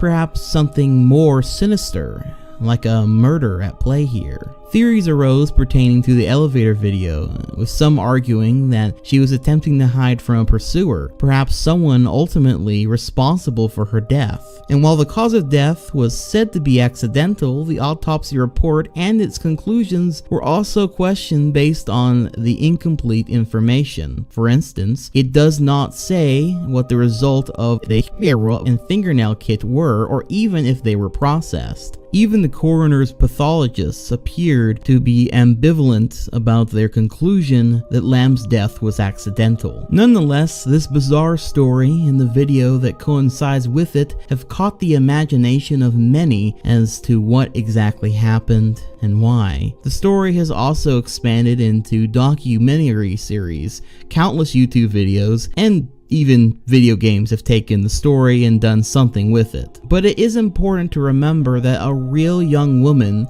died that day. No matter where the truth lies in her death though, I think this is a video and a story that will be continued to be discussed and dissected for years to come.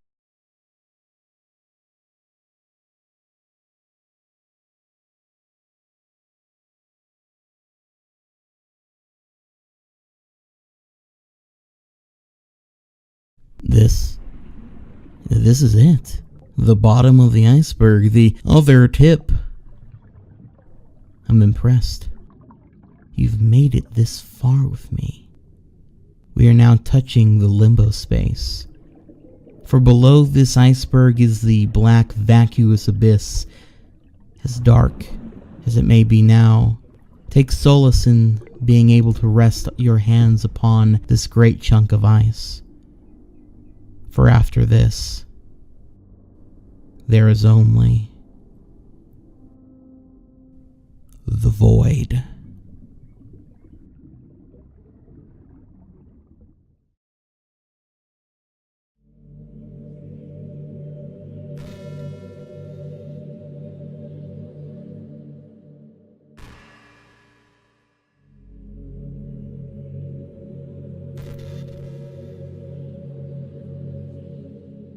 Wannabe Friends bot. Early to mid-2020, an innocuous-looking comment was being spread all around like wildfire through various small YouTubers' comment sections. Wannabe Friends was what the comment consisted of, by username Logan. Though it was not exclusive to that username, the comment was always the same. The comment would often be found as one of the first 2 comments on any brand new video, and while it might seem at first to be some small YouTuber trying to reach out and connect with other YouTubers, it was in fact a bot. But this bot wasn't like any others of its kind that just spam links or their channels, etc. No, this one was far more malicious and risky. As it turns out, Logan had developed a way to hack people's channels solely by having them subscribe to him. It is even speculated that just responding to the Wannabe Friends comment can result in you losing your channel to him, which he would then use to artificially grow his own YouTube channel by having your channel like and comment on his videos so as to show user interaction and growth. Basically, the bot turned into real YouTube channels into real comment farms to make his channel seem more authentic and increase engagement. And then, more than likely, would then sell off this YouTube channel with all these subscribers to the highest bidder later through websites you can find all over the place. Most likely in a similar hub where you buy bots that will watch, like, and comment on your videos, I guess to try to stimulate growth, which is just sad and pathetic, but is all the same out there for most anyone to buy. Mudahar of Some Ordinary Gamers believes that the hack could be related to the Oath token system, the system that allows you access to platforms through permissions, and it was YouTuber Evans111 that first exposed the security breach to YouTube, which luckily was addressed by YouTube tech support and was able to be taken care of shortly after. Nonetheless, this bot was extremely dangerous for any channel that received it and wasn't aware of what it could do,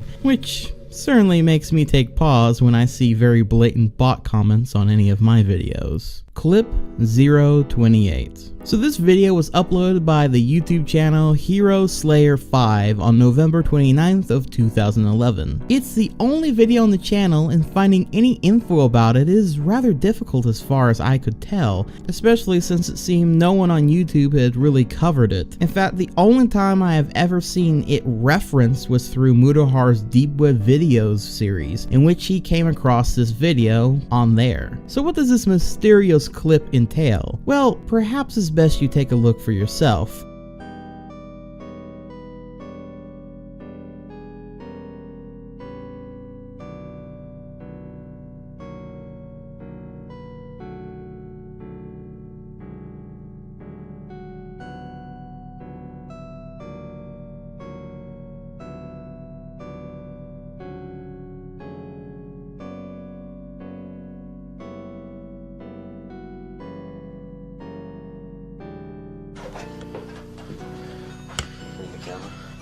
Yeah, what if something happened?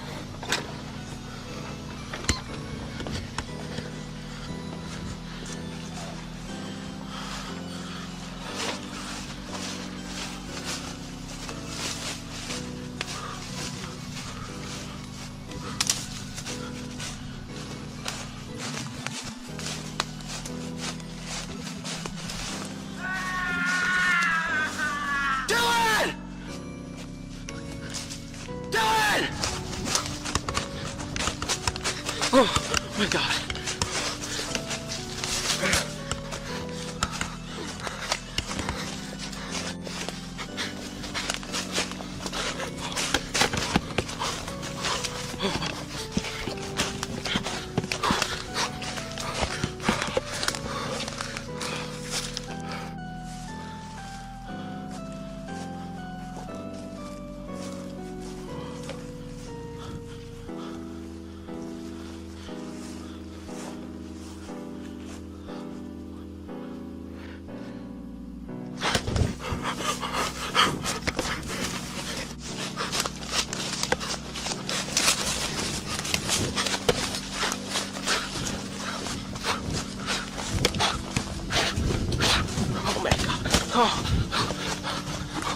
Get in there.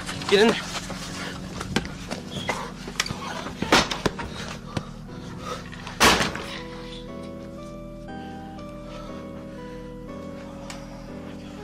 Where's my cell phone? I don't know.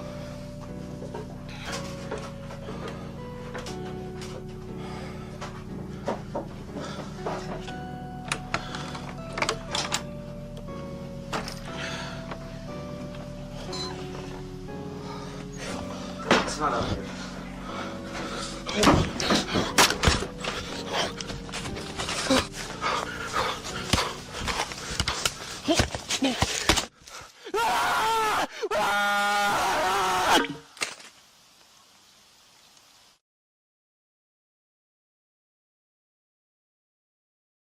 As you can see, this video starts with two guys walking out into this dark forest before a loud scream can be heard. They scream the name Dylan out quite a few times. It would seem someone named Dylan is in grave danger. They eventually come out in the clearing only to find Dylan presumably thrown up on top of a pike, Cannibal Holocaust / Vlad the Impaler style. The two men then run back into the house, only for one of them to be grabbed up from behind. Our camera dude then runs back out into the forest, trips and falls and dies more than likely. Now some of you might be wondering what the hell that clip was all about. Well, I'll tell you right now, the obvious, it's not a real clip of people being murdered. What it is though is a quick little horror video with some pretty good special effects, like that pike kill, and you know, not as much good special effects on the fake blood at the end. It's a pretty creepy video, especially when you're watching it late at night, like I was, and then you hear the name Dylan being screamed out loud. Some have theorized that this clip was originally going to be part of an ARG of some sort that was never finished. And that may be true, though it does stand fairly well on its own without having to be connected to some greater series, just as an obscure creepy clip that I'm sure caught a few of you off guard. Godly Recon. Godly Recon was supposedly a channel from way back in 2006, which started off as a normal enough channel with this girl named Carolyn making your typical vlog type content. However, as time went on, she began talking about how she was apparently being stalked by someone, and at one point has pictures of the front of her house sent to her by said stalker. This all ends with a final video titled Goodbye, which showcased the following.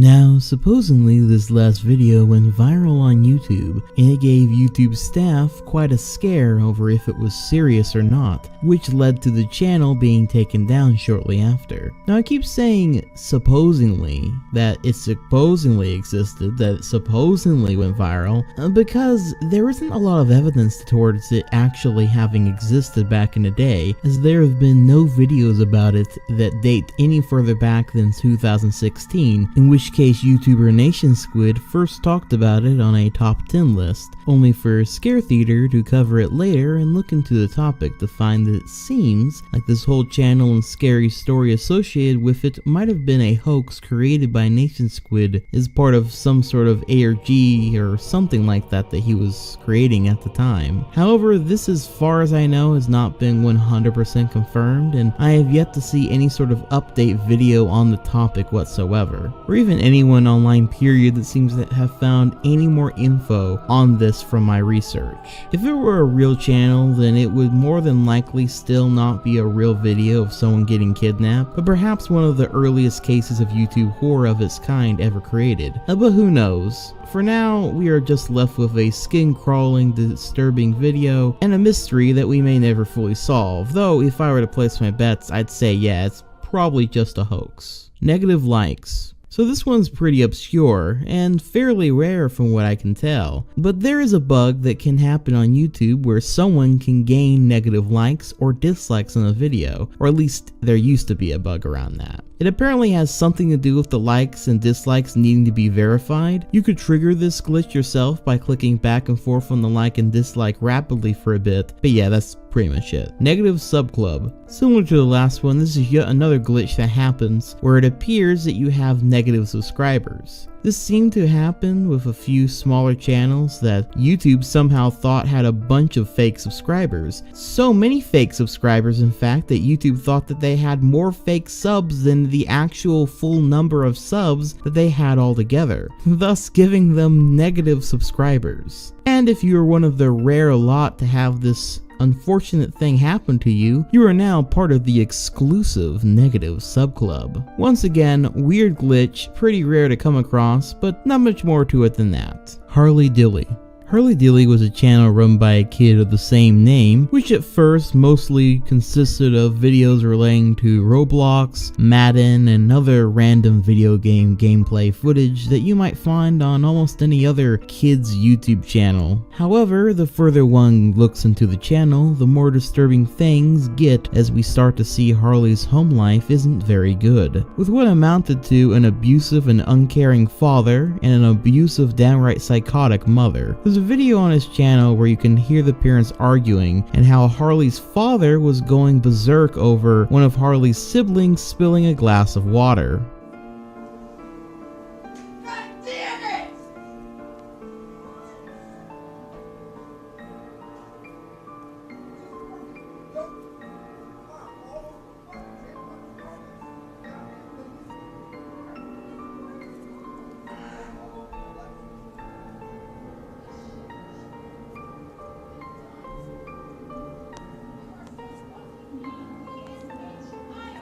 My dad's being an asshole right now.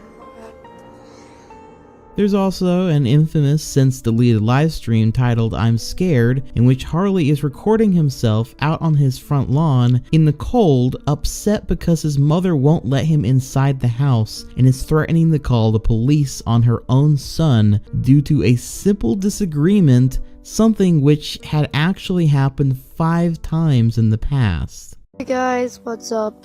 It is Harley Dilly. Probably one of my worst days in my life. So basically, I was at school and I was science test. I finished it and my computer says 1% battery left. So I get to the next class and I put it on charger as quick as possible, but it didn't charge. None of the computers would take a charge. So I took it back and I had to fill out a complaint, and that's one of the most expensive parts of the computer. And my mom said she's not paying anything. That's when I got home. So then my mom wanted me to go with her to go get a friend, and I said I don't want to. I have work to do, so I want to go home and stay. So she said no. We argued for about a good 5 minutes. And then she snapped. She said she was gonna call the police, and she said she already did. She said, who do you think that first call was to? And she said it was the police, but I knew it wasn't, because she wouldn't do that, because I know it wasn't, because I went to my school and I went to talk to my assistant principal, because he's like the only person I can really trust in this. So I went to talk to him, and he told me that my mom never called the police. So she lied to me to get me scared, and she locked me out of the house. So right now I'm outside. Yep, the house is locked. It is 3:30. I haven't ate anything, and I still haven't even got to get my work done. My mom's gone. She won't answer the phone. So right now I'm alone. I wish I was at my friend's, but my mom told me if I'm not here when she gets back, there are going to be consequences. so I'm hoping nothing bad happens. But I'm still gonna stay on until my mom gets back. But guys, this is a very serious one. I'm not even gonna ask for likes and subscribes. I just want you guys to wish me good luck, because the future could hold bad things for me. I don't want to find out what that could mean.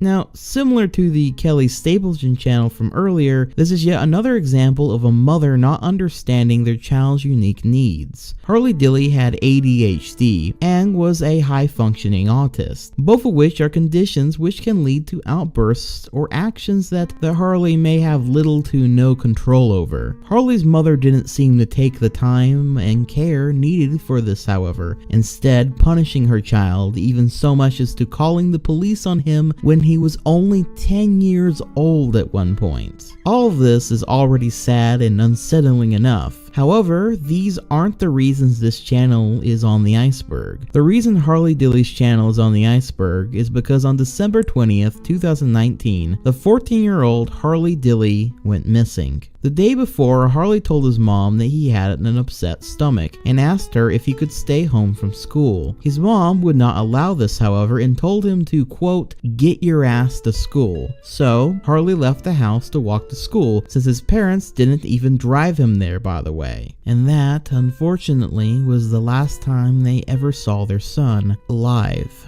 After an extensive search and an entire community coming together to try and find Harley Dilly, his remains were eventually found in a chimney of a house across the street of his own home on January 13th. According to the police investigation, it seemed as though Harley had climbed down the chimney in an attempt to stay in the abandoned house, perhaps upset his parents for making him go to school while he was sick, or an episode which he had little control over. It's hard to say exactly why he did this. However, he ultimately got stuck on the way down and sadly died, suffocating in the cold in a body-crushing space. It's the stuff of nightmares, especially if you're claustrophobic. And what makes it all the more tragic and infuriating is the fact that had his parents allowed him to have a sick day, this might not have ever happened. But also, there is the fact that both parents apparently didn't report him missing until the following day, after the school day being over, and him never coming home that night, meaning they literally went to sleep that night while their child was suffocating to death just across the street. Which was perhaps inevitable at this point, because it did take them a long time to find him, but the fact that they didn't even report it until the following day shows a serious lack of care. All the same though, Harley Dilly's channel remains as a tragic memorial to the abusive life and the untimely death of someone who deserved better and passed before they ever had the chance at a life outside their circumstances. Comtest 1. Comtest was supposedly a YouTube channel that predates Jawed, the first YouTube channel ever made. According to what we know, Comtest was the first account ever created on YouTube and was created most likely by Jawed as a test of YouTube's video uploading capabilities. It was brought into public attention by YouTuber The Tech It Realm in August 2020. Albeit already out in the public, he made it a much more popular discussion. Now, if you're wondering how people found out about this account, apparently people found it through looking through all the crawl dates with Webcrawler, which I'm going to be honest, I'm not super familiar how that exactly works, but there were several people to back it up.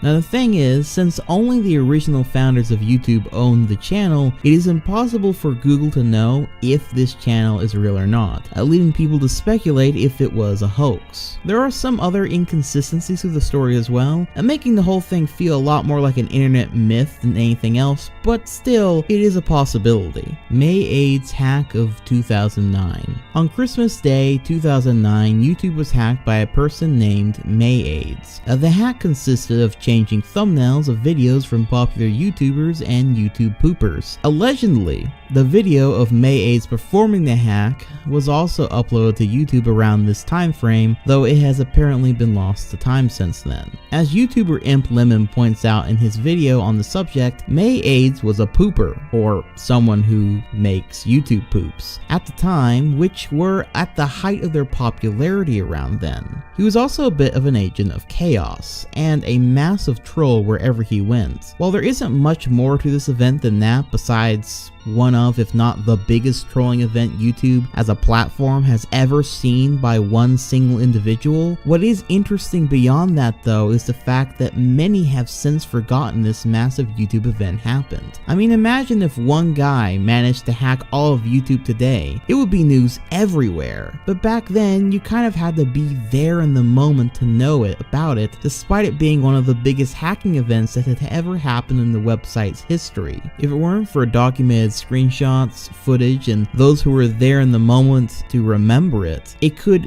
just as easily be seen as a strange myth or internet urban legend, which really makes you think. Plasma Master Dawn. Plasma Master Dawn is a channel run by Donzel Edward Don Owens Jr. Since 2012, Don has been making videos that chiefly amount to music covers, him singing songs with his unique voice, and most people enjoying it, many citing it as endearing YouTube content. However, on December 11th, 2020, YouTuber Nick Crowley published a video bringing to light the fact that Plasma Master Dawn might be a recently registered. This info originally came from the r/morbid reality subreddit. The post on the subreddit linked two sex offender registry sites, both showing a person named Donzel Edward Owens, a 73-year-old man from Ohio who got arrested on August 19th, 2019 for sexual imposition. His victim was an underage boy. He allegedly grabbed the boy's genitals against his will. After researching more into it, it was all but confirmed that these two Dons were one and the same. Thus the guy who so many had been watching for years for his lighthearted and endearing little song covers was actually a depraved monster. 4 days after the post on r/morbid reality was posted, Plasma Master Dawn announced on October 14th, 2020 that his health was hindering his singing abilities and that he would likely step away from YouTube. Now I wonder why. Since then, Plasma Master Dawn allegedly passed away on December 21st of 2020 due to a lengthy illness, though it seems this is not 100% confirmed as of yet. Either way, I'd say it's a safe assumption that we won't be seeing any more of Dawn in the future. 14/? Gameplay. Oh boy, so this one took some digging to find more info on it. So first, some gameplay.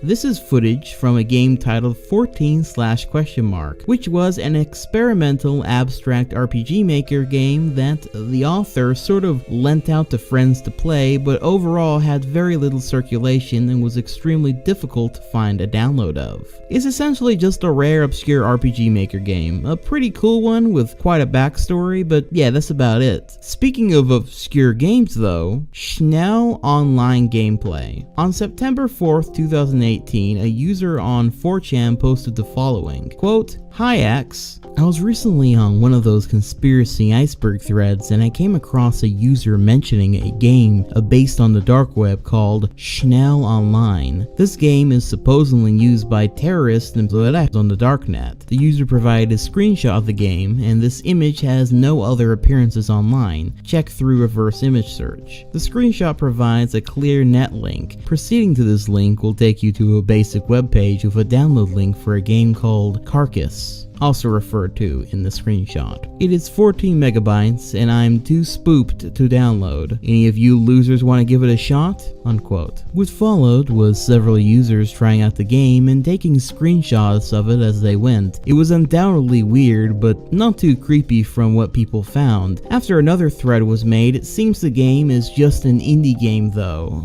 that people sort of spun a mythos around from what they found. Here's some gameplay of it.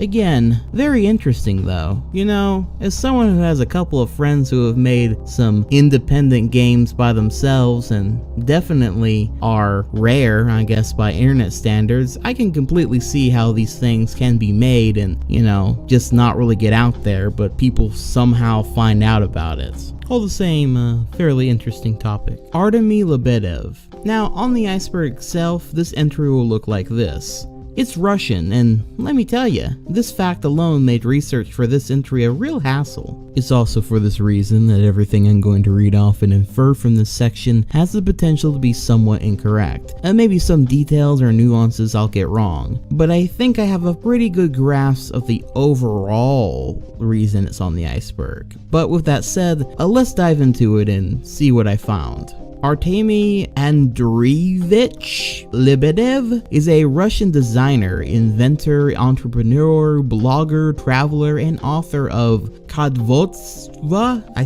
think is how you pronounce that. It translates into manhood, a web design guide. He's also the founder and co-owner of several companies and studios and is the representative of shareholders in SUP Media, a media company headquartered in Moscow that became widely known after the acquisition of the site livejournal.com from Sixapart, an American software company. Needless to say, the dude has his hands in many pots and projects and seems to be a major celebrity in Russia. He also has a YouTube channel which I must say is quite strange, notably because he will often use South Park or Minecraft character avatar type things of himself to present his show. It seems like the show in general is a news show and one that talks about America and other countries, politics, technology, and stuff like that based on the titles of the videos.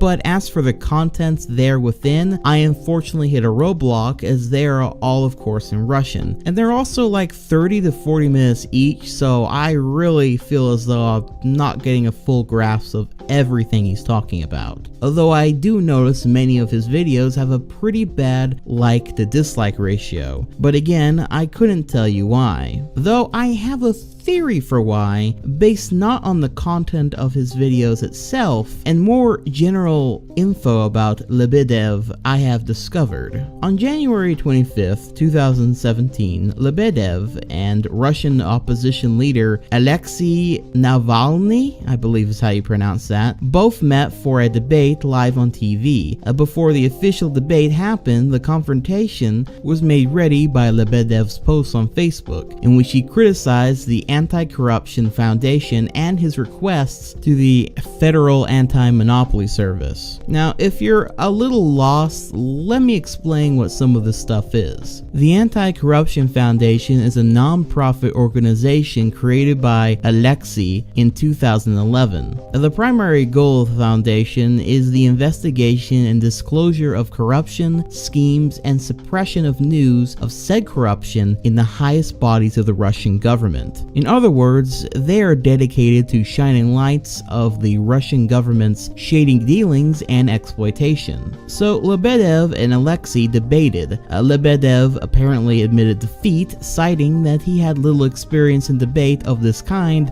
despite being the one to invite the debate to begin with. And yeah, if it's not clear, it seems Lebedev is kind of a shill for the Russian government, which is already well known for being extremely corrupt, ergo, he too is also corrupt, to the point of actively opposing the foundation dedicated to fighting corruption in their government. I feel like I've said corruption way too many times in the span of a few minutes. Now again, the nuances of this may be deeper than this, but this is the info I was able to gather together. If any of my subscribers are Russian and know more about this and are willing to watch this guy's videos and describe a better feel for what he's like on YouTube, as well as any other information you know about him or this whole debate that happened, then please let me know. As far as I know, he's mainly on this iceberg due to him being a Russian government darling, but there could be even more if I knew what he was saying in the YouTube videos. And speaking of government corruption, we're about to get to an even worse case of that. But before we start talking about the Chinese Communist Party, perhaps it's best we cut to an ad break.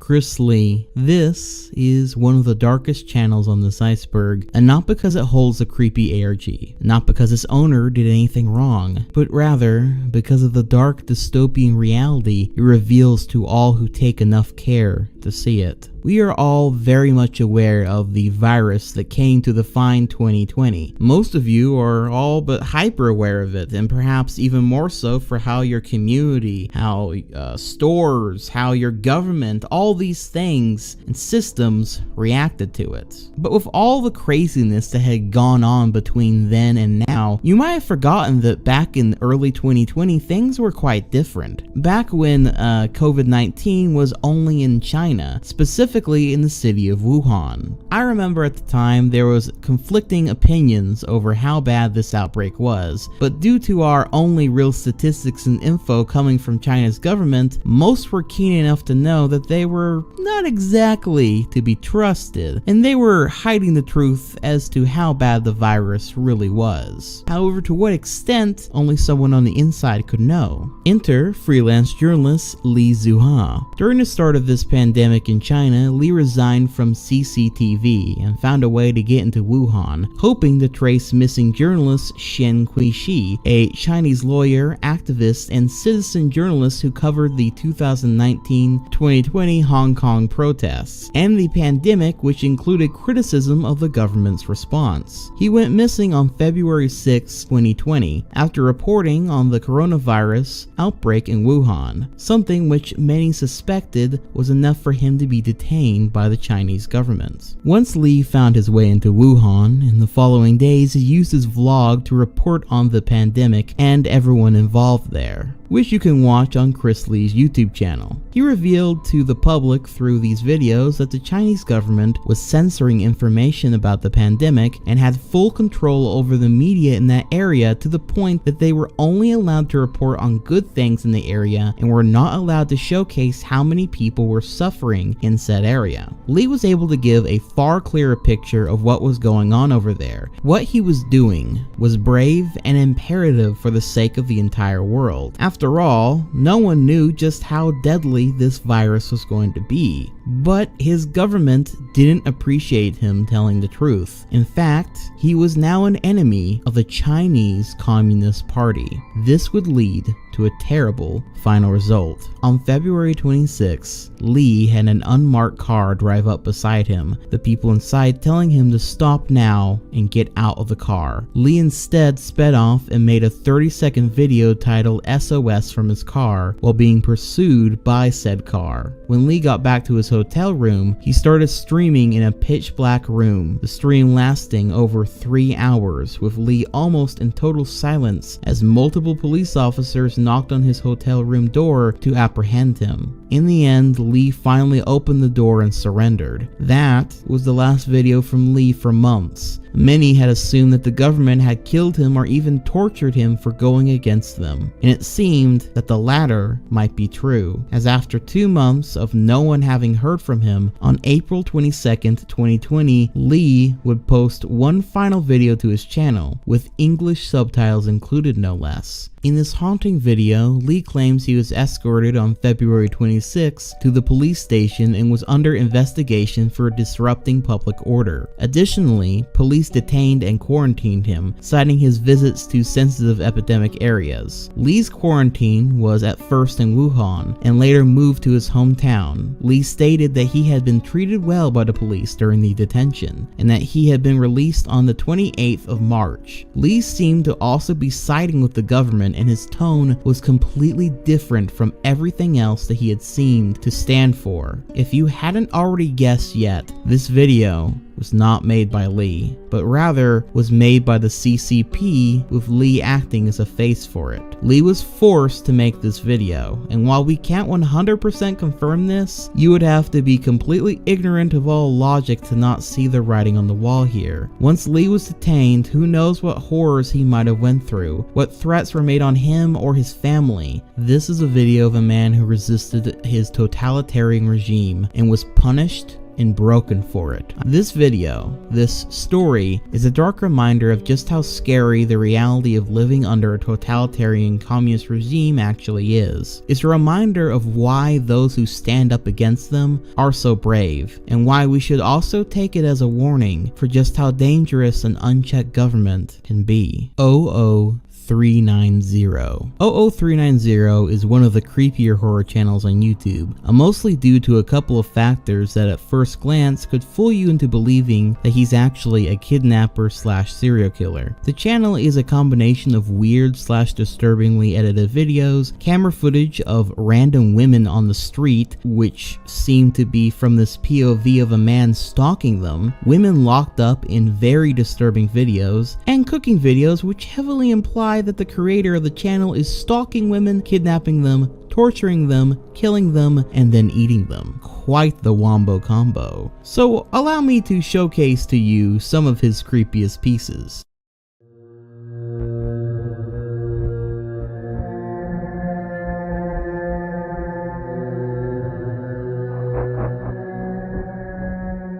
Questa è una prova.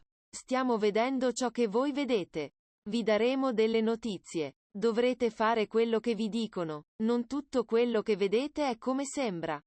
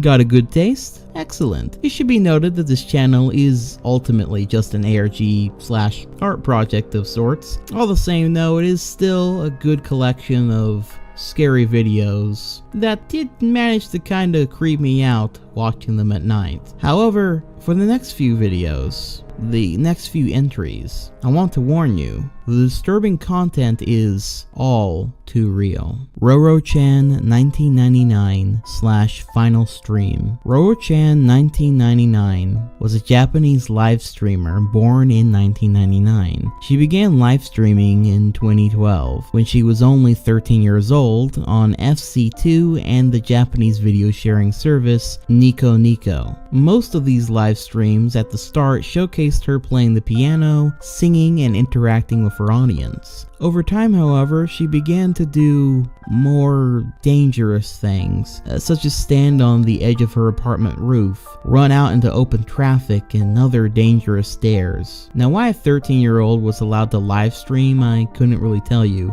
Perhaps this, plus from what we understand about her personal life, that she was a lonely girl with very few friends or connections, was a sign of things to come. And unfortunately, things wouldn't end well for Roro-chan. Roro-chan often claimed that she wanted to become a legend on the internet, even if it meant that she died. On November 24th, 2013, Roro-chan would create her final live stream, one that has become infamous at this point. The live stream consists of her being in distress, approaching her apartment balcony, and well, I'm sure you can guess what happened next. Roro-chan had live streamed her to the encouragement of her audience to become an internet legend. She was only 14 years old.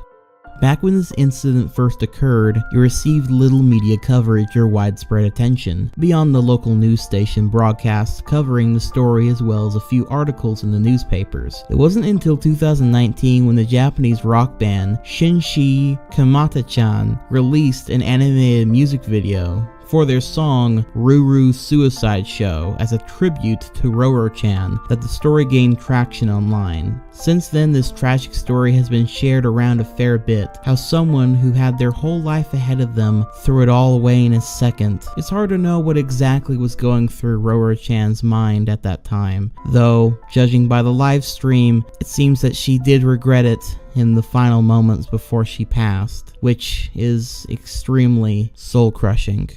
Zelda X Love 64. Zelda X Love 64, or Christina Victoria Greamy, was an American YouTuber, singer, songwriter, and actress. Christina was mostly known for her covers of popular songs by artists such as Demi Lovato, Miley Cyrus, Christina Aguilera, Justin Bieber, Katy Perry, Bruno Mars, and many more. She also made a series titled Random Songs, where viewers would send in a random sentence, and Christina and her best friend Sarah Haplessful would create a song full of these sentences. At one point, Christina was the most subscribed to musician on all of YouTube, so she was a very big deal and had created quite the dedicated following around her music. Everything was going well for Christina until, on June 10th, 2016, Christina was announced dead after being shot while leaving Orlando's Live Plaza Theater at around 10:24 p.m. She was doing a meet and greet when a man approached her and shot her. Christina's brother tackled him, but the man, identified as Kevin James Loiblu, turned the gun on himself and killed himself. Kevin had an unhealthy obsession with Christina, to the point where he believed that she was his soulmate. He had even tried to make himself more physically attractive to her via weight loss, eye surgery, and hair plugs. However, this filthy individual seemed to have decided that if he can't have her, no one can, despite the two never having met before that point. What happened was a senseless crime, made even more tragic by the fact that Christina was only 22 at the time, and had built a career for herself and her whole life being ahead of her, only for it to be taken by a sick individual. Since then, the Greamy family has created the Christina Greamy Foundation in her honor. The foundation's goal is to support families who have lost loved ones to gun violence, or to support a family member who has breast cancer. Dreamer Heaven series. So, I want to preface this final entry on this tier by saying that I refuse to show any footage or audio of this video, and that I'm warning you right now to please not look it up, because this is a step above literally everything else I've shown you on this iceberg. And even thinking about the audio of this video makes me actually sick to my stomach. And while I will usually point you in the right direction to learn more about the content on here, I will not be doing so for this entry because to this day, it still haunts my soul. With all that being said, what is Dreamer Heaven? Well, it all started when a YouTube channel by the name of WorldCorp Enterprises connected to a website called worldcorps.org, which uploaded some unnerving videos titled Fatherhood and Each Day I Grow Some More, both of which features what appears to be a child screaming their lungs out in fear behind a glass door of sorts, while two men with flashlights sing a Caillou song and seem to be trying to scare the kid more. It's unbelievably disturbing already, but for many, they thought that this clip wasn't real, that it was perhaps part of an ARG that WorldCorp seemed to be creating, and that while very visceral and realistic sounding, that this was ultimately fake, just like so many other creepy channels and videos on YouTube and the internet at large. I mean, hell, these iceberg videos have certainly given you a good taste of that, but this time, it wasn't an art project. It wasn't an ARG, it was real. As a user on 4chan's paranormal board noted, quote, "It's tampered, be found on NL. They show 2 minutes and 19 seconds of the video because at 3 minutes, they grab the camera, he has a plastic bag over his head, and the two men start. I couldn't watch anymore, but the original, or at least the link found on was 32 minutes and 9 seconds. Also, I'm surprised people are finding out about this now. This was from back in 2011, and maybe even before, but those screams, man, they never leave you," unquote. Quite a few channels like Rainbot and Scare Theater made videos analyzing the 2 minute and 19 second clip, trying to find something deeper within it or how it connects to an ARG or if it's real. And so for a bit, this footage was all around for people to watch. Hell, I remember watching it through their channels, completely unaware of what it was connected to. And let me tell ya, when Mutahar of Some Ordinary Gamers came out with his video talking about what that clip was actually from, I remember being completely chilled, horrified to my core. Rainbot and Scare Theater would later remove all videos associated with the clip, and the YouTube account associated with the clips was also terminated. I'll stop there, but hopefully I've quelled whatever curiosity you might have had over the video and its contents. The fact that there are individuals out there that would cause this much suffering to a child and then upload it online, and then someone else upload it to YouTube and pretend like it's part of some sort of spooky ARG or some shit is so frustrating. Words cannot describe how I feel about it. There's also the question of whether or not the WorldCorp Enterprises was actually the creators of the clip, since this apparently goes all the way back to 2011 at least, or if they just were fucking edgy pieces of shit that found the clip and decided to post some of it on YouTube. Who knows? But all the same, it's sickening.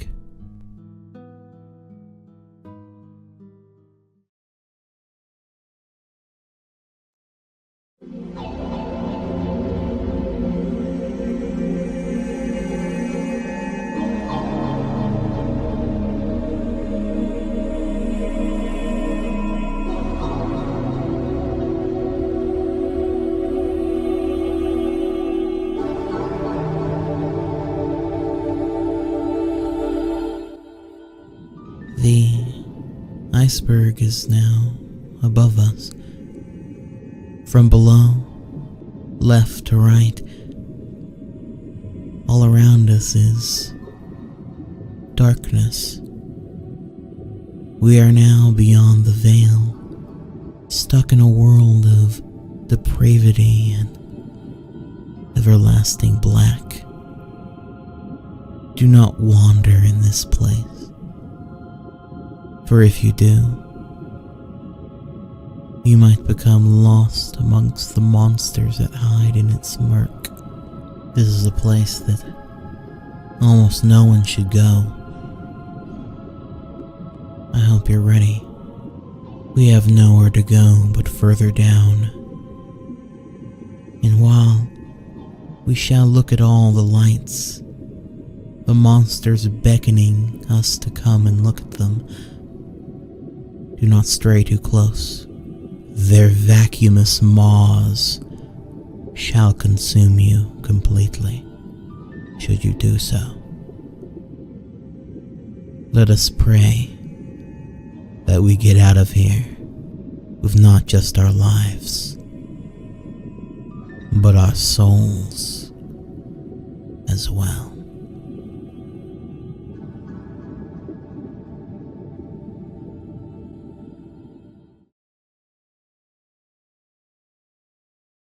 Dan Seeley. Dan Seeley is a 33-year-old man who's the self-proclaimed downtown LA predator. Seeley has a reputation for wandering the streets of LA, taping literal hours upon hours worth of video of him initiating crude, sexual, and downright disgusting conversations with women, many of whom are under the age of 18, and then uploaded said videos to his YouTube channel. Hi. Hi, I like you. Those are cool earrings. Like, what do you call them? Ear gauges? What are they called? Yeah, gauges, yeah. Nice, like I've never seen that before. That's unique, cool. Happy first day. Happy December 1st. Whee! The world is my playground. Has also been known for stalking women as well as grabbing them unprovoked. He's been at this for at least a good 5 years, and the more one looks into this man's story and his psyche, the more disturbing he becomes. One of his earlier videos was titled, "I Will Grab Women Soon," with a description that reads the following, quote, "I am going to grab women. Don't you want to grab them? Squeeze them? I'm going to grab them, but only if they want me to. It will be annoying asking so many times, but they could get me arrested if they happen to not want me to grab them, and I do. I am very happy right now. I have energy. I feel dominant. I want to own women. I want to impregnate them. I want to claim the women I want who I happen to see when I am going about my day." Unquote. He continues saying, quote, "The best life is when you have sex whenever you want, and woman is happy to please you. The woman wants to cook you food and clean the house, and is happy all the time because she is healthy and is not a food/drug addict. She cannot drink caffeine, eat dairy, wheat, refined sugar, MSG, etc. It won't work. She should also not be on social media." Unquote.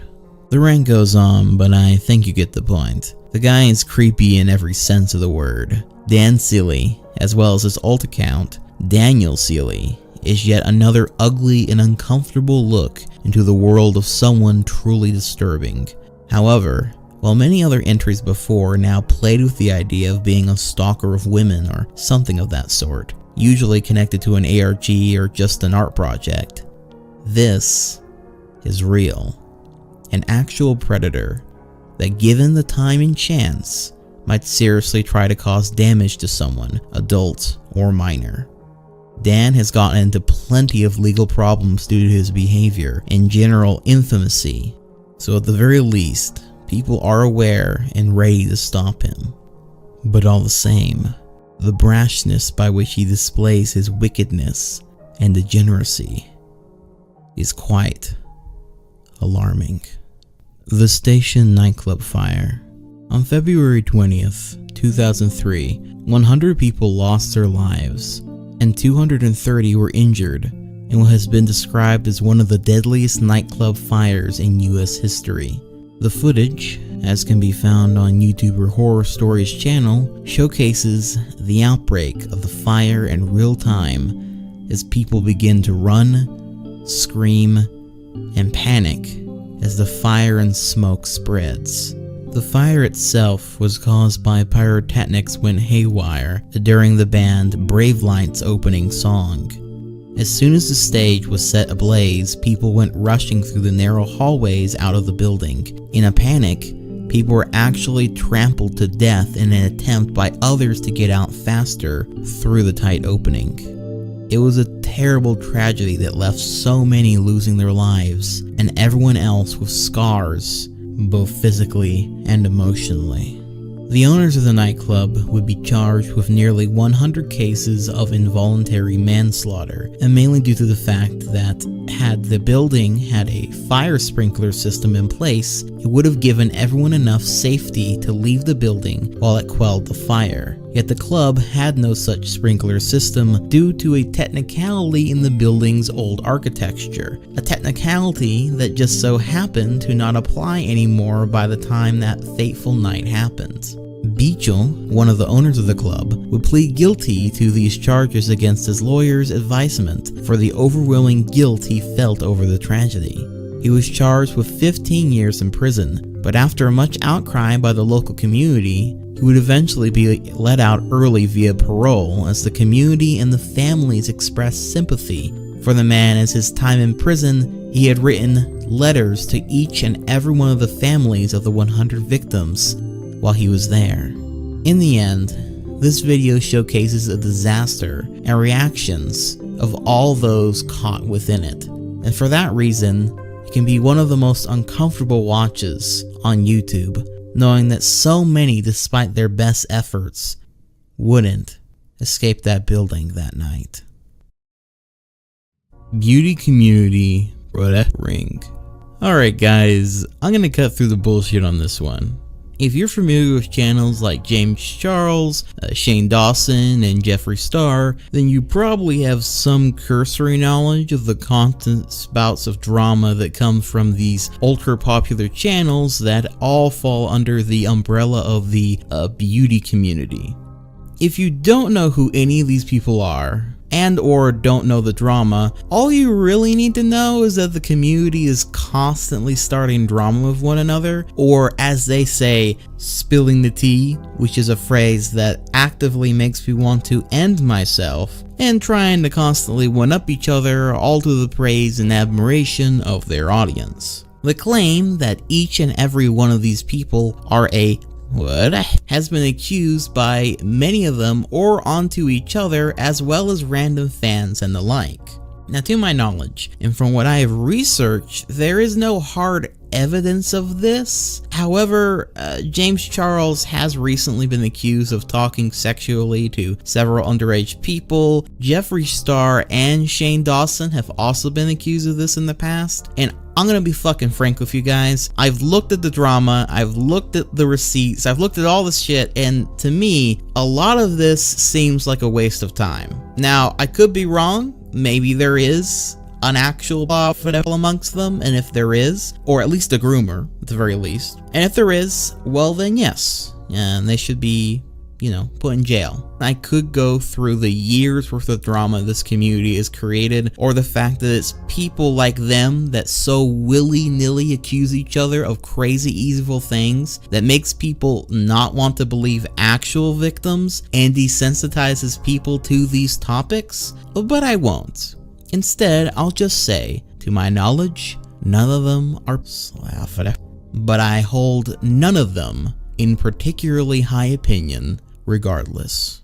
Russian Death Files videos. So I won't lie, this is one of those ones that was a bit difficult to find much about. After searching it through my traditional means, I was coming out with nothing, and no one having talked about the topic anywhere. So thank you to this iceberg's creator, Cerulean58, for helping me out with this topic. It seems this topic is specifically talking about a bunch of Russian creepypastas and this channel full of creepy and weird videos connected with them. Now, I'd be lying if I said what exactly the full context for these videos are, but honestly, they just seem to be some super obscure creepypasta videos, and I think that's enough context for you to get the picture. So, why don't we take a look at several of them, shall we? I think I died.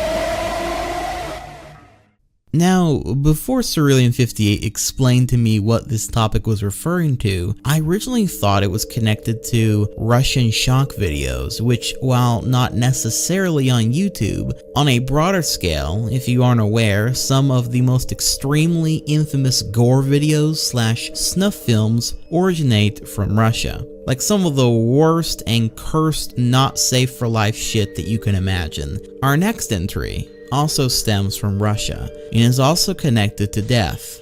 It was on YouTube for a while, at least long enough to become infamously known as one of the most disturbing pieces of content ever hosted on the platform.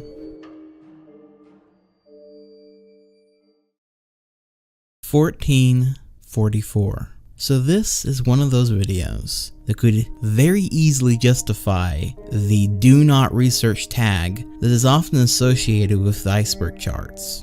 Back in 2019, a gruesome shock video made its rounds online, mixed in with rickrolls and other forms of video, as well as being uploaded to YouTube itself under the name of 1444. The video itself consists of a young man sitting on a couch before pulling out a Sega 4 carbine and shooting himself in the head. The young man was apparently named Gleb Koroblev and was only 18 years old and was a university student in Moscow, Russia. The video originally originates from a live stream hosted by Gleb on a popular Russian social media platform called VK. Before he committed suicide, Gleb warned a friend of his not to tell his parents too soon about this, and then said the phrase "Nyan Bai," which apparently is a sort of a meme over in Russia. Yeah, it's actually so common for random people to live stream offing themselves in Russia that there are literally memes around the practice. There was apparently no note or reason given for why Gleb killed himself, and the actual video itself stayed up on the streaming platform for some time, and was later re-uploaded and shared all around, including YouTube, where it actually stayed up close to a whole week before eventually being taken down. The actual video is extremely disturbing and not something I would suggest you go looking up unless you are particularly well attuned to this sort of stuff, because having caught a glimpse of it myself in the research for this video, I can tell you that the imagery stuck with me a good while after seeing it. Live streamed While the last video's livestream was connected to VK, there have been quite a few cases of the same thing happening via livestream on YouTube. One such example would be on March 14th, 2018, when a young man who went by Shelby on YouTube committed suicide via a military KSG tactical shotgun to his head on YouTube Live. On that day, Shelby would start a stream titled Bye, and got into a Discord call with his friends. He held up a piece of paper at one point that said bye/RK9 as he frequented the board on 4chan. Shortly after this, around the 7-minute mark of the stream, he then ended his life, at which point you can hear people on the Discord call screaming and pleading with him, shocked and destroyed at what they just saw their friend do. Worst yet, the livestream continues for nearly an hour, the body eventually being discovered by his mother on the livestream. His mom in absolute and painful distress as she calls 911. All of which has been recorded via the livestream. The footage is well known for being extremely upsetting and tragic, even more so when one looks into the why of this suicide stream. Shelby was only 19 years old and had apparently been suffering from depression for a long time up to that point, and according to some, had been questioning his sexuality. Before this live stream, Shelby was actively being groomed by a user on Discord who went by Reiko. Reiko also frequented the RK9 boards on 4chan as well, and him and his posse of evil, sick degenerates became well known for gaining the trust of boys with physical insecurities, and through manipulation gets them to dress up in girly clothes and send them their pictures.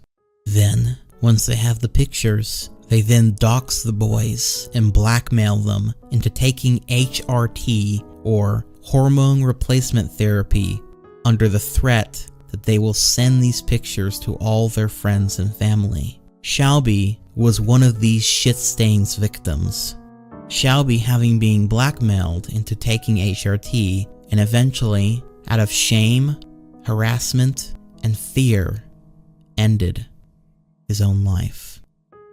None of these people that had anything to do with this have been prosecuted, and so they are more than likely still out there, continuing to do this through one means or another, bending young boys to their will and into their sick, perverted desires. Another example of this upsetting topic is that of Caitlin Davis, known by her username It's Dolly, who was a 12-year-old American girl who committed suicide on December 30th, 2016. She hanged herself from a tree in her backyard while live streaming the event to live.me. The video was then shared on social media, YouTube, and Facebook. Davis was an active blogger on multiple social media sites and recorded dozens of videos in the last month of her life. The videos detailed insight upon the experiences in her life leading up to that day of her death. In various videos, she sings, shares spiritual philosophy, or takes care of her two younger siblings. In other videos, she argues with her mother, alleges criminal activity, breaks down emotionally, and claims being neglected by her biological father alongside being physically and biologically abused by her stepfather. In one of her videos, she mentioned that her stepfather encouraged her to kill herself, that it would somehow be best for everyone. Davis had several other previous suicide attempts, the most recent before her hanging through a medication overdose, for which she was hospitalized. She also engaged in self-harm, cutting up her wrists and thighs just a few days before her death. She also sought to help others overcome problems with both self-harm and depression before her own end. I could continue on, but I think you guys get the point. Talking about this stuff and the tragic lives these people had, and those who pushed them into deciding the worst possible solution to their problems, makes me feel ill at the injustice and misfortune and evil of it all. No filter. Suicide is never the answer. But when there are those who prey on people at their weakest, it becomes easier to grasp why they felt this was the only way out of their constant pain. There is a special place in hell for those who push others into taking their own life. I can only hope that those who have taken their own lives here, those that were pushed into this by evil individuals, be they groomers or family members or both, are at the very least in a better place now. YouTube hacked. So this entry I had almost no idea what it was referring to, since searching it up gets a million results for a million different things. However, luckily the Iceberg creator Cerulean58 was nice enough to provide me some answers, so once again shout out to them. Seriously, I hope you make another iceberg someday. This one is amazing. Anyway, this entry refers to an actual video that was connected to the May 8th hack from the last video, where the YouTube pooper hacked the entire website. This entry is basically the lost media video of May 8's actually showing himself doing it. It's been forever lost to time at this point, so I don't have much more to showcase here, unfortunately. However, since we are so far down, I sort of feel like it's a good opportunity to throw in something else. So, you know what that means. It's time for another Mr. Night Owl bonus, which is the Lost YouTube Award. A good friend of mine suggested this one to me, and frankly, I feel as though a more lighthearted topic is needed before we dive back into the darkness. As covered in detail by YouTuber The Tekkit Realm, there was once a YouTube award in the same vein as the silver, gold, and diamond plaques which you get for reaching 100k, 1 million, and 10 million subs respectively. There was also a YouTube award given out to only a mere 400 or so people, which looked like this, which was awarded to an individual if they gained 10 million views on a single video. Basically going mega viral. It was only given out for about a year or so around 2014 before being discontinued, mainly due to most of the rewards being given out to one-hit wonder sorts of people. You know, the sorts of channels that have that one super popular video that goes down in the history books of the site, but not really much else. Well, those are the main ones getting these awards, and it appeared YouTube just didn't want to keep giving them to people that weren't really dedicated to YouTube. I think they were also worried that these randos might start selling them off on eBay as well. I'd also guess it's because on some level getting a viral video is kind of random, whereas getting 100k or 1 million subscribers not only takes time, but it's also something that has to be worked at for a long time. In other words, those creators have clearly given to the YouTube community in a meaningful way, thus the award. Anyway, it's now a super rare award that almost no one knows about because so few people got it to begin with. Obscure Fetish Channels / Leather Smoke Me. So in case you didn't know, YouTube is host to all sorts of content specifically made to appease people's fetishes. Some of these being well known while others are far more hidden. We looked at the eyeball touching / licking fetish a while back, but what about a fetish centered around watching someone smoke buckets upon buckets of cigarettes, getting off to the idea and reality of their bodies slowly decaying and ultimately dying from smoking so much? Sound kind of weird? Well, YouTuber Leather Smoke Me's channel, which helms all the way back to 2006, centered around just that. Leather Smoke Me was a channel run by a man named Dave who, well, smoked a lot. From smoking a pack, to smoking 5 or 10 at the same time on his mouth, to setting up an elaborate ways to smoke from gas masks and other such things. Dave basically just showcased his habit for the whole world to see, which would eventually age the guy dramatically, give him oral cancer, and eventually kill him. The channel is sad in of itself due to it showcasing one man's downward spiral and what many might call suicide by cigarettes, with just how bonkers he gets with them. Which is sort of apt, because this channel wasn't just made by some guy wanting to record himself smoking. It was made with the purpose of appeasing the fetish I mentioned earlier, showcasing a gradual decay by cigarettes that for some godforsaken reason some people really get off to. In a way, it's sort of a fetish centered around slowly poisoning and killing oneself. So yeah, pretty strange and disgusting if you were to ask me. But I guess Dave went out doing what he loves at the very least, as tragic a hobby and fetish as it was. There are other channels like Dave's that center around basically the same thing as well, although this smoking fetish is far from the only disturbing fetish that can be found here on YouTube. Though one that's less disturbing and more odd would be VidFeet Love, a channel dedicated to showcasing the feet of random animated show characters, and that's pretty much it, I guess. But on the topic of feet, there was once a channel called Boots, made for crushing, which, as you might imagine, focused on boots, crushing stuff, from food to household items, etc. However, it was later discovered that this user had a second account by the name of Boots666, of whom's videos were all in a playlist unlisted from the main channel, which centered around those same pair of boots crushing innocent animals. These could range from bugs to toads to apparently kittens, all of which was made and uploaded to YouTube to satisfy what is known as the crushing fetish.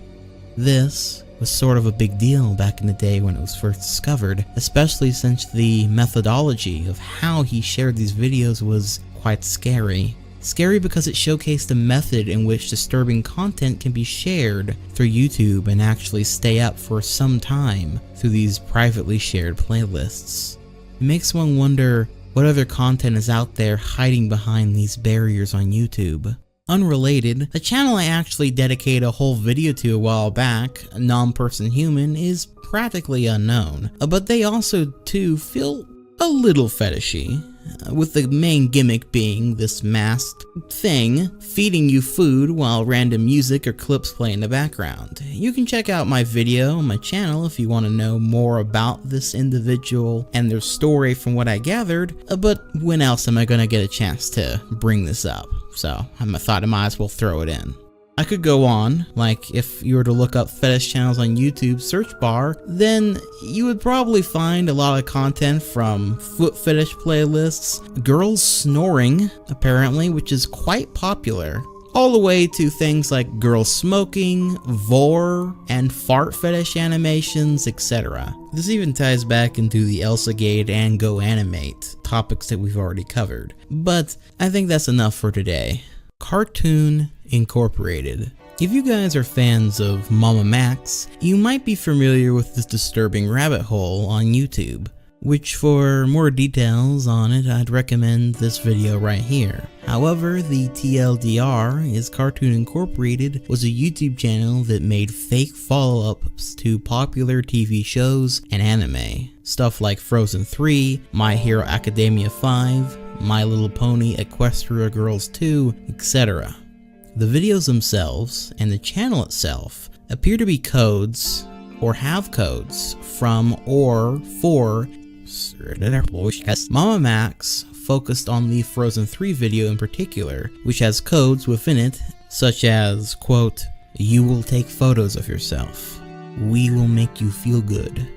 And you are precious to us," unquote, along with various subliminal phrases. This channel's videos were a breeding ground for predators in the comment section, as seen in the Mama Max video, but ultimately, thanks to said video, the channel was taken down from YouTube. Although due to this, almost all the videos that were once on that channel are now considered lost media, as the channel's takedown went hand in hand with it being discovered on a mass scale.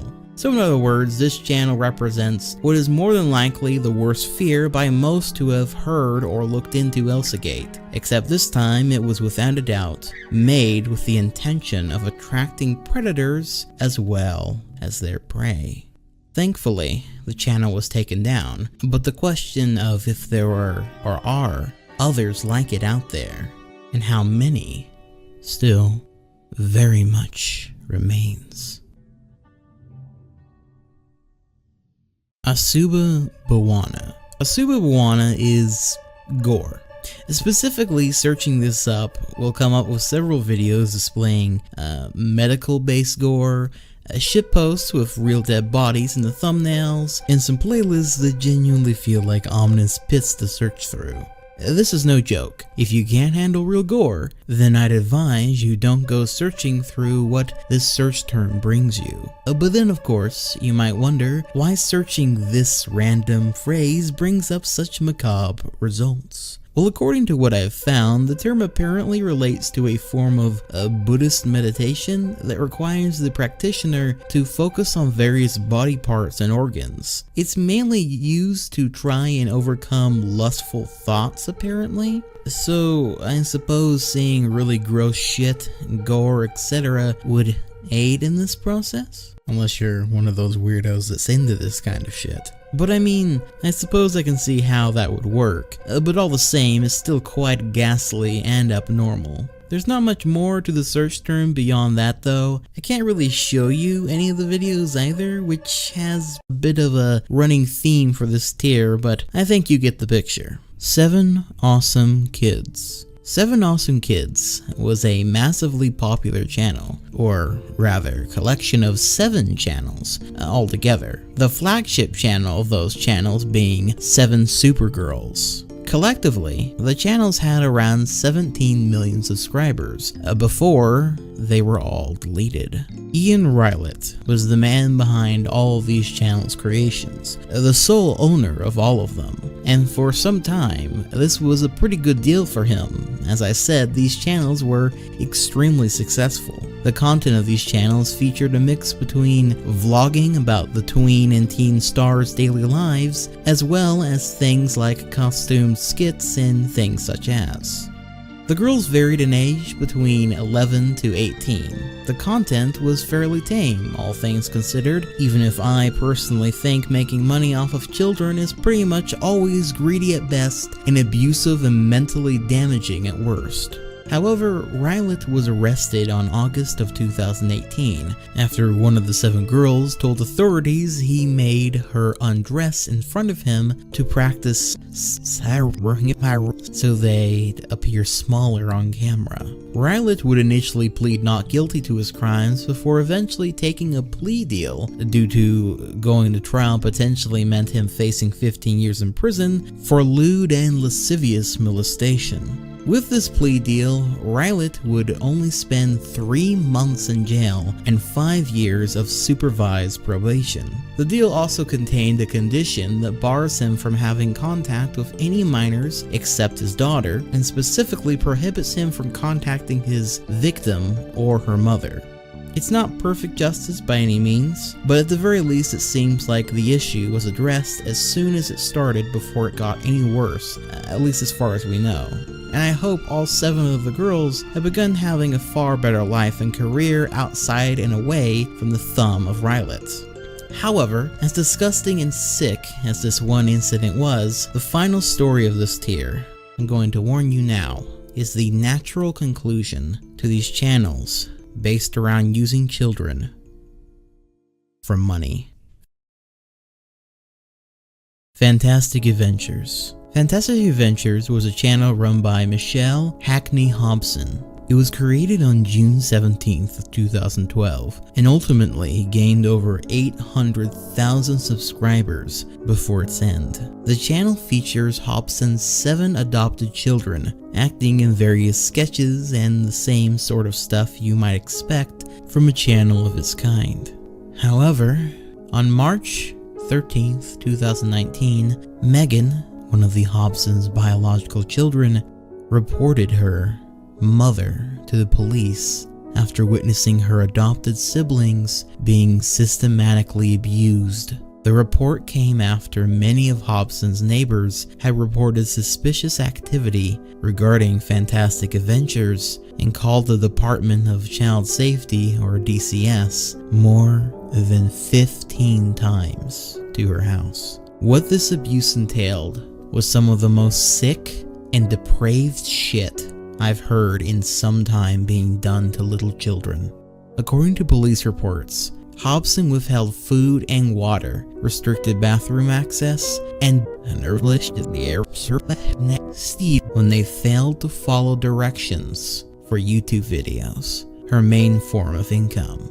What's more is some of the children told investigators that they had not been to school in years because their adoptive mother removed them in order to have more time to film more videos. One of them remarking that they had spent most of their life in front of a green screen. They also claimed their adoptive mother abused them whenever they forgot their lines or didn't participate as instructed. Hobson would use a hanger, belt, brush, or her own knuckles to beat them ruthlessly if they didn't do what she said. But believe it or not, it actually gets worse. She would also lock them inside a closet for days on end without food or water as a common punishment.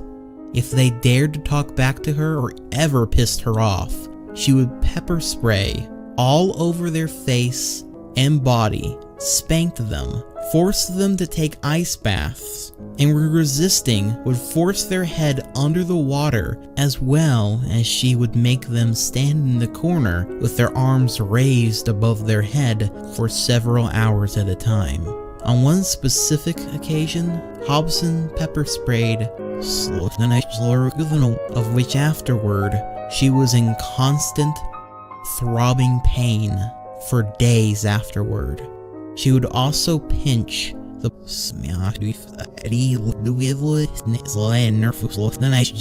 this absolute monster of a human being put these children through torture on a day-to-day basis, all in the pursuit of bending them to her will to make money off of YouTube. In fact, it would seem it was the only real reason she adopted all 7 of these children, so she could have free labor, child slaves, for her videos.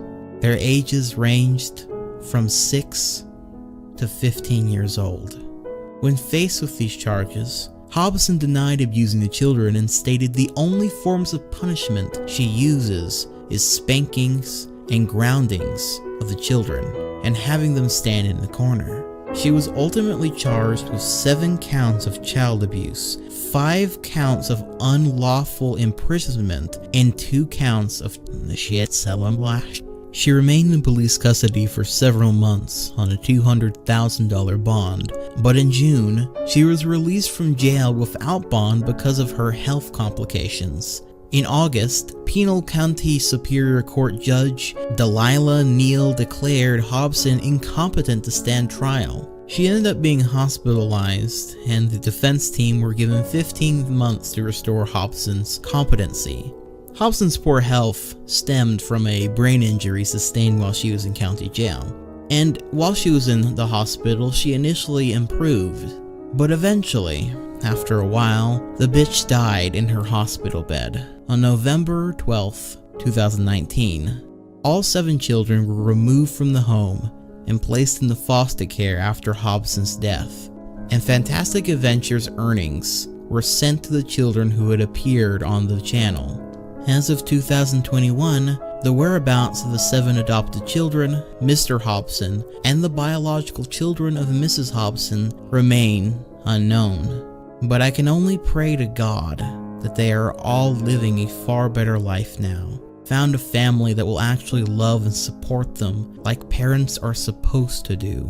And I pray even more that they're able to grapple with the trauma that may have lifelong scars on each and every one of them.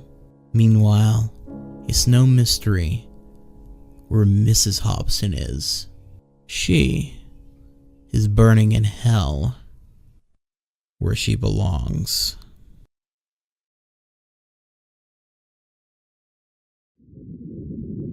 The end is here, my companion. We have seen the worst of reality, traversed the black abyss, and have entered into the void.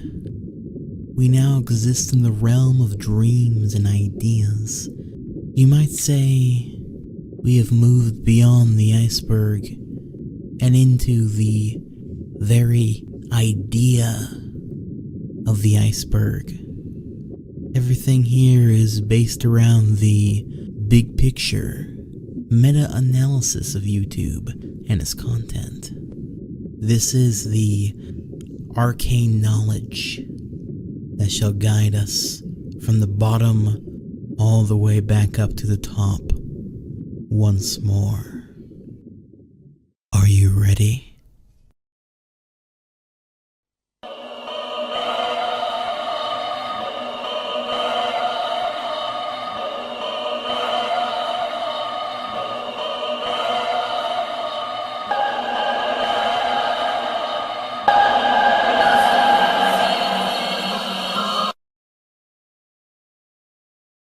Undiscovered ARGs. Starting off with a good example of what a lot of this last tier is going to be, undiscovered ARGs is just what it sounds like. ARGs that haven't been discovered yet. I have no doubt there's probably hundreds if not thousands of random alternate reality games that just exist out into the ether that somebody made. Maybe some of them are jokes, maybe some of them are well put together, and maybe some of them even hold really fucked up content.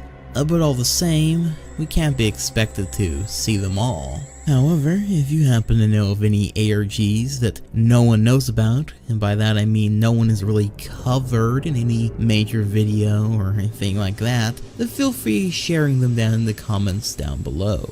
But yeah, that's pretty much it. But along that same line of thinking, Deep YouTube / inaccessible pages / illegal undiscovered content.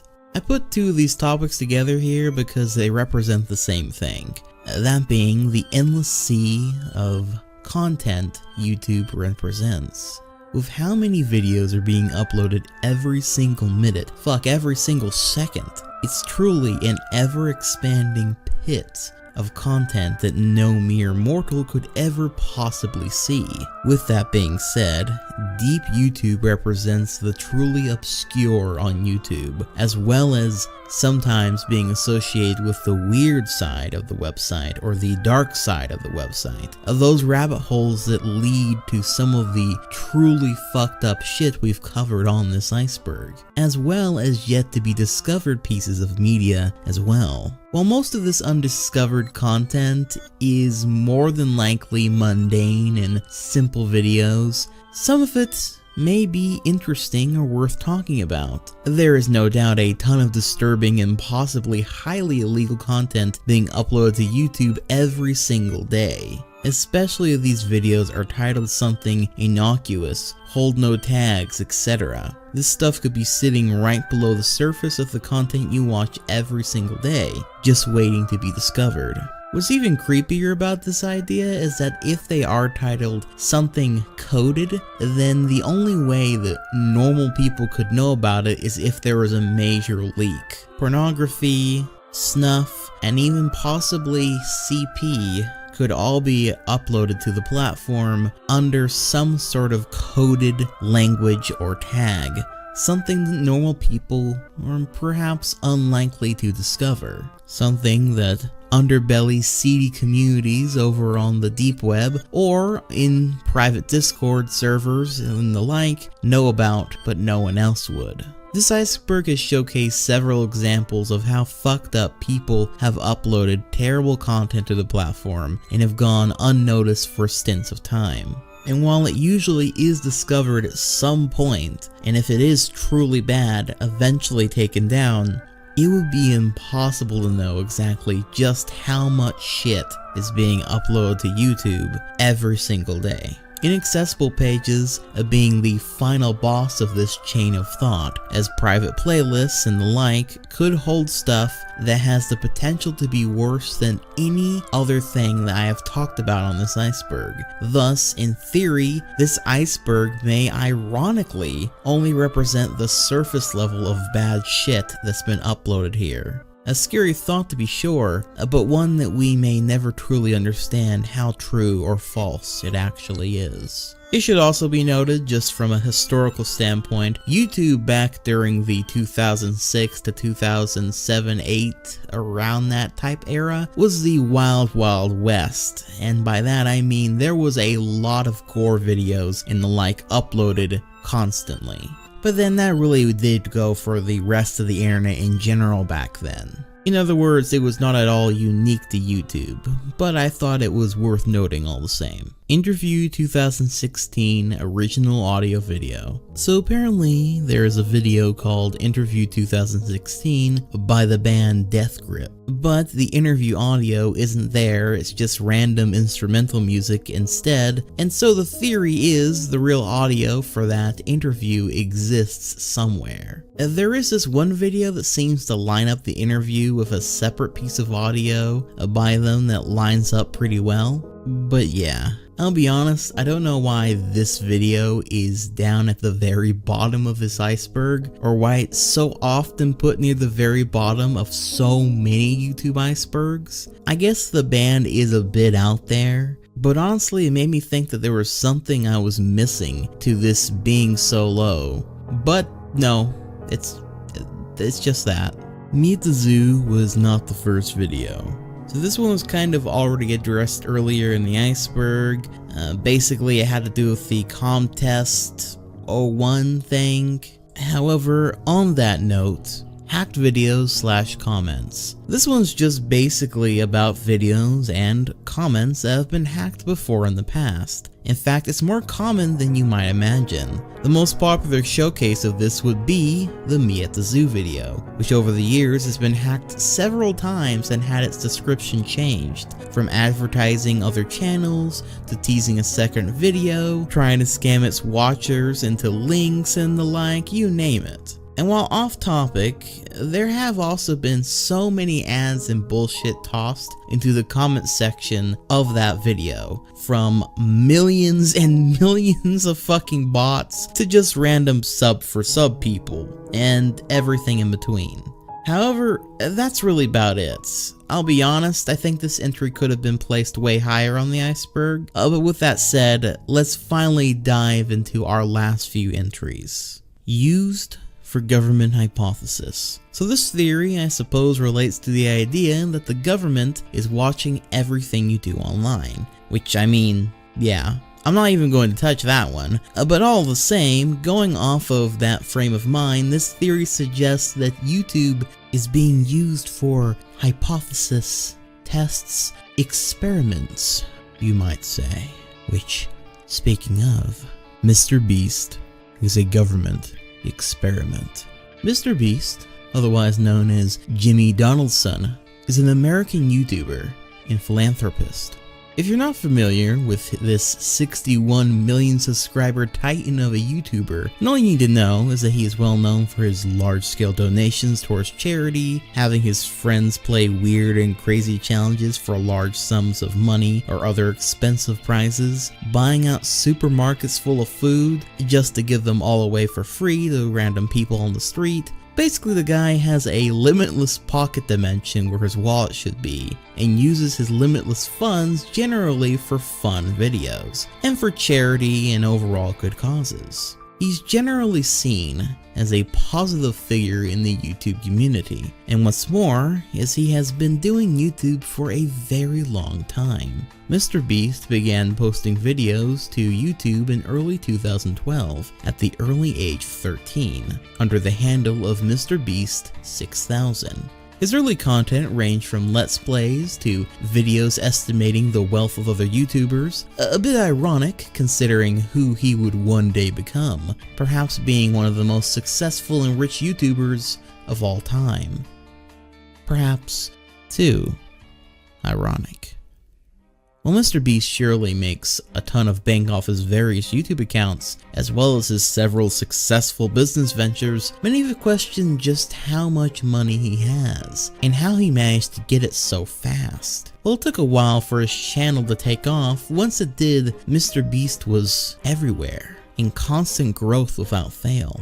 This theory asks the question if Mr. Beast is a government experiment. Now, many of you might be wondering what the experiment would entail. I mean, all he does is donate his money and make challenge videos. What sort of result would the government be wanting to gain from this sort of channel? Well, my foolish friend, isn't it obvious? Mr. Beast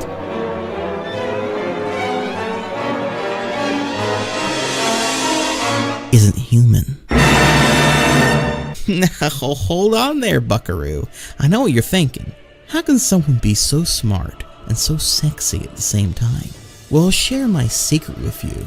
You see, I am an owl. So I won the genetic game of hopscotch, I guess you could say. And as an owl, I am in fact a bird. And as a bird, do you know who I'm especially good at sussing out? Other birds. That's right. It's time this shit got out. Mr. Beast is a fucking bird. But there's more. There's so much more. Can you think of a bird who has unlimited funds? That's right. Scrooge McFucking Duck. Don't believe me? What was his name again? Oh yeah, Jimmy Donaldson. Game over, Mr. Beast. Looks like I win. Mr. Beast, more like Mr. McFucking Duck. Now, you might be wondering, what does this have to do with the government? Well, you see, according to Christina Chan, the interdimensional maps that separate reality from fiction have crossed, thus making all cartoon characters reality and all real people cartoons. Need proof? Well, look at this screenshot of Sonic the Hedgehog next to this real-life human being cop. Now, what context could this possibly exist? Why would this exist if it wasn't for the interdimensional maps that separate reality from fiction having crossed, thus proving that Mr. Beast is in fact a duck? Looks like it's over for you. This theory surmises that the government was aware of this interdimensional crossing, brought over Scrooge McBeast, and created the perfect cover-up story. But ultimately, why would the government do all of this? I don't know, they just thought it would be funny. But hey, that's just a theory, a fact, and there's no arguing with it theory. Thanks for watching.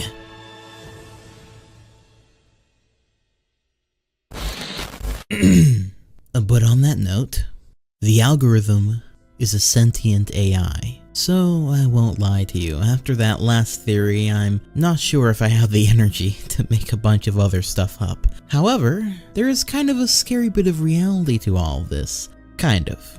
Everyone knows that the YouTube algorithm is a fickle beast, is both one of the most broken yet impossible to understand systems out there, and that much is pretty much known by everyone at this point. But what if the fuck-ups were on purpose? What if it's so hard to understand because it doesn't want to be understood?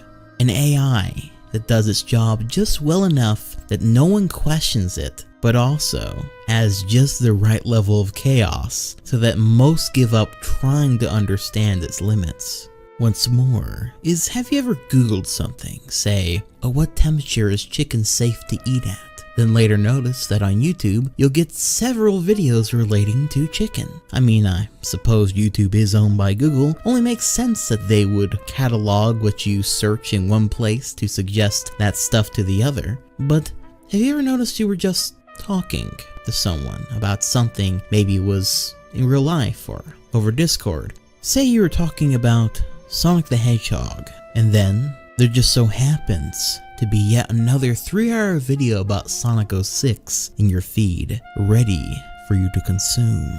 Coincidence? Perhaps.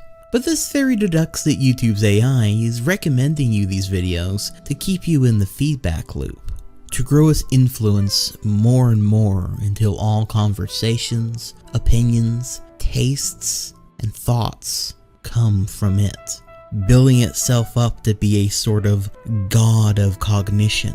What's worse is that this theory would apply to YouTube Kids, Elsagate, every fucked up thing targeted towards kids, all purposely showcased to them for the sake of warping their minds from a young age, and further depending on it in the Google infrastructure as the basis for all entertainment and knowledge.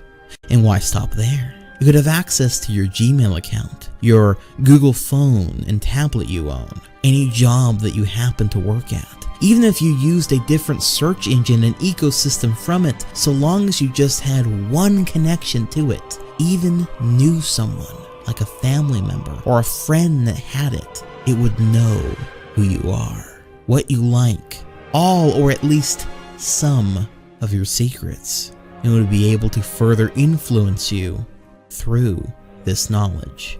Hell, why stop there? It could use Google Maps to understand the infrastructure of the world, our cultures. It could try to lie to you, silence those that dare to oppose it. It could slowly make you lose all faith in everything else, humanity, religion, politics, everything except for it, the new God. The phoenix born from the flames of mankind's inability to fully understand it or acknowledge its unyielding grip on every single person born into this world of technology meets humanity. You know what the scariest part about this theory is? It's not an AI. It's Google. It's Facebook. It's Twitter. It's the media. And this dystopian reality, this cool sci-fi story I just read out for you. It's your story. But hey, it's just a theory, everybody. Just a theory. And that is a wrap, everyone. We did it. We finally got through the deepest YouTube content iceberg, and what a ride it has been through all the very high highs and the very, very low lows. And it only took like 7 or so hours, give or take. So before you go, let me just tell you what's up next for this channel, as well as give some due thanks to people that deserve it. I mean, you stuck around for 7 hours total, what's a couple more minutes really?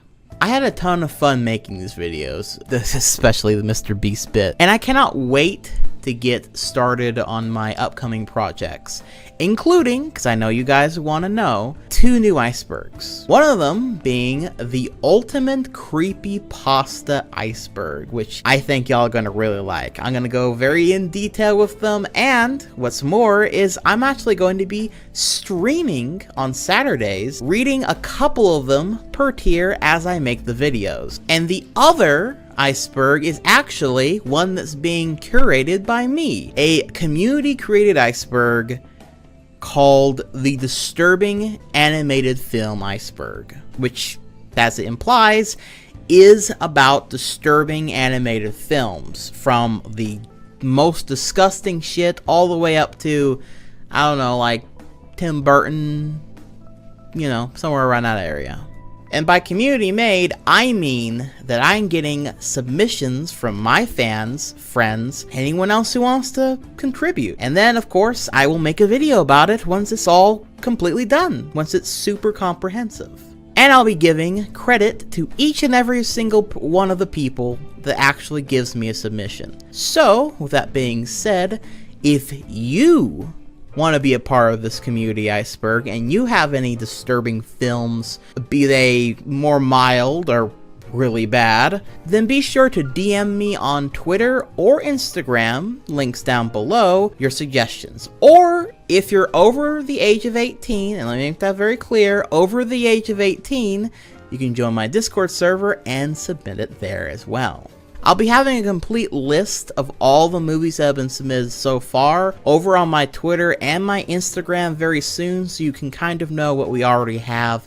And again, if you're on the Discord server, I have a whole channel dedicated to showing them so far. Now, besides the icebergs though, I also plan on uploading the grand finale to the AVGN, or Angry Video Game Nerd Retrospective, which has been kind of a year-long process. It shouldn't have taken that long, but there was a whole final year of college and yeah, which if you haven't seen the other 3 parts yet, I highly suggest you go do so. That way, when the final part comes out, you can be up with the lore and everything and be ready for it. Or you can wait until I make the supercut of all 4 videos all together and yeah, watch it then. The other really big project I'm making is currently the Richard Kuda documentary, which I know a lot of you guys will not be familiar with who that is, which you're going to become very familiar very soon, but all I'll say is that if you guys like the interesting individuals that I talk about on this iceberg, then you're going to really like this video because it's very in-depth. It's going to be like a 3-hour documentary basically about one individual, all their story arcs, all the craziness and drama that they've been connected with, as well as interviews from the person themselves. If you've seen my SPAX 3 video, then you probably kind of know what you're getting into, what I'm doing. If you haven't seen my SPAX 3 video, shameless shill yet again, I'd go watch it, because it's one of my favorite videos I've ever made. So, yeah. There'll also be some other smaller videos that I'll keep a surprise as they come out. So, in other words, there's a lot of stuff. And I have a lot of this stuff scripts fully written. Like, I've just been waiting, I've been working on this iceberg, but I've got stuff ready to go in the background, so I hope you guys are ready. Now, besides content, I also want to thank each and every one of you for going on this iceberg journey with me. When I first started to cover this iceberg, I never would have imagined that I would have gained so many subscribers and frankly, lovely people following alongside me with it. You guys are just the absolute best, and with 15k subs on the horizon, I can't even describe to you how thankful and blessed I am to have all you guys following me, and I cannot wait to give you all the content that I mean, I've always dreamed of having at least a nice little audience and fans and people to watch this stuff that I spend hours and hours on. So thank you, really from the bottom of my heart, thank you so much. I also want to take this opportunity to thank all of my current patrons over on Patreon for supporting my channel, starting with all my Night Owls, such as All the Trophies, Mataran, Julia Cheeser, Daniel Andrews, Sebastian Bonuelos, Shelly Shutdown, and Reishi. Then I want to give an extra special thank you to all of my great Night Owls, such as the Far Out Farlam, the Mystical Medusa's Hex, and the Good Cheese Zen Garden Party. If you enjoyed this iceberg series and want to support me and the channel as well as join these beautiful creatures of the night, then consider also donating to my Patreon. There's some exclusive content over there as well, so it's not for just nothing. I also want to thank all the fan art that I've gotten over the course of making this 4th video. This is something I truly did not expect, but is very much welcomed all the same. Thank you to Philemon for drawing this super cool traditional piece last time I was streaming. Thank you to Azenthale for this drawing of this amazing purple owl with a line from my third iceberg video. It's absolutely beautiful. Thank you to Instagram user GayBB for drawing these sketches of me. I really like your style. Thank you to Marvelous Me for this badass pixel art rendition of me. I really never expected to see that. And finally, thank you to one of my best friends in the whole world, Lucid, for drawing me this piece of fan art almost 2 years ago, back when I had the white hair look. I showed it off back then on a much older video, but I think it deserves one more showing here as well. If you want to draw fan art of me, be it in my human form or owl form or whatever, go for it. Then I'll be sure to showcase it at the end of the next video. Alright, I think that's finally it, everyone. Let me know what the highlight of this series was for you, or the story that tugged at you the most, or the most scary thing you thought there was on there. Whatever you thought of this iceberg and my videos in the series, let me know down below. And be sure to look out for my streams this coming up Friday and Saturday. But until next time, this has been Dylan the Night Owl, flying off.